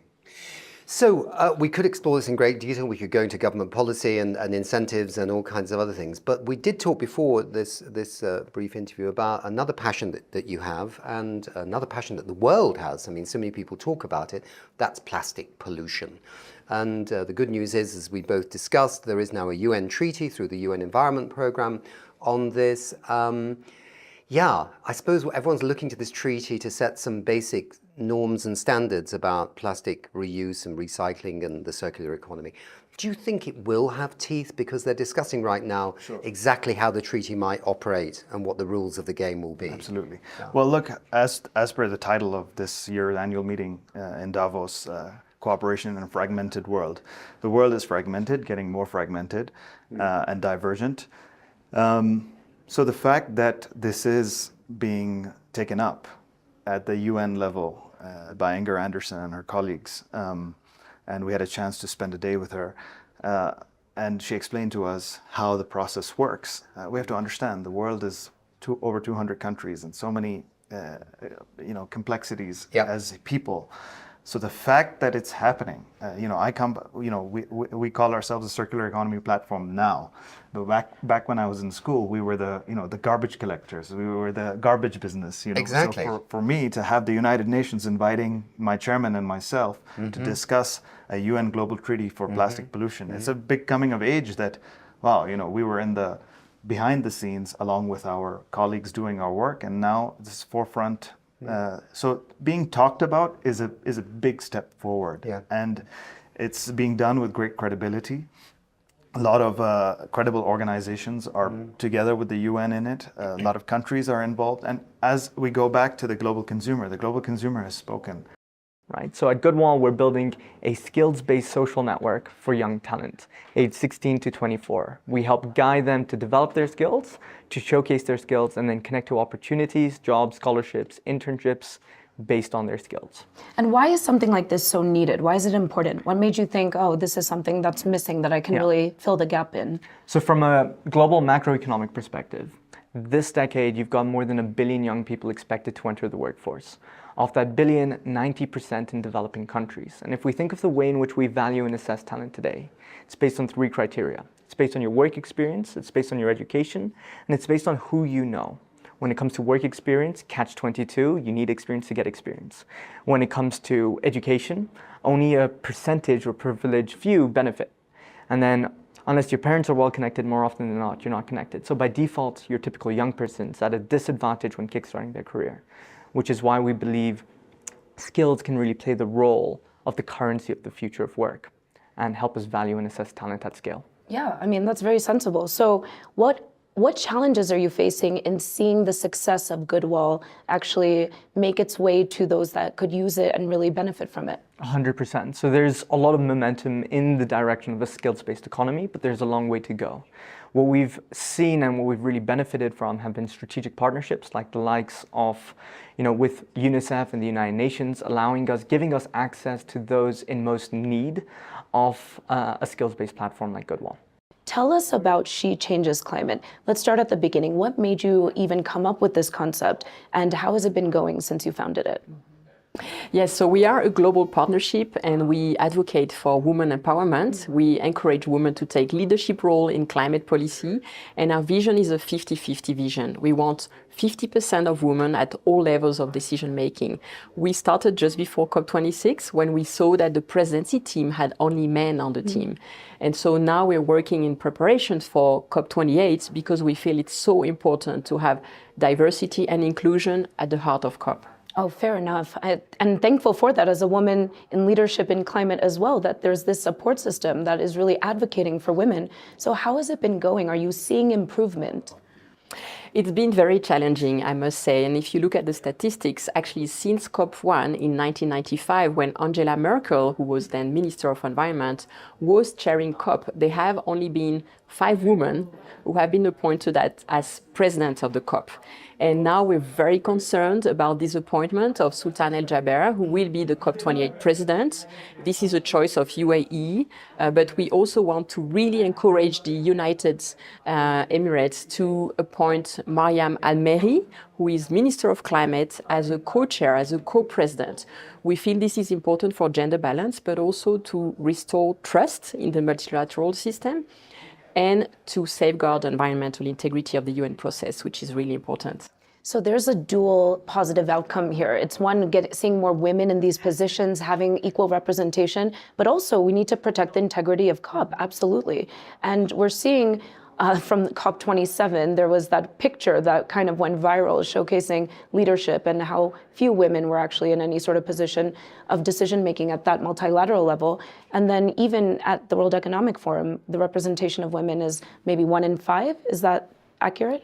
So you are right that this is a systemic issue, and that picture that was going around at COP26, this is actually the state of the world. These are heads of states. Right. And now we have less than a dozen of countries that have a woman as a head of state. So there must be a change in every government at national level, but also in the private sector. So this is why we're advocating for 50% of women for the presidency team for the climate COP, because this is the tip of the iceberg, and in a way the change needs to start at the top to walk the talk and really influence all member states to have 50% of women on their delegations. But of course it's also in government, in parliaments, in companies. We need 50% of women also on the board of companies. And the challenge here at the WEF is that a lot of the CEOs and ministers are men, so we have, I think, less than 25% of women who are attending the WEF in Davos. So thank you for being here and giving us a voice, because it's really needed. Oh, absolutely. The World Economic Forum up here in Davos is a place where the globe does unite to talk about the globe's biggest and most challenging problems at the moment. And I think what we're trying to achieve here at the SDG Tent in particular is to bring the conversation around our planet, around the people who are on our planet, and around building solutions that do serve everyone and that are not just extractive, but can contribute to a more regenerative future, which is what we all dearly rely on if we are to be here for the next few generations. Right. I mean, you have been so integral to getting the climate conversation to the forefront, to the attention of these global heads of state that are here, to the CEOs of all of these companies. Why did you have a vested interest in seeing conversations around climate and nature make it to this front stage? Well, I think maybe the crucial thing is that everybody has a vested interest in this conversation happening, which is that if we don't have this conversation, we're going to continue with the business as usual, and we're going to end up in a much warmer, much less snowy Davos in the years to come, which might be nice for the shoes, but not so good for the world. Yeah. No, what we're doing, I think, is very important, and what we're actually very fortunate about is that the world is waking up slowly but surely to the problems of the climate and biodiversity crisis. Probably in part because of the years of COVID that we've just come through, where there's been a sense of vulnerability. I think it's my personal opinion that everybody has felt hit home. And now there is proper resolve among leaders to make a contribution towards bettering society. And I think it's also simply a realization that if we don't act now, it will be too late. Like you say, we don't have time, and we can do it. We don't have time and we can do it. So to those of our viewers who can't physically be here, that's the whole point. We're trying to bring Davos to them. What are you hoping their takeaway is? And what would the message be to those who are tuning in and could actually take some of the action steps away and do something with it? What would you like to see happen? I think a key message is that there's a sense of can do, a sense of every single level is the right level to act on. Now is really the time. I mean, it's not too late still, and we need to repeat that. I think it's important to engage in positive messages. This morning we were at a session with Professor Schwab, who was talking about the global risk report that they produce every year before the forum, which outlines the 10 biggest risks over the next 2 and 10 years. And he actually, as a side remark, said, well, actually, maybe we should start thinking about a global opportunities report, because framing things as an opportunity is something that is much more easy to engage with. One of my favorite quotes around funding SDGs isn't that money follows needs, it's that funding follows opportunity. What motivated you to write the Values Compass? So the Values Compass takes you around 101 different countries, each of which I've been to. And there are, similar to Davos, there are leaders, but there's leaders in all stratas of society. So whether you're a teacher, whether you're a doctor, whether you're a shoe cleaner, whether you're a prime minister or a president, there is wisdom and value.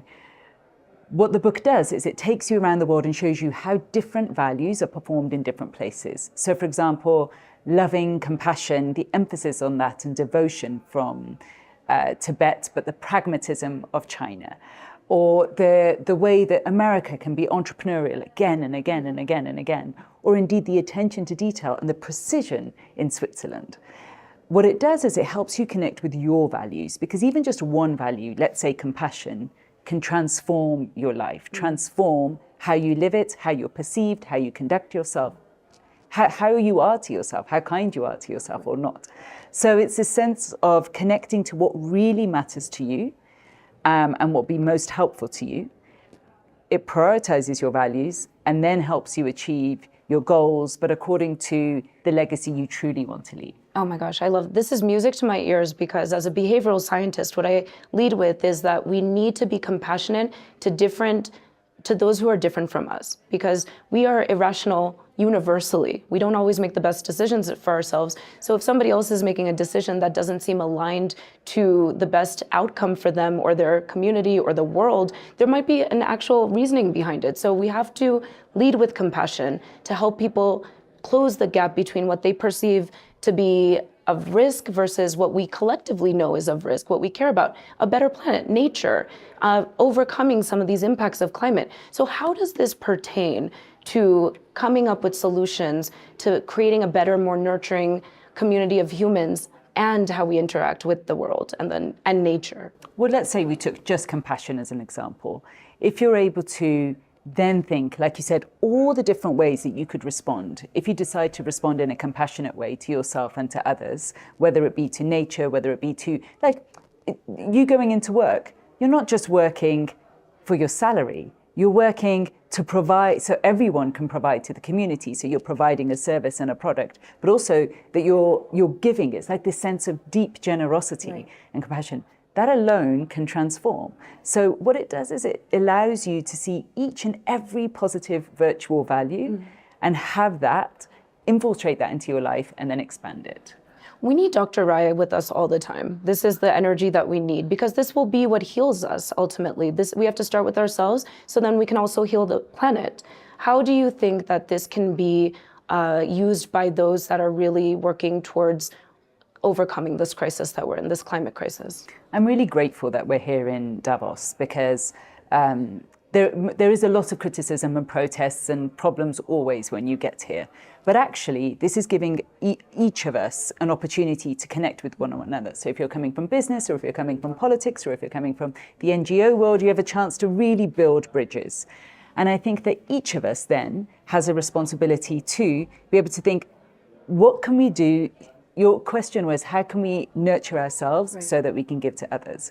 So what can we do in ourselves, but if your intention is always that pure, if you check your attention of not being harmful, but actually being of benefit, then already you have the principles that you need to be of great benefit. What is it that we can take away truly to be better citizens of the planet and to be better stewards of the planet? So thanks very much for having me here. I think very important is, so we are in this planet. So this planet is actually our home. So that's the reason we have to really take care in this planet and be with harmony with this, nature. So we have to take care of the nature, and we have to also think about more future generations.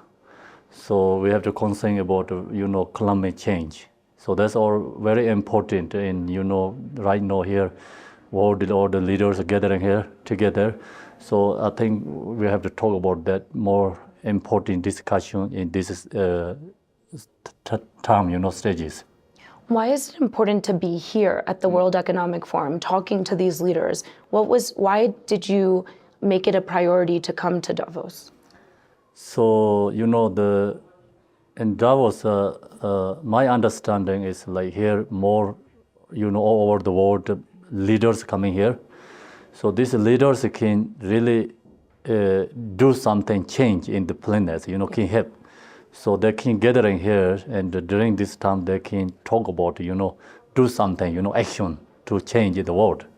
Yeah. And what do these leaders need to know? What is the message that we are not actually using well enough yet? What are you trying to tell them that they need to do or change? Oh, so two things are important, One is like our human beings.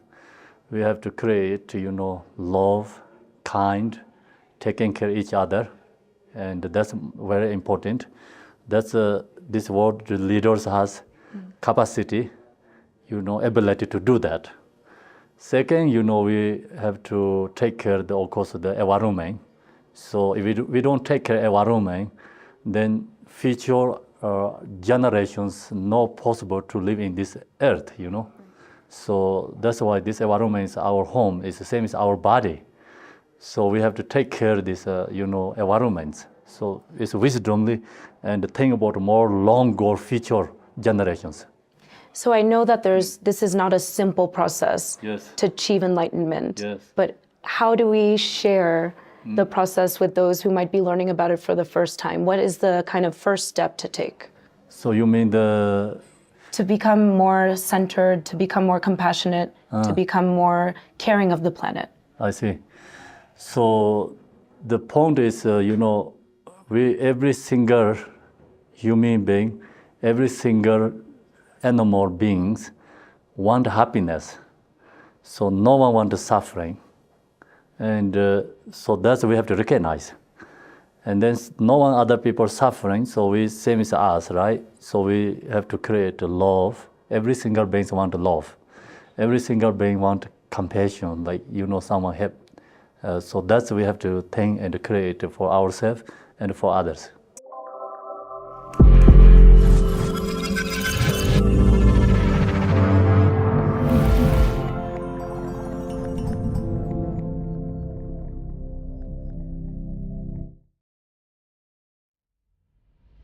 So I think I don't like any more developing and develop, but we still kind of use it because some people still understand what it means. But the idea that less wealthy countries need access to climate finance, but the interest rates have been, for many, too high for them to actually get involved in projects. This would be possibly a route that could make it more affordable for them to get the finance they need. I mean, in effect, what we describe as emerging economies, the system is broken for the last 50 years. You basically have a situation where more debt is put into these countries. They either suffer a political shock or a climatic shock, or there's a general economic turn. They are unable to pay their debt.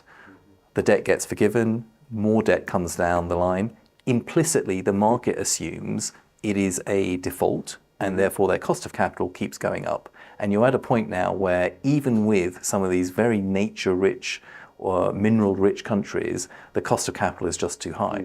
And so what we have been pushing together with other partners is you can't keep doing what you've just been doing for the last 50 years. You have to innovate. So these KPI bonds are a wonderful way of attracting new types of investors to align nature, environment, but also other priorities, health, education, vaccines.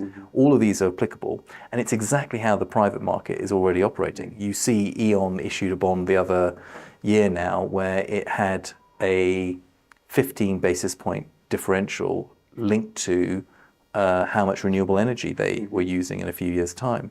And so the private markets are already doing this. There's absolutely no reason why countries shouldn't benefit from it either. So how does an audience unpack this? I mean, we've got green bonds, you're mentioning our KPI bonds, there's other kinds of bonds, there's even climate bonds.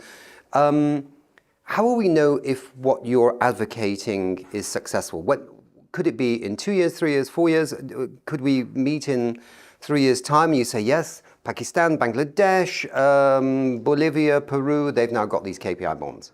I mean, look, our base view is that, and one of the reasons we're set up as a not-for-profit is that we don't have time. And so we literally have to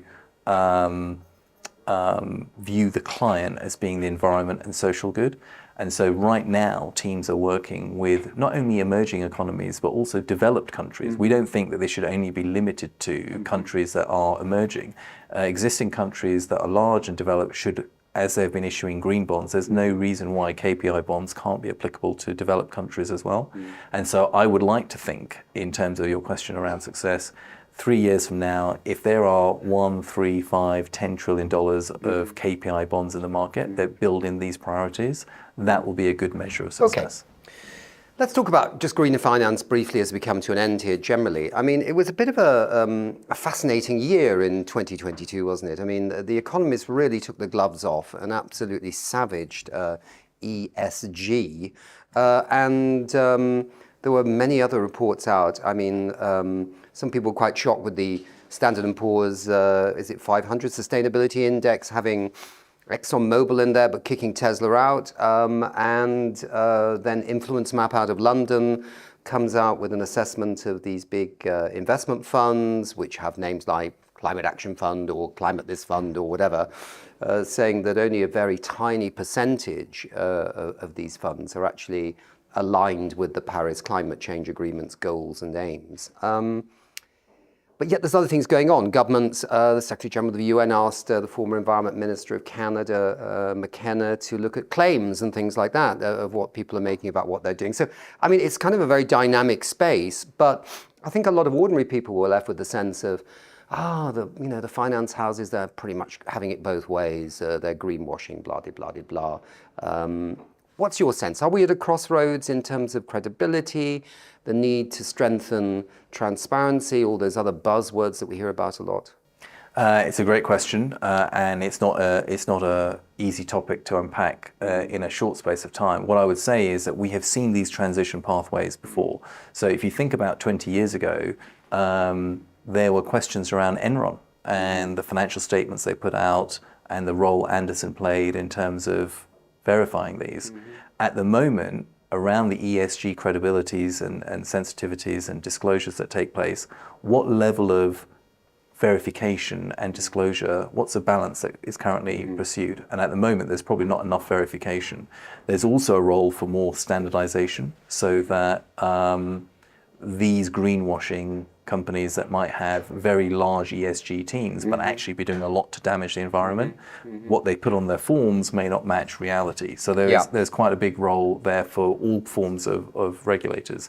But the biggest point is for individuals themselves, they have a tremendous voice, tremendous power in terms of where they allocate their pension fund, where they choose where to consume. And so there is a lot of power in individual scope. And just as we saw with Anderson and Enron, this space will innovate in a way such that ESG isn't just a niche, but is actually kind of the mainstream. We all live on the same planet. You can't escape anywhere. And the amount of damage that a small portion of the largest listed companies in the world, the damage they cause, it is very difficult to deny, and ESG should be capturing not only the opportunity but also the risk. Well, I'm at Davos to talk about big breakthroughs in collaboration, which requires energy to intertwine in a very aligned way. So what does that? It's the wind of a tornado. And so when we want the world to improve faster at warp speed, when we want to go from Kansas to Oz, we need to think about building momentum. We don't want to just focus on metrics or how. And so Chief Tornado Spinner of Mint Energy is about how do we get a whole movement around moving from lead acid and lithium batteries, which are toxic, to this breakthrough material, graphene. And so that's one of the things that I'm here for. One is to talk about how we can collaborate better together as leaders. How do we create reality itself? And then how do we switch from the fossil fuel world to a net zero world? And the holy grail there, the breakthrough the leverage point is energy storage. Oh, definitely. Okay, so you're working on this topic and you're here to make a few announcements as well. Let's share with our audience, especially those who can't be here but are tuning in from around the world, what is it that you're excited about sharing to the Davos community and beyond? So many things. Well, first of all, you don't come to Davos unless you have something really important to share to set the agenda for the industry for the next year or two. And so one is, again, breakthrough energy storage. We need affordable, scalable energy storage to move us off of coal to renewable energy. Sure. The other one is, believe it or not, I'm going to be teaching an AI, Zeek.ai, at the Hub Culture at Ice House, Qigong. So Qigong is an energy practice that I've practiced since 1989. I'm the 20th generation. It comes from South Shaolin Temple. And basically, I can teach you how to manipulate the energy between us without touching each other. So you can feel the magnetic energy between our hands at this demo. But more importantly, I'm going to teach Zeek.ai about human collective consciousness. And this is very important because what we feed to the AIs will eventually be the construct by which our children are educated. And so we want to make sure that they understand, why are humans special?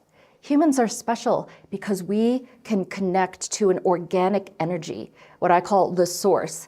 And AIs are only taking data. They're synthetically generating information. And so this is, I think, going to make history at the Hub on Friday, 9 to 10.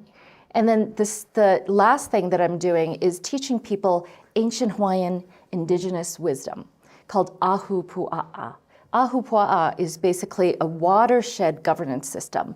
Imagine mountaintop, we're looking at a mountain, the water touches the top of the mountain from the clouds, turns into water, goes down the mountain to the sea where there's fish ponds. Imagine if all that land was communal. Imagine if, depending on where you were living, you had your different responsibility to basically shepherd the water, steward the water. Right. Imagine if you didn't care about how much water you used, all you cared about was how much water you gave to the neighbor downstream. And so I think, as an environmentalist who's been teaching over 1,000 mayors in China how to build eco-cities, this is the first time that I have seen something that I think all communities should be emulating. It's making sure that we have the water flow, right, freely in communal lands, all the way from the top, all the way down to the sea. So we're really the world's first and largest global consortium of venture capital funds and limited partner investors that have pledged to invest over $1 billion into women-founded companies. And I'm happy to report today that $638 million of that first billion has been deployed. Amazing. In under 2 years into 800 female-founded companies. It's happened in such a short time. I remember the announcement of this fund. Right. I remember Bill Clinton announcing this fund as Yes. well. So since then, explain how you were able to be so successful in bringing attention to women and to the different projects that women were leading. Yeah, thanks for that question. So a couple of things, right? So it is the moment as well. I think as you like to say, we don't have time. And we don't have time to wait. And ultimately, it was 2017 that the Me Too movement, so on the heels of the Me Too movement, we launched in 2018, a lot of venture capital funds were looking for a way to differentiate themselves, to say that this is not an environment that we want to, a toxic culture that we encourage, we're different, we're here to innovate, and a lot of that innovation comes from women. Right? Whether that's, as I said, in data as a service, drone companies, we have 11 unicorns from that group of 800 female founders. We have 11 unicorns. So they are driving returns, and driving returns through diversity is really the message that I think has resonated. I was just telling, a friend as we were walking up here for this interview that I've been really approached, the message the tone has shifted a little. A lot of these large financial institutions are reaching out to me. CIOs are reaching out to me because guess what? We're in the middle, it's already happening. The biggest generational wealth transfer, about 84 trillion in the next 20 years in the US alone, to baby boomer wives and to millennials. Wow.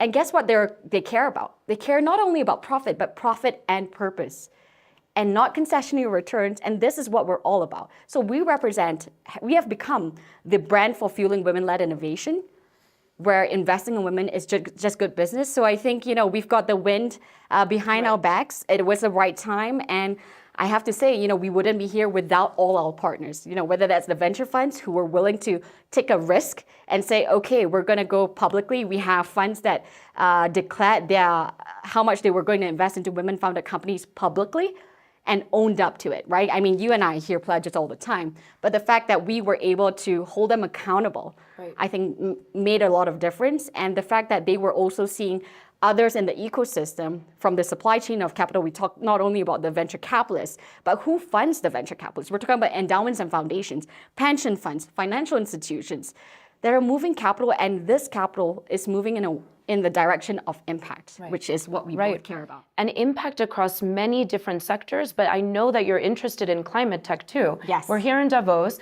and there's many questions, many global crises that are being looked at and supported by consortiums of investors.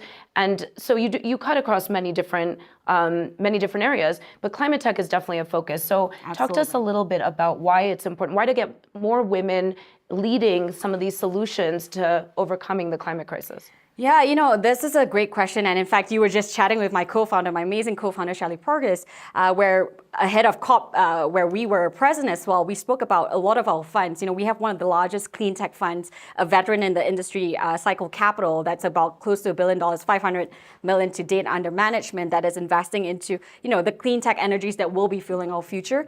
And I think women's voices, right? The lens of just how we're looking at climate differently and including that, I think is so key as we're solving some of the world's biggest problems. The way I look at it is talent is universal, opportunity is not. And as we're in Davos and we're seeing the real impact, right? We were talking about the level of snow and all that. And, we'll say it as it is. A lot of the elitists are here today talking about climate change, and we're seeing it unfold in front of our eyes. Right. And if we don't have all the talents focused on this problem, how are we going to solve it in a time that we do not have? Exactly. We don't have time.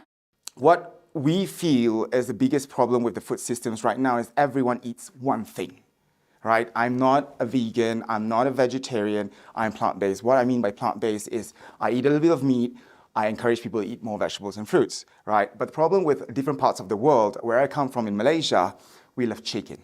Everything is chicken. So if everyone eats chicken, right, we got to produce chicken in a short period of time. That's why we inject things into them, we farm them, we manufacture them. A chicken that usually grows normally in 1 year now needs to grow up in 3 months or 1 month, right? So if we just eat a little bit less chicken, maybe eat a little bit more plant-based fish, or we eat a little bit more vegetables, that will take the stress away from the production system, and then that will actually reduce all this problem of needing to manufacture meats per se. So, from your perception, I think it's interesting for people out there to realize, because there are so many now plant-based alternatives to so many different things you can do. I live in Berlin, and there was a big green tech festival last year, and there were people with an egg-based product which came from a plant-based source. It was not from the protein of a chicken; it was from plants, but it was like scrambled eggs, and it was really interesting. And just wonder, this really is two stories, really. A demand for alternatives to the normal proteins, two things, really, caring about the environment. And the third thing is science, in a sense, has come to actually find ways. For you to describe the flaking of a fish produced fundamentally from seaweed is human creativity really soaring in this whole area of alternative foods. And also, I think I want to put it out there that as a chef also, my philosophy has always to try to be to stay as true as possible to products. So while I'm going to shoot myself in the feet here, but I don't really believe in 100% trying to taste like, if chicken tastes like chicken, chicken is chicken, right? But if you want to produce something that tastes a little bit like chicken, it's got to be tasting a little bit like chicken. But if it tastes 100% like chicken, it's got to go through your brain like, oh, how did they do that? Right? How natural is that? So with the fish that we produce, I always say that it reminds you of the sea. Right? And we use seaweed because in the chef way of thinking of things is like when we cook according to seasons, right? Flavors come from nature, right? Fish, what do they eat? They eat smaller fish. What do smaller fish eat? They eat seaweed. So that's where the flavor comes from, right? So we want to remind you of the sea, give you an alternative that is fun. It mimics a little bit of fish, but we are not trying to replace fish. We're trying to give fish a little bit of a rest so that they can reproduce and then we can continue to eat fish. But again, with the alternative protein to give that variety to people and also to nature, right? Because we've seen what COVID has done to nature. If we just let it rest a little bit.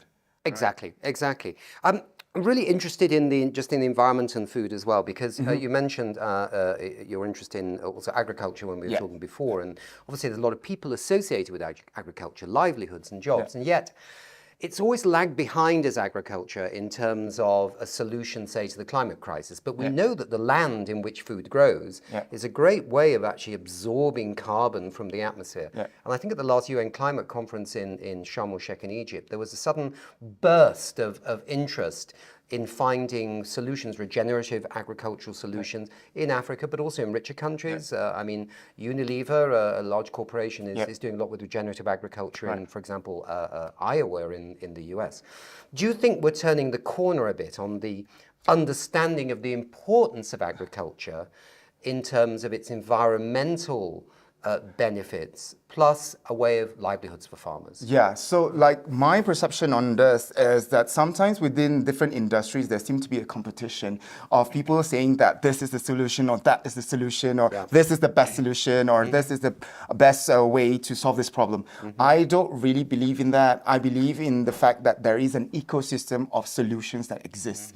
And the fact that we're challenging each other to want to solve the problem is something that is very interesting. The cornerstone that you're talking about is the shift of mentality to people actually paying attention to it.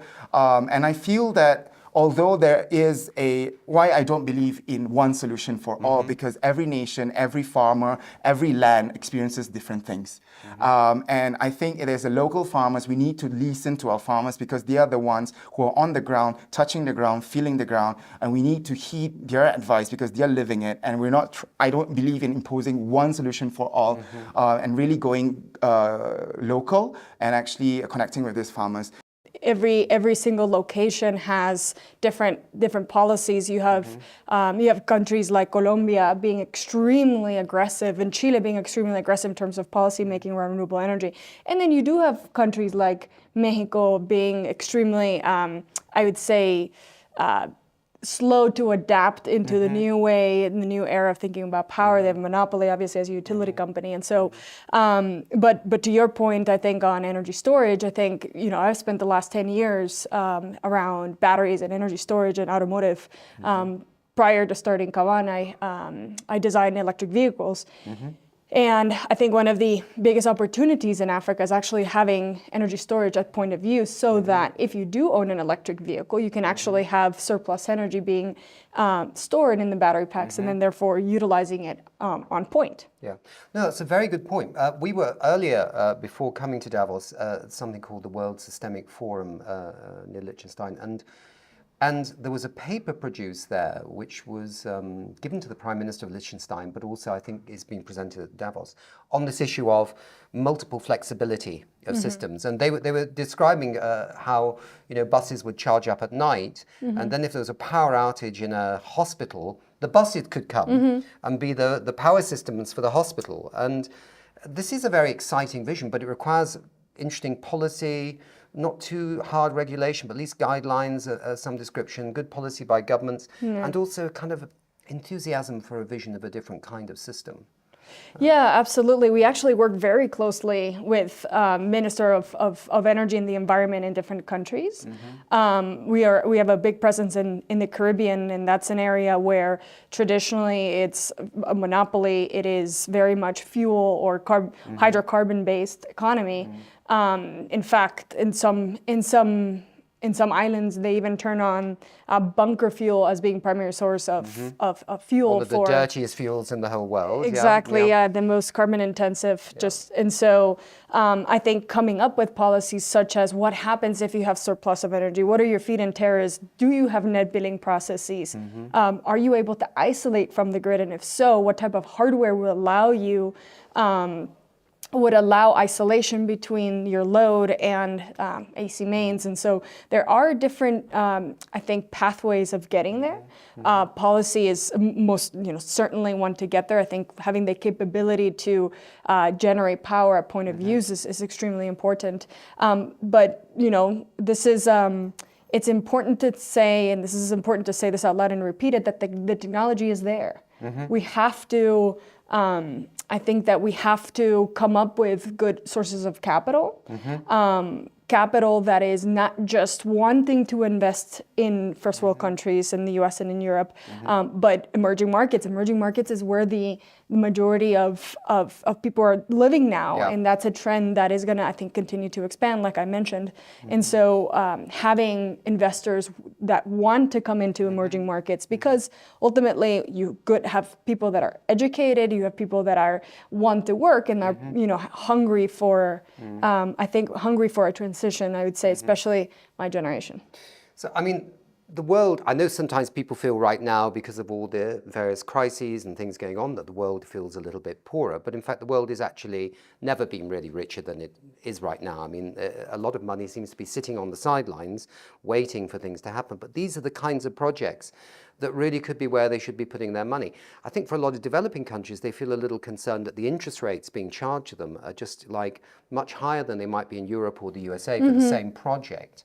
And I suppose the question is, who de-risks these investments? Whose job is it? Is it the World Bank? They used to traditionally do things like that. But I think even, you know, richer governments or investors need to take a leap of faith in some of these developing countries and say, actually, they want to move forward. You know, they don't want to default on debts. They want to get the job done. It's an interesting quandary, isn't it? Absolutely. And I say first things first. Emerging markets is not a charity. There is capital to be made in developing countries, in the emerging markets. In terms of de-risking, I think choosing a really good operator that understands the country, understands the risk, understands the possibility of the currency devaluating or fluxing is critical. I think in terms of, obviously, it sounds like you were a cop, and there are some aspects of restructuring contracts where you can actually pause a contract if there's some sort of a risk factor that you think might impede you. One specific example is if you have a natural disaster come through, in the case of the Caribbean, if you have a natural disaster coming through the Caribbean markets and all of a sudden your revenue streams pause because you have a natural disaster event and you have to figure out how to go to the insurance policies and go through that. I think it's really important that policy structure or contract structure has the capability of pausing if there's a natural disaster caused by climate change. And so, but I think that choosing a really good partner, choosing a really good not only capital partner but operating partner in country is key to making sure that infrastructure projects like this, allowing connectivity, allowing decentralization of power, succeed. Nowadays, it's very hard for consumers to actually find out how, what kind of impact am I having with a certain purchase decision. And that, of course, is maybe like in some regions already well handled, like with the energy label on a washing machine. On some other product categories, maybe it's less addressed. So, I mean, we have, for example, examples in our Every Action Counts coalition where we work also with large e-commerce platforms where the plastic contained in Southeast Asia is, for example, a big concern. So they started working on providing a plastic footprint information or a label about the plastic contained in the shopping experience, up to or down to the checkout process, or when you can provide options how the consumer can opt for plastic-free packaging, return packaging, something that keeps the leakage of plastic from happening. Okay, so I suppose what in a sense you're reflecting is that the world now is full of a lot of data, but how to bring that data together in such a way that can help a consumer, whatever nature, make the best possible decision, rather than just, I don't know, going to a company website that says our washing machine's absolutely fantastic, don't worry about it, just buy it, you know? So, and what about finance itself? I mean, is there a way of accessing the work that you're doing, your platform, and thinking, reflecting on how I might invest some money with the best possible impact on the climate or the environment. Yeah, also a good example, because if you think of like what has the largest impact in terms of volume, then it's, for example, also likely your pension that is somewhere invested very opaquely today, but where more and more consumers are concerned that they want to have also a positive impact with their pension, or also with their savings, and that is where now, for example, where software companies are supporting financial institutions in whether it's the ESG ratings, which are of course like highly debated, but then there's also the level beyond, where it's then, for example, the exposure of your portfolio to deforestation. There's the water footprint that certain investments have, and so there's a lot of impact dimensions that are partly still very abstract for the average person, and that is now where our partners are also doing a lot of work on how to make this a good user experience, how to simplify the messaging, how to illustrate it, and also how to translate it. And that's where you're right. So we still need a lot of data from different sources. So whether it's raw data that then the more advanced tech players can process themselves, whether it's data aggregation services to actually connect the dots so that you don't optimize only for, let's say, the water footprint of your investments, but that you also make sure that across the impact categories that you care about, you're doing a wise decision.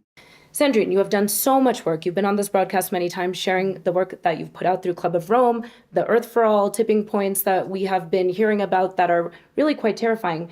But we're here in Davos. We brought together incredible leaders that are really hoping to push forward solutions, push forward policy progress to overcoming some of these realities. We need to make sure that we don't see the negative outcomes come into reality. But that's not what we're going to talk about today. We're going to get into a little bit more about the realities of wealth distribution. We know that there's some staggering statistics out there. So why don't we start with that and tell us why we need to be thinking about this along with everything else that you're doing here. Yeah, absolutely.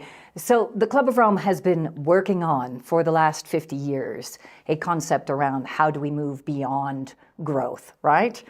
And part of that has to do with how do we take into consideration poverty and inequality. Sure. Earth for All, a survival guide for humanity, has very much demonstrated that poverty and inequality are the biggest turnarounds that we have to focus on. So wealth distribution is key. And we're here because actually 40% of our national incomes are in the pockets of 10% of the people. It is totally insane. And if you look at the new report that's come out from Oxfam, and many who have indicated time and time again that we need to address wealth distribution, and also coming from our own work, that we're saying that as wealth is going up in only the hands of a certain few, that well-being is actually diametrically going down, which is creating deep social tipping points, which will have an impact on our democracies and the financial and economic stability of countries. We're talking about these physical tipping points, these social tipping points. We need to think about all of this together. So why is it so important to be addressing these issues in a place like Davos? So again, it's quite interesting because the history of Davos, and WEF in particular, has been embedded also within the history of the Club of Rome. Aurelio Pace, who was an industrialist and started the Club of Rome already in 1968, was having conversations with Klaus Schwab. And those conversations, and in fact very high-level discussions, were the catalyst for starting WEF and for starting the World Economic Forum. Now, the key there is that the Club of Rome continued, and in fact, in its commissioning of the limits to growth, indicating that we really needed to think about new economic models, whereas the Schwab and World Economic Forum continued to more look at growth and the dynamic, more neoliberal economic model that we have seen for the last 50 years. So we need to be here to remind people that if we're actually looking at tipping points and compound effects of a very clear polycrisis, then we need to think through our economic model very deeply, and that starts with poverty and inequality. So you've had a presence here for years. What are you seeing that's different this time around? And are you hopeful that some of the reports that you've put forward are being heeded? are we actually going to see decisions that are entrenched in the science come out of this? So I've just come out of an event that we actually organized on regenerative organizations. And the reason I'm saying that is we were overbooked. 74% of actually our G20 citizens across the globe are saying that they want to move towards a well-being economy. I don't feel that this gathering reflects the needs or the desires of citizens from across the globe. There is a growing malaise. There is a growing inequality and poverty, even in the wealthiest countries. Are truly the decision makers here reflecting on that and coming forward with real solutions? There's a growing impatience that we're seeing even from companies. My understanding is that numbers are down in terms of attendance at WEF. Is it time for a new model? Is it time for a new conversation? We're seeing the same, by the way, in terms of the COP, a COP27 that was hosted in Sharm el-Sheikh. You can see that people are starting to say, come on, people. Governments are actually caving in to certain lobby interests and not actually reflecting the deep needs of people, planet, and prosperity today. Wow. Leave it to Sandrine to be provocative and speak the truth. So appreciate you being so candid. Our audience that are maybe tuning in from around the world, the millions that are going to be watching this, what do you want for them to take away? And you're being very honest about your takeaways from not just Davos, but the COPs prior to Davos. But is there something that we can share that would still mobilize the audience to be hopeful and to take action that would move us towards veering off these tipping points, paths that we're on? We have the solutions in the toolbox. We have most of the technology solutions we need right now to really stop the trajectory of those tipping points. We really do. What my call is, and actually Earth for All, a survival guide for humanity, is a message of hope. In fact, the Limits to Growth was also a message of hope. It was saying if we can look at growth differently, then we actually can make it. I firmly believe that this is the moment to seize the opportunity of the crisis and the need for transformation, to transform in the right way, to tap into our intelligence, to tap into our hearts, to optimize both, and to create that real change that we all want. Because as I said, coming out of COVID, we all realized what was most essential. We are living a time of malaise, a time when actually people are realizing that they're not necessarily getting happier with more material things, that money is actually not necessarily trickling down, and that now it's a time to work together to create the vision of a future that we want, which is a well-being future. That in order to transform the world, first we have to transform ourselves. So our mission here in Davos is to ignite this transformation in global leaders. So this can ignite transformation in their countries and in their organizations for the good of humanity and the planet. You mentioned just when we were talking earlier about the links here with technology. Yes. Could you explain that a little bit? Yes. You know, now everybody's talking about the Metaverse, all this emerging set of technologies coming together to create new realities that we humans can go and explore. So we believe in the power of bringing mindfulness, meditation, health, and well-being into the Metaverse. And we are doing that by working very closely with Buddhist traditions, ancient mindfulness practices, and scientists to develop medical protocols that anybody that experiences depression, anxiety, can benefit from in the Metaverse.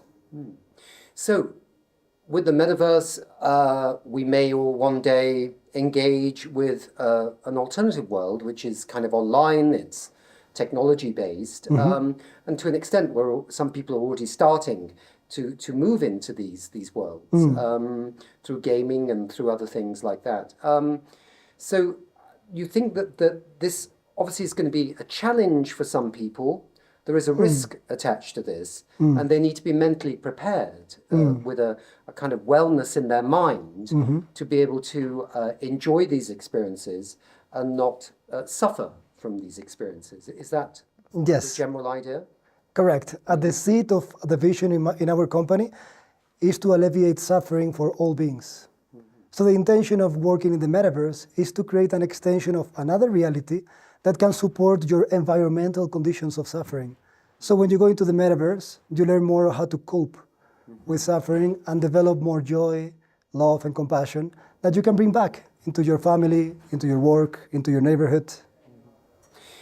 Yesterday you had here, I think you just mentioned the name, you had a Buddhist monk from Tibet. Yes.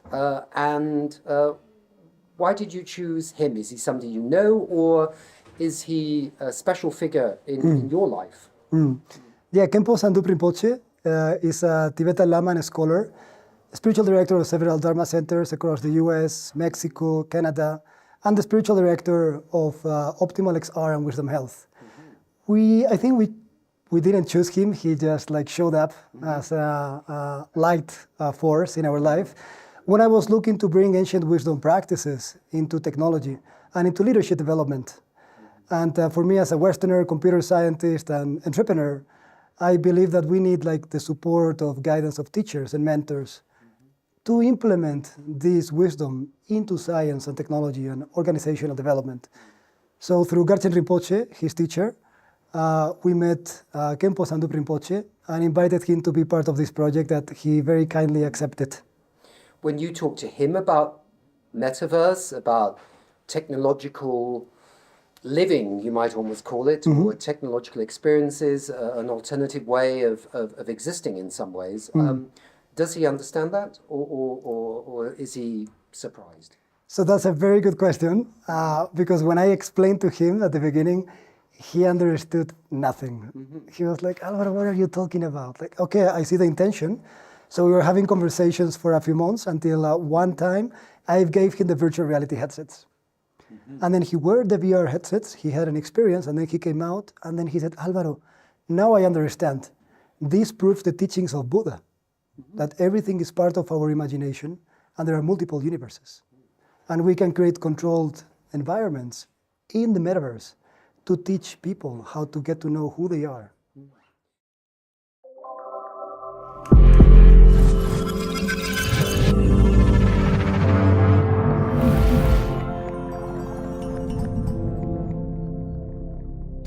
Welcome, everyone. My name's Mark Goff. I'm the Chief Executive at the Capitals Coalition, so I hope you're all in the right room. And I'm going to hand over to our chairman, first of all, Andre, who's just going to introduce us. Yeah, hello everybody. Very nice to see you so early and bright and bushy-tailed on a Thursday morning.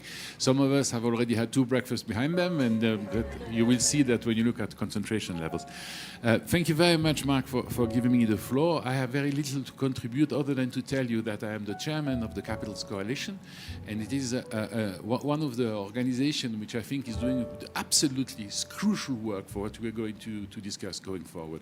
You have a wonderful panel on the table, on the screen.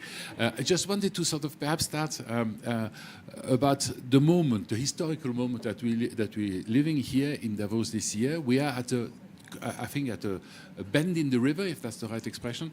And in particular, as far as impact measurement is concerned, there has been a complete change of attitude around the place, and in particular at the Montreal Protocol, which is, as you know, the coming declaration, which has for the first time been signed by governments who are deciding that they would like to have, I'm not remember the wording exactly because the wording was a subject of intense negotiations, but governments are going to make it compulsory, not mandatory, but requirement, are going to require, thank you very much, thank you very much, are going to require companies to produce impact accounting, and that is a major change into the way we conceive business.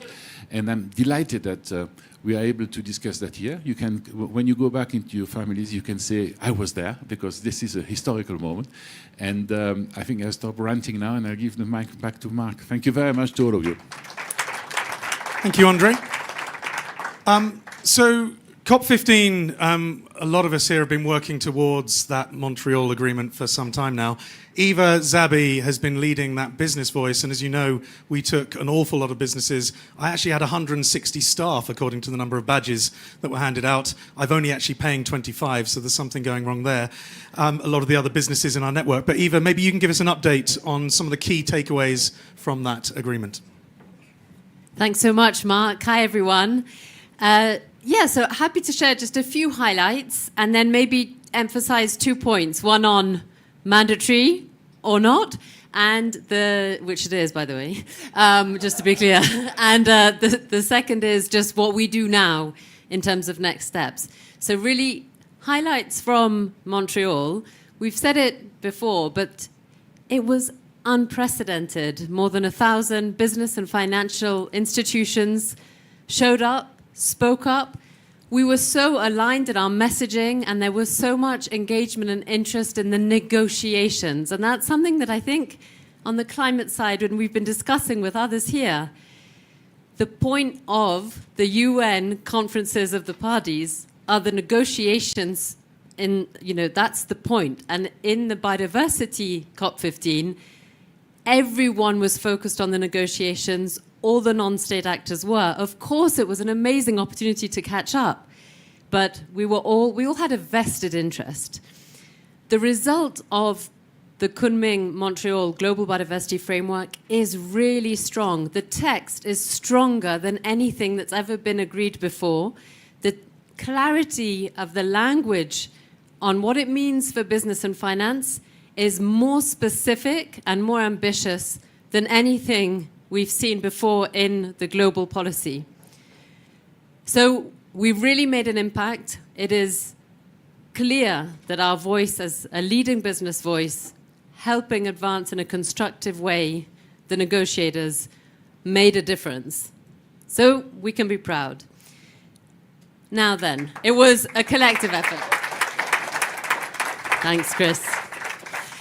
So now the question of, is it mandatory? Well, I just want to expand a little bit on this because, as you know, we had this collective massive campaign to make it mandatory for large companies and financial institutions to assess and disclose their impact and dependencies on nature. And we were saying Target 15 in the Global Biodiversity Framework needs to have that in it. More than 400 companies, financial institutions have supported it. It was an amazing piece of evidence to give us the confidence and strengthen our messaging when we were talking with the negotiators. We made the headlines. The UN negotiation processes need to adapt, and the text is never going to be as crisp and clear as make it mandatory. But the fact that we had that strong campaign and clear policy asks meant that we got way further in the text than we ever would have got. And the text right now says, take legal, administrative, or policy measures to ensure that all companies regularly monitor, assess, and disclose their risks, impacts, and dependencies on biodiversity with requirements for large business and financial institutions. That basically means mandatory.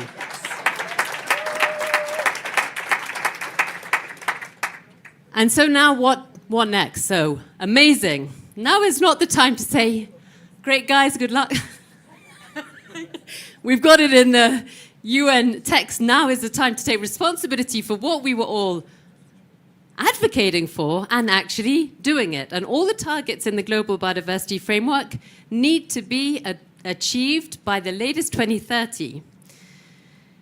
So we need this joint action plan. We need to do the national implementation, because that's where then we really change the regulation and all companies need to abide by law. Now, what was I going to say now? Go, go, go. I think I just had a brain freeze. Implementation, business action. Different jurisdiction. No, what I was going to say. Adapt to local. 2030. Thank you. You got it. No. So 2030. Thank you. Ah, gosh. I'm so glad I can count on you. It was about the timing.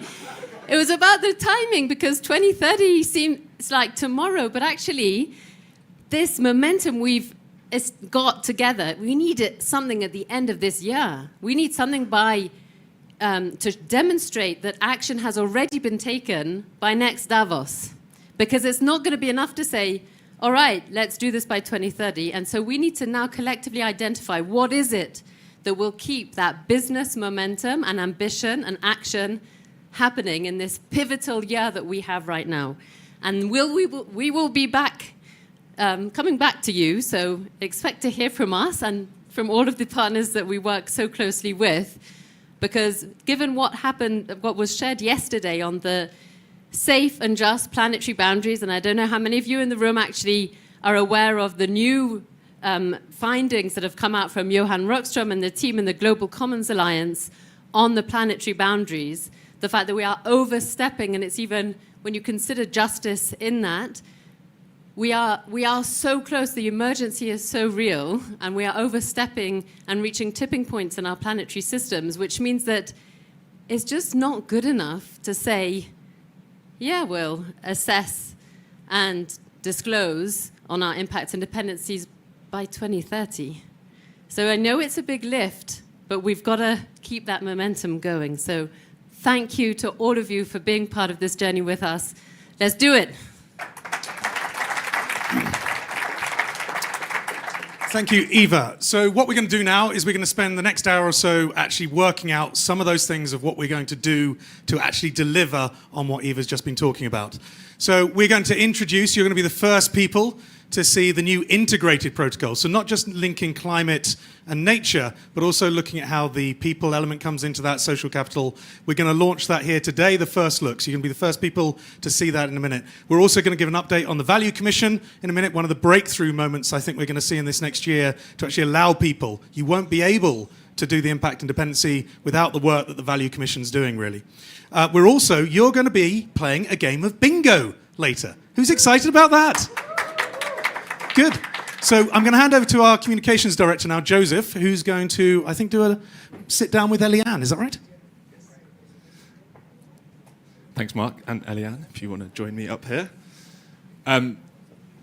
For those of you who don't know me, I'm Joseph Confino. I'm the communications director at the Capitals Coalition, and I'm joined by Eliane, who, among many positions, is on our supervisory board and is also one of the co-chairs of the Value Commission, one of the projects that we are running. So, Eliane, thank you. Pleasure being here. And we've heard now about some of the momentum that's coming out of COP15, and I think a lot of the conversations we've been having over the last few days have been about people talking about sort of a renewed sense of hope more broadly. And we now know in this space that we're working in on assessment and disclosure of impacts and dependencies that there's this really clear milestone that we've heard about. By 2030, all major businesses and financial institutions are going to have to be doing this. But we know also that impacts and dependencies, assessing and disclosing those is very important. But what really drives action is understanding the value of those impacts and dependencies. So the Value Commission has been set up to help organizations to begin to implement this work. Would you tell us a little bit more about the Commission, who's involved, what it aims to do, and how it will start to help organizations to implement the Global Biodiversity Framework?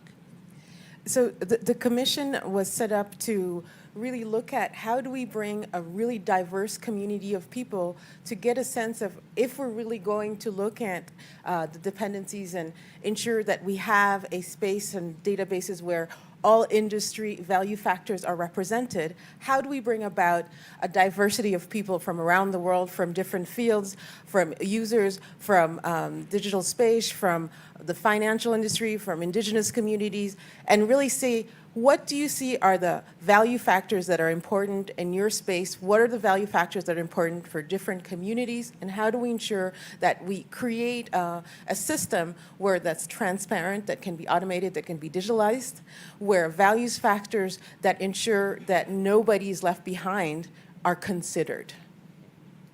And would you mind telling us a bit more about what is a value factor? Because I think it's a term that we've started using that some people may not be so familiar with.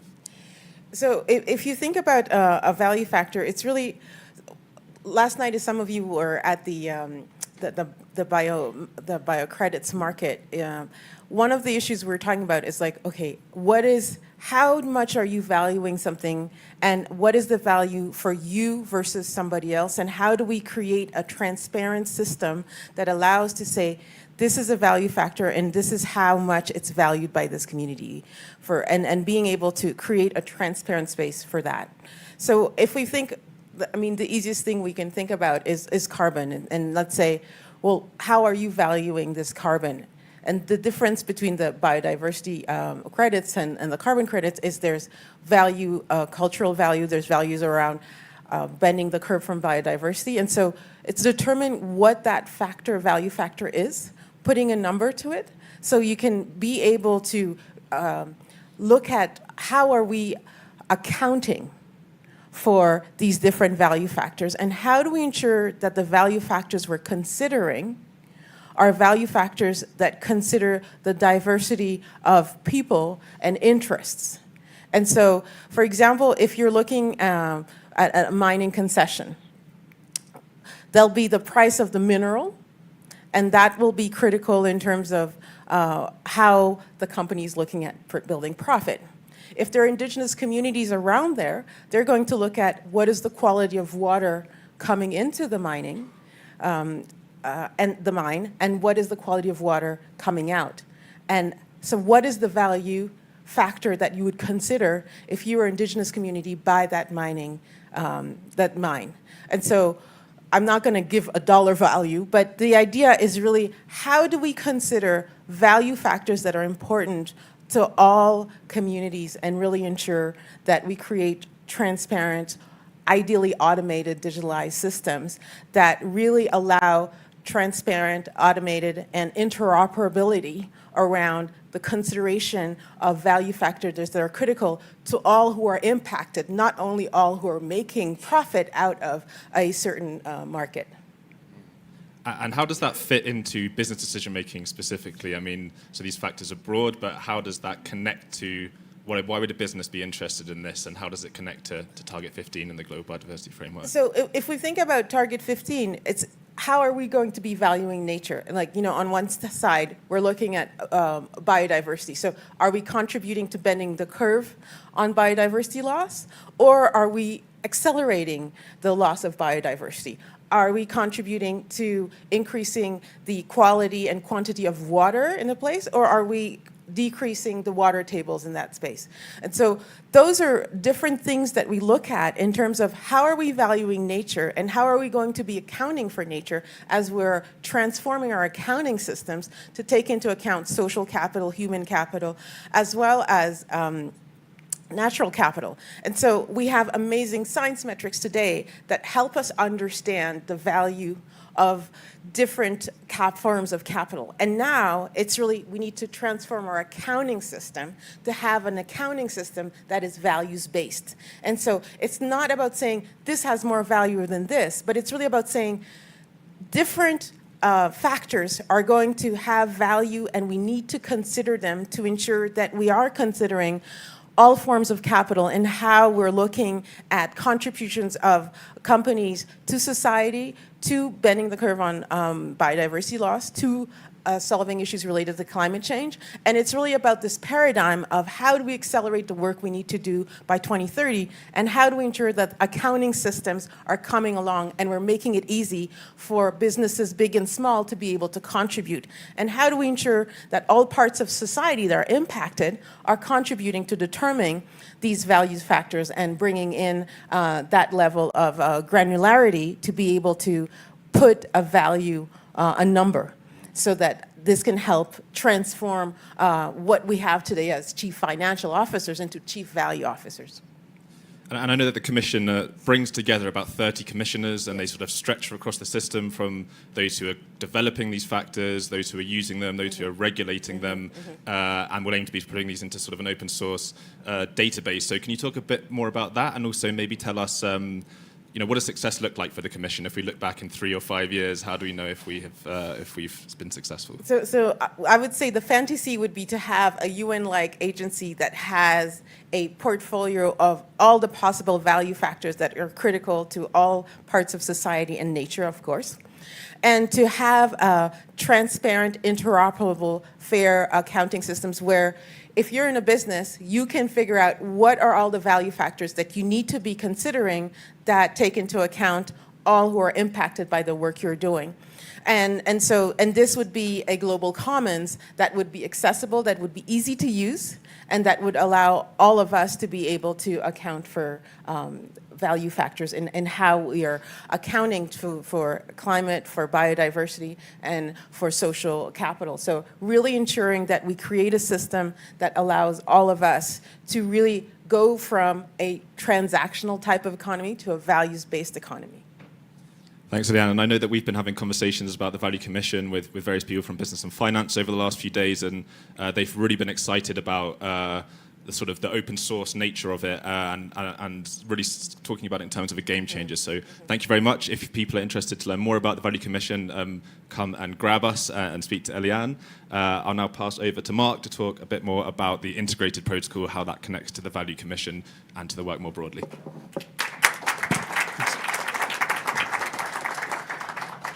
So the Value Commission is going to be a game changer. It's going to make it consistent in the way that you think about value. The other thing that we are launching today, you're the first people to see it, like I say, is the integrated protocol. So who here is familiar with the natural capital protocol? Hands up. Well, that's good. Social and human capital protocol? Almost as many, that's good. So yeah, we've developed both of those. We were two communities at one point. We've purposely brought them together to create the Capitals Coalition, because what we realized was that if you look at financial capital alone, you have unintended consequences in the others. Well, it's exactly the same if you just look at natural capital. You have unintended consequences in the others. You actually have to have an holistic approach to this. That's why we're in the SDG tent. That's why we've got all of these SDGs. But how are you going to deliver on that? You need to have this Capitals Protocol. So it's an integrated approach. And this is probably 5 or 6 years ahead of where most businesses are thinking. Most of them have just got to the point of thinking, I got the climate bit done, now I've got to do a bit on nature. Oh my God, what am I going to do next? Oh, you want me to do people as well? I can't do that. That's the sort of conversation. But actually, we know that the nature bit is helping them to deliver the climate bit. You can't do the nature bit and the climate bit without the people bit. So actually, we've got to have all of these connected. The Paris Agreement, I've heard several people say this week, people are now hopeful that might be achieved because we've had Montreal. That's going to be 30% of the solution for it. So this is what we're trying to do. We're trying to have those difficult questions now to break the ground, to allow people to start thinking about those trade-offs. We do these trade-offs every day. We make a decision about one thing that will have an implication for another. What we're doing here is we're actually saying that needs to be structured. We need to have principles behind it. And all of that is going to be inside this document, including we're bringing in ethics into this time as well. So there'll be ethics behind it. It'll be fit for purpose. It's got to be flexible, but it's also, very importantly, moving towards a standard. So the protocols up until now have all been in a language of could. You could do this, you could do that. What do you want to do? How does it fit in? What we're now doing, over the last 10 years of experience of testing that out, is we're now looking to move to should and must. So in this protocol, you will be told what you should do. There will be boundaries around what you should do. There will be things that you must do within the planetary boundaries that the Global Commons Alliance and the Earth Commission have now set. So this will now be followable. You can follow this very clearly and you can apply it. So what does that mean next? That means that we can then start putting auditing into it. We can say whether you followed it properly. We can actually start giving accreditation. We can address the greenwashing. And there will be a QR code in the minute that you can link to actually find out more. So this moving from the could to the should to the must is going to be key, and that's inside it. I'm just giving you a few key highlights now, but we will be giving more information out later. The next thing is we realized quite quickly as well, there's a lot of work that's gone on financial capital, hasn't there? If we exclude that from this, it doesn't work either. So that all comes together for us underneath produced capital. And this is the language that the UN, that the Economics of Environment and Biodiversity use, etc., that the World Bank uses. So produced capital brings together the intellectual capital that you may have, the manufactured capital, so those roads to get here today, if they're all covered in ice, you can't get here on time. All of that sort of thing, as well as the financial capital, comes together in that. How do you bring that into the trade-offs is something we've been spending a lot of time with chartered accountants and with the accountancy profession that's been doing this for 160 years. How do they use their skills to start using that on the other capitals? How do we connect all of these up as well? And then this is one of the things that's been really exciting. So we've been testing this out with 600 or so businesses in the food sector particularly. Okay, so we decided that food is one of those areas where all of the nexuses come together, where you get the climate, the water, the people, etc., all working in the same space. So we went, and over the last few years, we've been working in a big systems-based approach in 7 countries with 600 businesses, looking at how governments work and the policies that they've got in place, how the finance is flowing, working with banks that are specifically working in that area, and businesses that are working on the ground. And in that, we needed to come up with an attribution element to this. So in the same way that you've got with the greenhouse gas protocol, you've got your scopes 1, 2, and 3, which I'm sure all of you are familiar with, we need to have the same accounting rules that we're using when we start thinking about natural and social capital as well. And actually, through the testing and all of this, we've seen quite clearly that actually it's very comparable in what we're talking about here. The direct, and we are looking at a partial and complete, would be the same as the scope 1. When we start looking at the indirect, the scope 2, you can start seeing how that would come in as well. I think the really important thing here is obviously the scope 3 equivalent, the enabled. It's very difficult when you're thinking about something, you're in an area where there are issues around nature, to actually attribute that to yourself. So what we're saying with enabled is you have to have a list of those things that in your sector, in your country, or where you are, in the location you are, that is actually important. You keep those as a list, but you're not putting that into the accounts. So the scope 3 would not be going into your accounts, but actually if there are issues in that area, then you would need to be making sure you're addressing those. You're actually contributing to part of the solution for it. And that's been tested out. That will be now being rolled out. It is subject to consultation, and we'll get to that in a moment. So here's the QR code if you want it. Sam, you can get your camera up again. Excellent. So please do get involved. The only way that this works with all of these things that we've been doing up until now, and not just the coalition, which, as you probably know, we've got about 40 projects running at the moment. It's the coalition community that runs those, not my team, which facilitates them to be able to do it. It's all about the partnerships. The only way this is going to work and become the standard is if all of you get behind it. And I said the other day in the Nature Champions meeting at WEF that actually, let's not all go out and create another framework, please. All of you have been contributing in some way to this. We will be building on the science-based targets. We're making sure the links are tied to this. The TNFD, all the work they'll be doing, this will be complementary to that. We'll get to all of that in a moment. All of those other things that you're involved with, let's make sure it's embedded in this for the capitals framework, for the economics, and let's not create another 50 frameworks now. We haven't got time. That's what Eva was just saying. So that was it for the moment. Now what we're going to do, when I was here in May, with a lot of you in the room here, we introduced Act D. Who was here for that meeting? Hands up, I see a few. Good. Yeah, Chris, you were talking about it, weren't you? Yeah. So when we introduced Act D, we realized that a lot of us were all using similar frameworks, but slightly different language. So what we did was we all sat down and we said, well, how do these things connect? Well, we're all assessing. We're all making commitments in some way.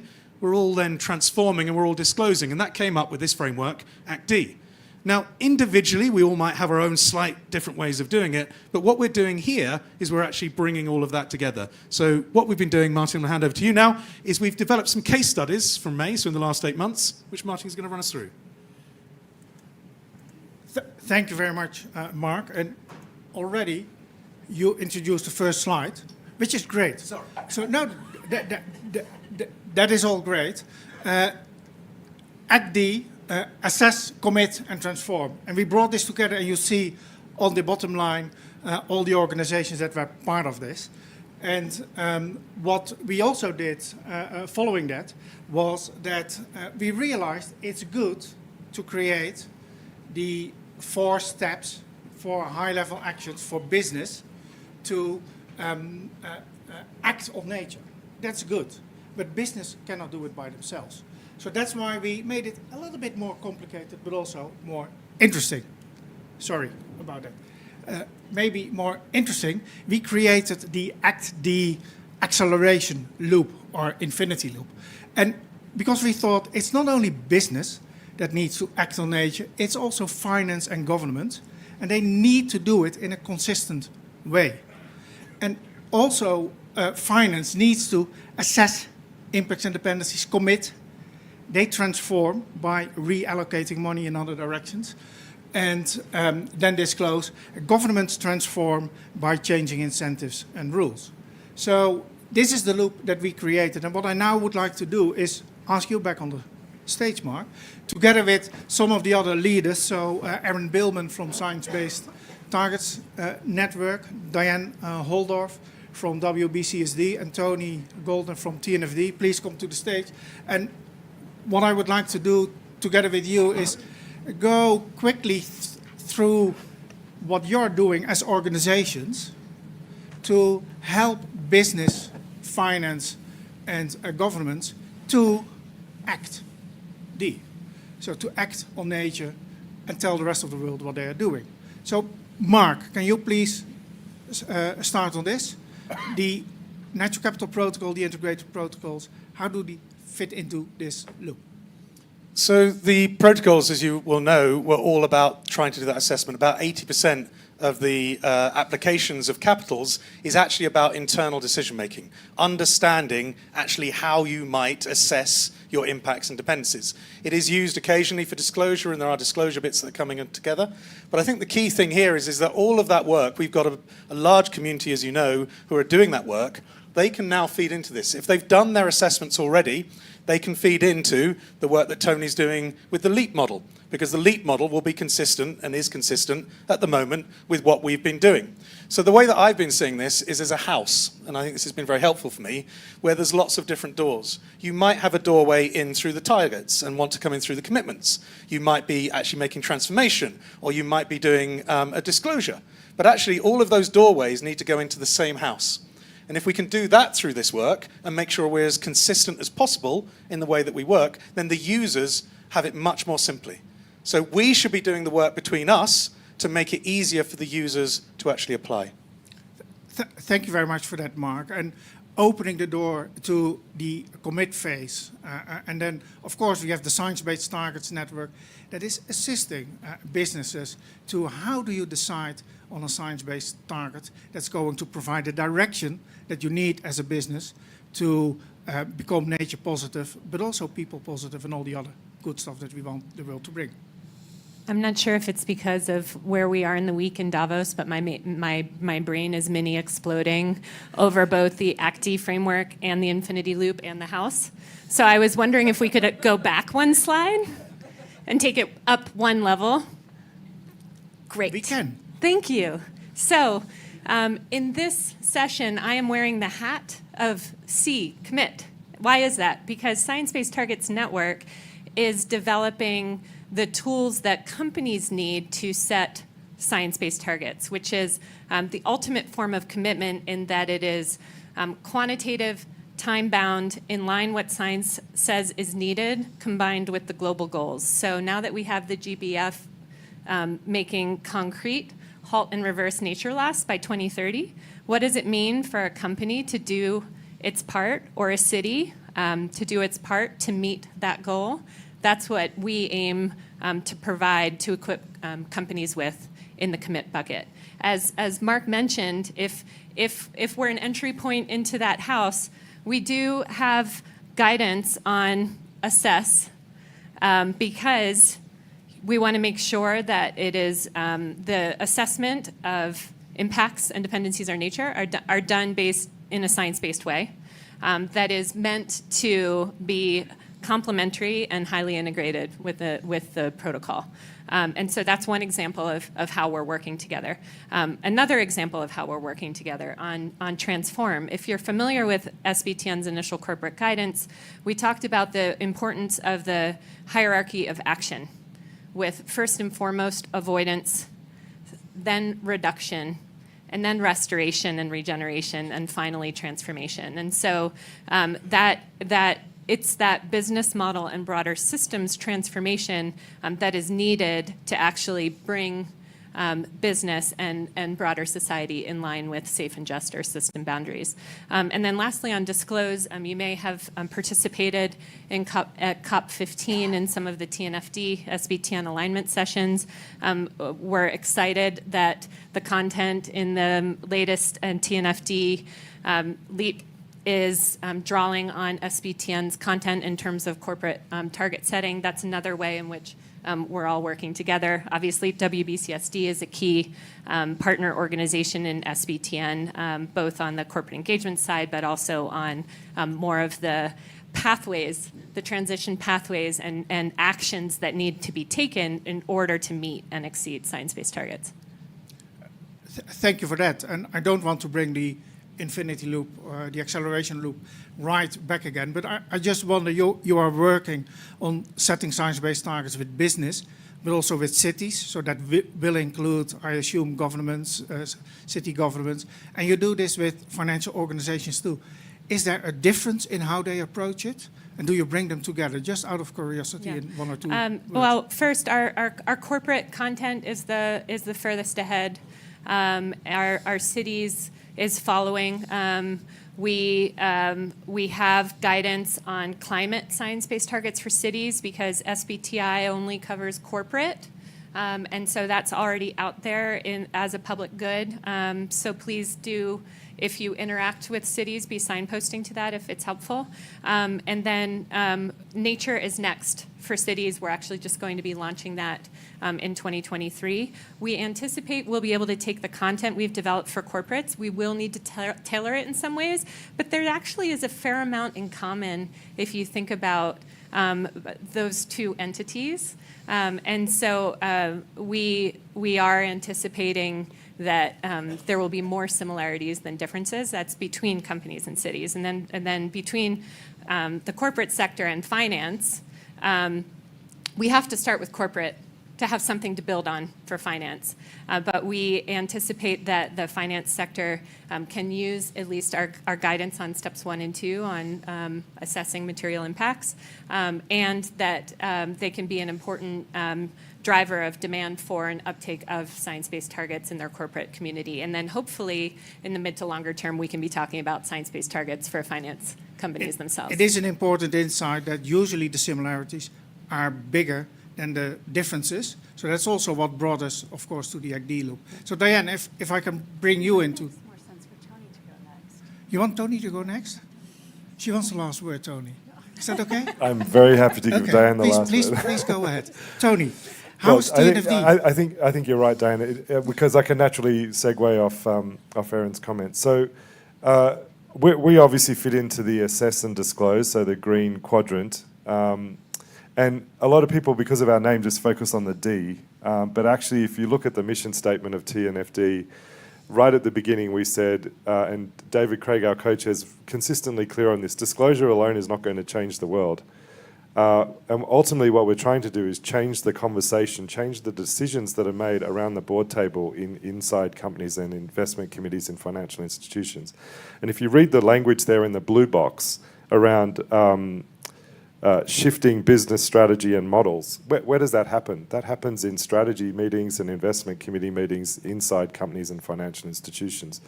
So if we sort of think in a very laser-like way, what is the point at which that shift is going to happen? It's particular conversations that happen in a particular context. So TNFD is really set up to influence those decisions, and we're doing that through disclosure as the instrumentality that we're using. That's our tool. So we're relevant to assess, we're relevant to disclose, and if we do a good job and build in the other tools that complement what we're building, then we should start to change those discussions and those decisions that will basically lead to the blue box. So that's the approach we're taking. We are really pleased to say that when we've gone about building out the framework, the first decision the task was made is let's not start with a blank piece of paper. And the LEAP process that Mark referenced is essentially like a jigsaw puzzle, and we're plugging in pieces of content that are proven and that are working. So the natural capital protocol is sort of the conceptual conceptual core of the LEAP process. We've aligned with Erin's target setting methodologies that are in the works with SBTN. We've picked up the definitions from the Best Science. We've taken the sector classification that the ISSB has said that it's going to use. So we are literally pulling things out and putting them together into an integrated approach so we can minimize compliance costs, make this as easy and as intuitive as possible. And the LEAP is really about the risk assessment piece, and our disclosure recommendations will be what we expect to see alongside financial statements made by companies. So we're moving really fast. We've got, as I think most of you will know, we're doing this in a very open, transparent way. We've got a draft framework that's already been through 3 iterations. We're putting out our 4th iteration in March. and that's going to have the disclosure metrics in it for the first time. And I suspect that the scientists will say it's too simple, and many in the market will say it's too complicated. And so it's really about how we're going to land in the right place, because I've seen a lot of people around Davos are saying, are you going to give us like one number? And there's a lot of excitement around different indices that are being developed. But they're going to shine a light on part of the problem. They're not going to shine a light on everything that business and finance need to be thinking about. So we'll see. We're putting it out in draft. The whole point is to have everyone kick the tires and send us feedback, and we'll refine it. And our final recommendations are coming in September. So to Eva's point about what can be done in the next 12 months, we are steaming full as fast as we can to hit our deadline of a version 1 release of the TNFD recommendations in September.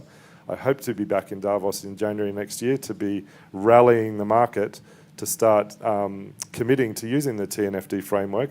And I'm really pleased to say that in Montreal we had a few bilateral discussions, and there are actually a few institutions, I won't name names, but there are actually a few institutions saying we might even try and do this in our 2024 financial reports, even though the framework's not finalised. So we're seeing the really early pioneers saying we want to be the first ones out there, and that's terrific because it's going to give all of the rest of us an example of what this can look like in its final form. So if there are any pioneers out there who want to get started, we've got the toolkit on the stage. We're working with Diane and her team on sector working groups and additional guidance. We're also hoping to copy her prepare a forum model from the TCFD work that was very successful. So there's lots that's already available to get people moving. So that's great to hear. There is a consistent toolkit already, so people can use it and companies start using it. So Diane, you wanted the last word, so you can talk about how you're going to... Martin, just to be clear, it had nothing to do with taking the last word. It was just trying to have the right flow of how we're setting this up for actual implementation. Thank you very much for that. Yeah, because I think if we don't get it implemented, then all of this effort is going to have not moved the dial, and that's what we're actually all here to do. So, as deep partners, and let me just take a moment, as WBCSD is one of the originating partners to the Natural Capital Protocol, the Social Capital Protocol, we kind of flew right over the success of the integrated protocol launch here today. And I just wanted to say, amazing, congratulations. Thank you for that. But the way to make this go fast is to put it into a context for companies, and we'll take the business view, not the city view, but to put it into a context for business that is recognizable. And this is where we can really leverage the accountability systems that have been put in place on the climate journey.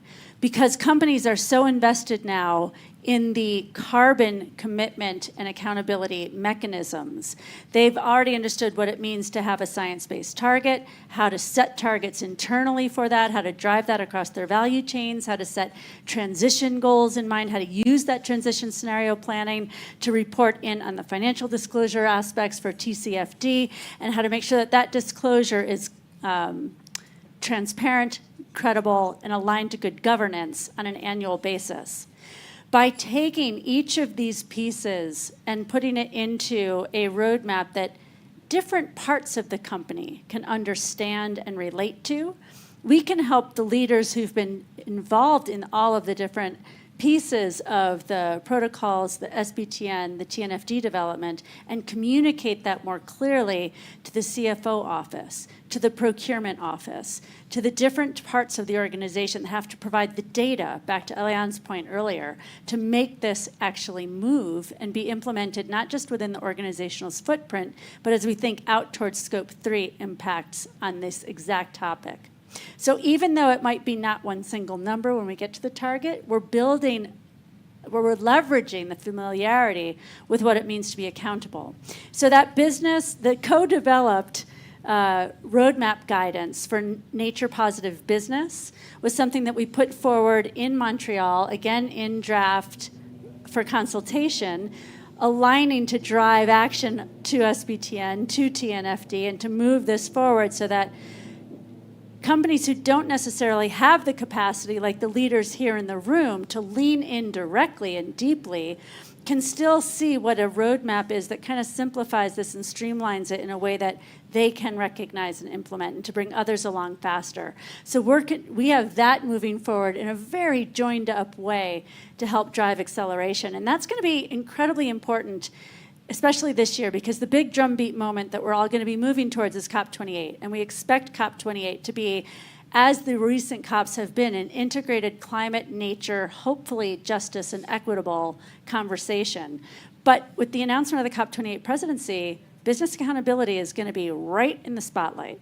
And we have to be very ambitious and very clear on how the work that we're doing drives that accountability and is delivering in ways that are recognizable and repeatable and therefore credible. So we're going to be using this and tying it all up, hopefully together as a collective community into COP28 for next steps as well. So thank you very much, and a big round of applause for all the Martin, speakers, please. Can I go rogue for a second? Sorry? Can I go rogue for a second? Yes. Meaning I have Please. a suggestion. So Eva's challenge for us around where might we be in a year, as I'm listening, I first didn't do justice to making sure everybody knows we're going to have the first version of science-based targets for nature for companies end of first quarter of 2023. We are in fact right now receiving applications from pioneer companies that want to be part of that initial group. And as I listened to Tony, I thought, what if in a year from now, we have a handful of leading companies that have actually set the first science-based targets for nature, are disclosing using the TNFD framework, and have some concrete transformative actions in the pipeline, and concrete examples of how internally in decision-making and target setting within the company, that's going to enable everything that they're committing to. So food for thought as we maybe head into the next part of your agenda. It is a beautiful food for thought. And the question is, how can we bring the companies together to go through the setting the science-based targets and then disclosing what they are planning to do, but also building the transformative actions and show it. So that's indeed what we are also starting to do in the next session. So please give a big hand of applause to all of the people here.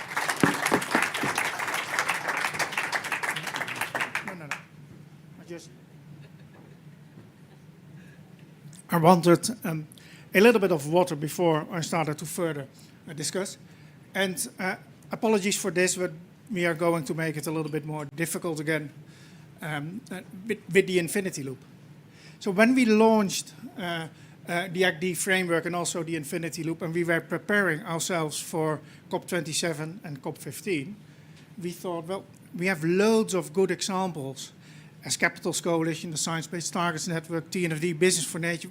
We all have good examples, but they are all quite specific and not yet illustrating what we meant by collaborating and going through all of the ACD stages and seeking the collaboration with business, finance, and government.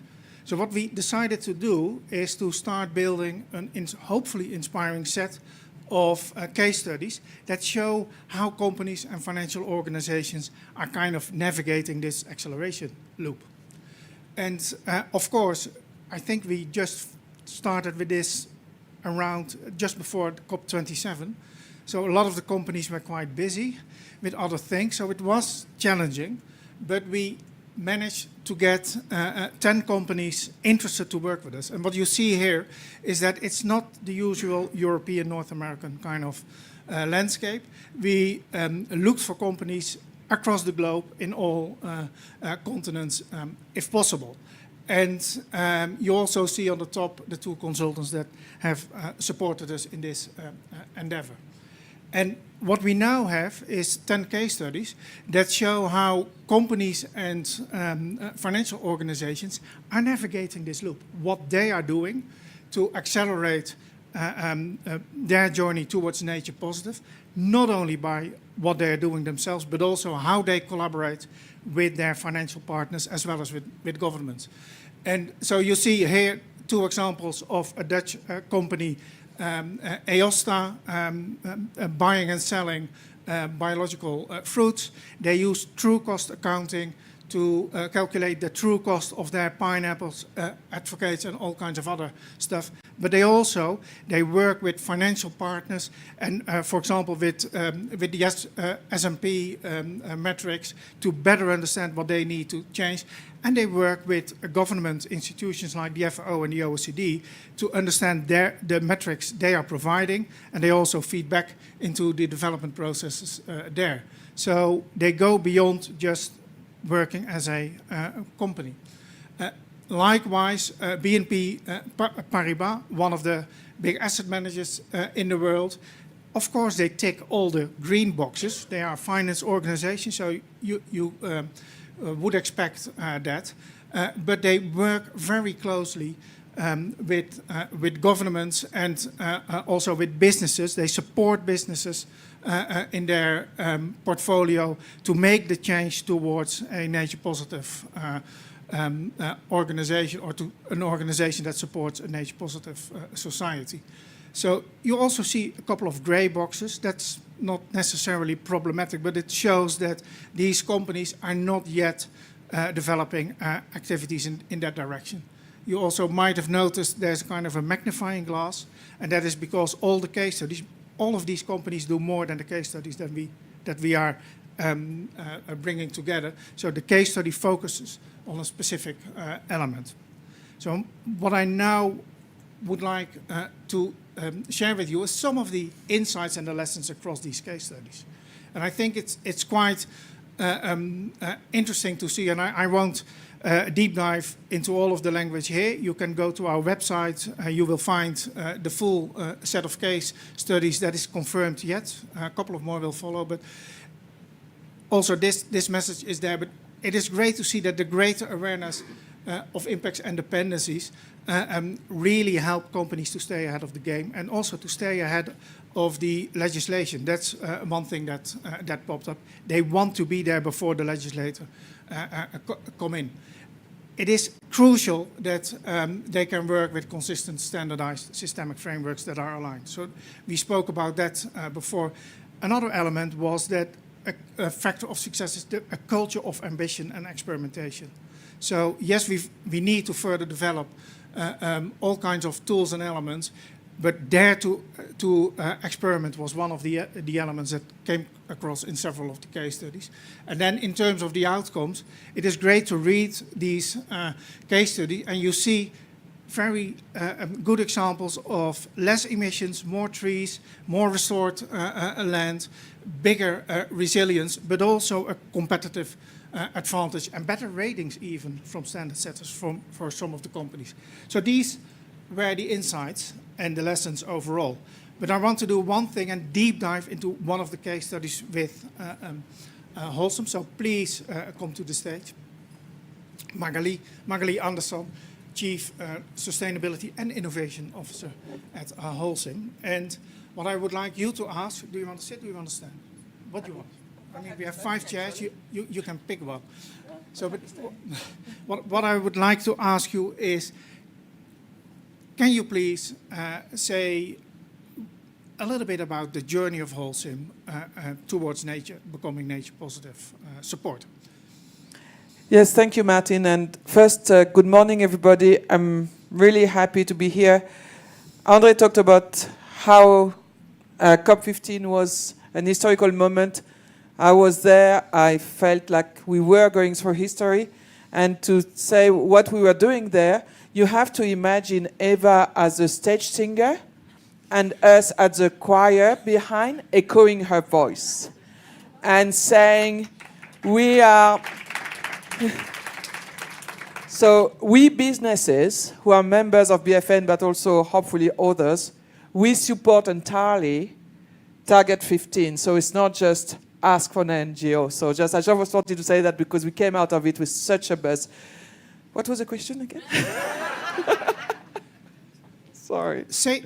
Tell a little bit about your journey towards nature positive and maybe the difference between the pictures. I don't know. Yeah, maybe that helps. You know, so we are a building material company. We make a lot of cement. And I was in a panel just before on water, and they were talking about the big sectors. When you think of big sectors on nature, building material companies don't really come up. And I don't know why, because It's not just the number of emissions we represent. People always think of us on climate, but on nature, we have 900 quarries, Holcim alone. Imagine what that is in terms of impact. So the journey has been actually quite long. We did our first IPNL, or triple bottom line, in 2014. And that's a very good way to start, because that's where you look at your impact, and we realized that our impact were quite large and that we had to do something about it. But we would only do things if it's science-based. If there is not science behind, we won't. We won't commit to anything that can't be scienced. So the first thing we did was to work with IUCN, and that's a while back. We're talking almost 10 years ago now, where we developed something called BIRS, Biodiversity Indicator Reporting System. As you saw, nature people love creating new acronyms. It's just to make us look smart. It doesn't mean anything, like ACT-D. Guys. But okay, so BIRS, Biodiversity Indicator Reporting System, and the idea was it measures our biodiversity impact. And what we launched a year and a half ago is a strategy where we said, now that we are going to measure impact, it will take us to 2024, and then we will make that index positive by 2030. So we did that for biodiversity, and we did that also for water, where we have several targets, both on reducing the freshwater withdrawal in our processes, but also to give back every drop of water that we take back to nature in every single plant that is in water scarce area by 2030. So that's the commitments we took. But the picture you saw, as Martin is asking me to explain, if you think of a quarry, typically it would be a farmland, and you quarry it, and I'm sure you have seen pictures of quarries, not really a very nice sight, except if you have a strong industrial love. And then you turn it you rehabilitate it. Now, by law, we have to rehabilitate, and we could just plant trees, and we would have done the job. But if I measure my biodiversity index of that, it's not going to be that great. So by having a biodiversity index target, we are now forcing everybody to do proper transformative rehabilitation. And that's when you get partnership with local NGOs and we have super success stories, like in Spain, we brought back an orchid who had disappeared in that region for more than 20 years.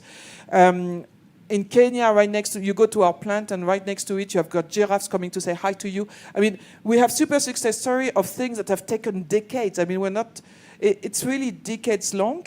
And we're quite proud that it was recognized by CDP. We were the first company in our sector to get a AA, and I would really like to see that way more engaged. Yeah, so you were one of the companies with that perfect outcome, that if you invest in this, you will earn also because of this. And I think you also told everyone quite eloquently what you have done to assess, commit, and how you're taking transformative actions as Holcim. So, but I think you're also collaborating with the financial partners, and you set up kind of a fund in water. Can you tell more about that and how that works? So the disclosing was very important. So today, the disclosing reporting today for water, for biodiversity, takes more time. I mean, you don't do on a yearly basis your biodiversity impact in each land. That wouldn't be possible. But for water today, I have on a monthly basis the water that we withdraw for every single site. I have it on my desk on the 10th of the next month. The water? The water, the water amount that has been withdrawn. I don't have the water on my desk.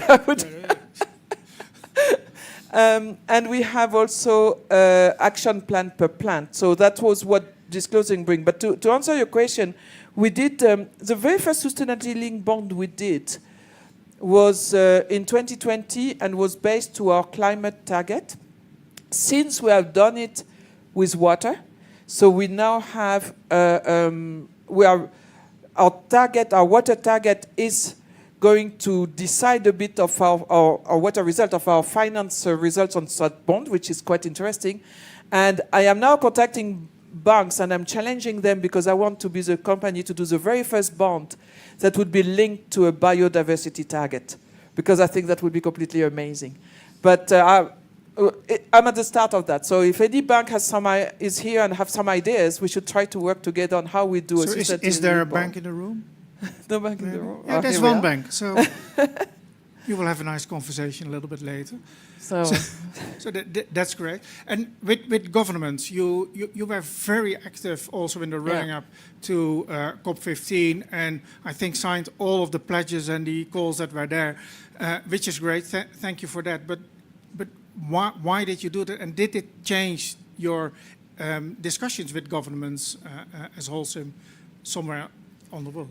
Well, we've been trying to pioneer the work, but we want everyone to move. We want the full industries to move, and we all know that when a law is changing, when Target 15 will become a law in each country, when TNFD will become a requirement like TCFD next year, as a Swiss company will have to report as per TCFD starting next year. When all of this will happen, then companies will do it. So for us, it's very important. So we don't want to be racing by ourselves. It's not very fun. So that's why, through Business for Nature, we have been conducting maybe the last 2 years. Basically, Business for Nature would say, hey, I want to have a talk with the government of such country. Is there a company there who wants to come and join us and be our choir? And, we are in 60 countries, so half of the time say, okay, here we are again. But we love it. We love it because I think it's so important. There is so many voices going against that we need all the companies, just because it's complicated, because people want to continue making money without being held accountable for anything. I think it's important that businesses really show that it's not just NGOs pushing, we want to do it as well, and that's why we're really, really happy to the work we do with you guys, everybody here, not just, I keep talking about, because those bilateral talks are really with Business for Nature. So thank you for that, and please also applaud Magali for her contribution. And for showing how the loop works. And I hand over to Mark to introduce DACD Bingo and to see how we can play it together. Does this feel like a Thursday in Davos to you? It does to me a little bit, yeah. I think everyone's feeling that little bit of haze around, aren't we? So we're going to play a game Bingo now. I've been able to jump up a few times, you haven't. So if you want to jump up and get a bit of oxygen going, then please do. What we're going to do is there's someone on your table that's got a pin on that has got some cards. So we've printed out a few cards like this that you can take away with you. There's a few pencils on the tables as well. And what we want you to do is to go through on those cards and start thinking about what is it that you're doing. Now, you may not be a business, a financial institution, or a government, but what are the tools and the frameworks that you're aware of? How can you fill it in? And remember, we're not trying to get, like bingo, this is a play on words, we're not trying to get it all filled in. But what we do want, oh, sorry, Edward. But what we do want to do is we want to understand where it connects. It's the connections between it, and very importantly, the consistency around it. So that consistency of what we mean by value that runs around that loop is very key. So have a few minutes, your table facilitators will help you with this, spending a bit of time looking at it yourself, and then have a discussion on the table, and then we'll have a few feedbacks in a minute. Okay, so just spend a little bit of time, 10, 15 minutes doing that. Thank you.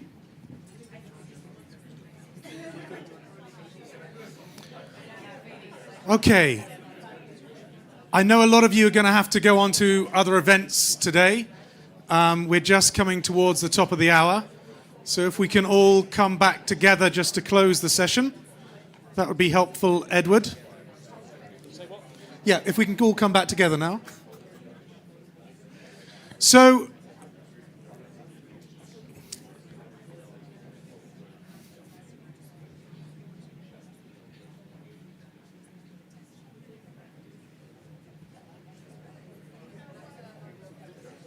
hello.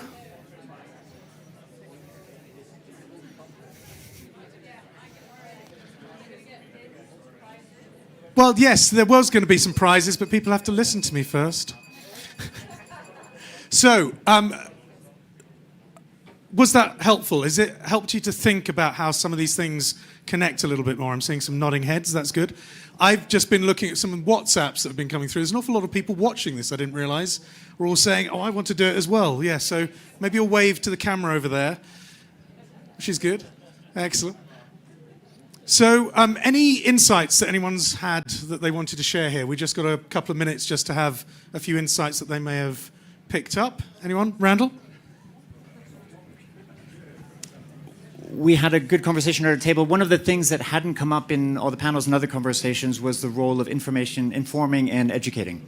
And we had an educator, we have somebody who's working in Africa, and the point was that in business schools, in the education system, nobody knows about any of this stuff. They don't know what CBD is, they don't know what Target 15 is, so we have a long way to go. Within our supply chains, women are playing such a key role. They're already actually doing this, but they don't know that they're doing this. Their supply chains don't know that they're doing this. And so there's a lot of kind of informing that can go along that supply chain and education on the upstream end of it that could be rolled into this. Any other thoughts that anyone wants to share? Any more hands? No? So one of the things that we are going to do with this, obviously, is that you may not be a company... Sorry, there's one over here. Excellent. Caroline.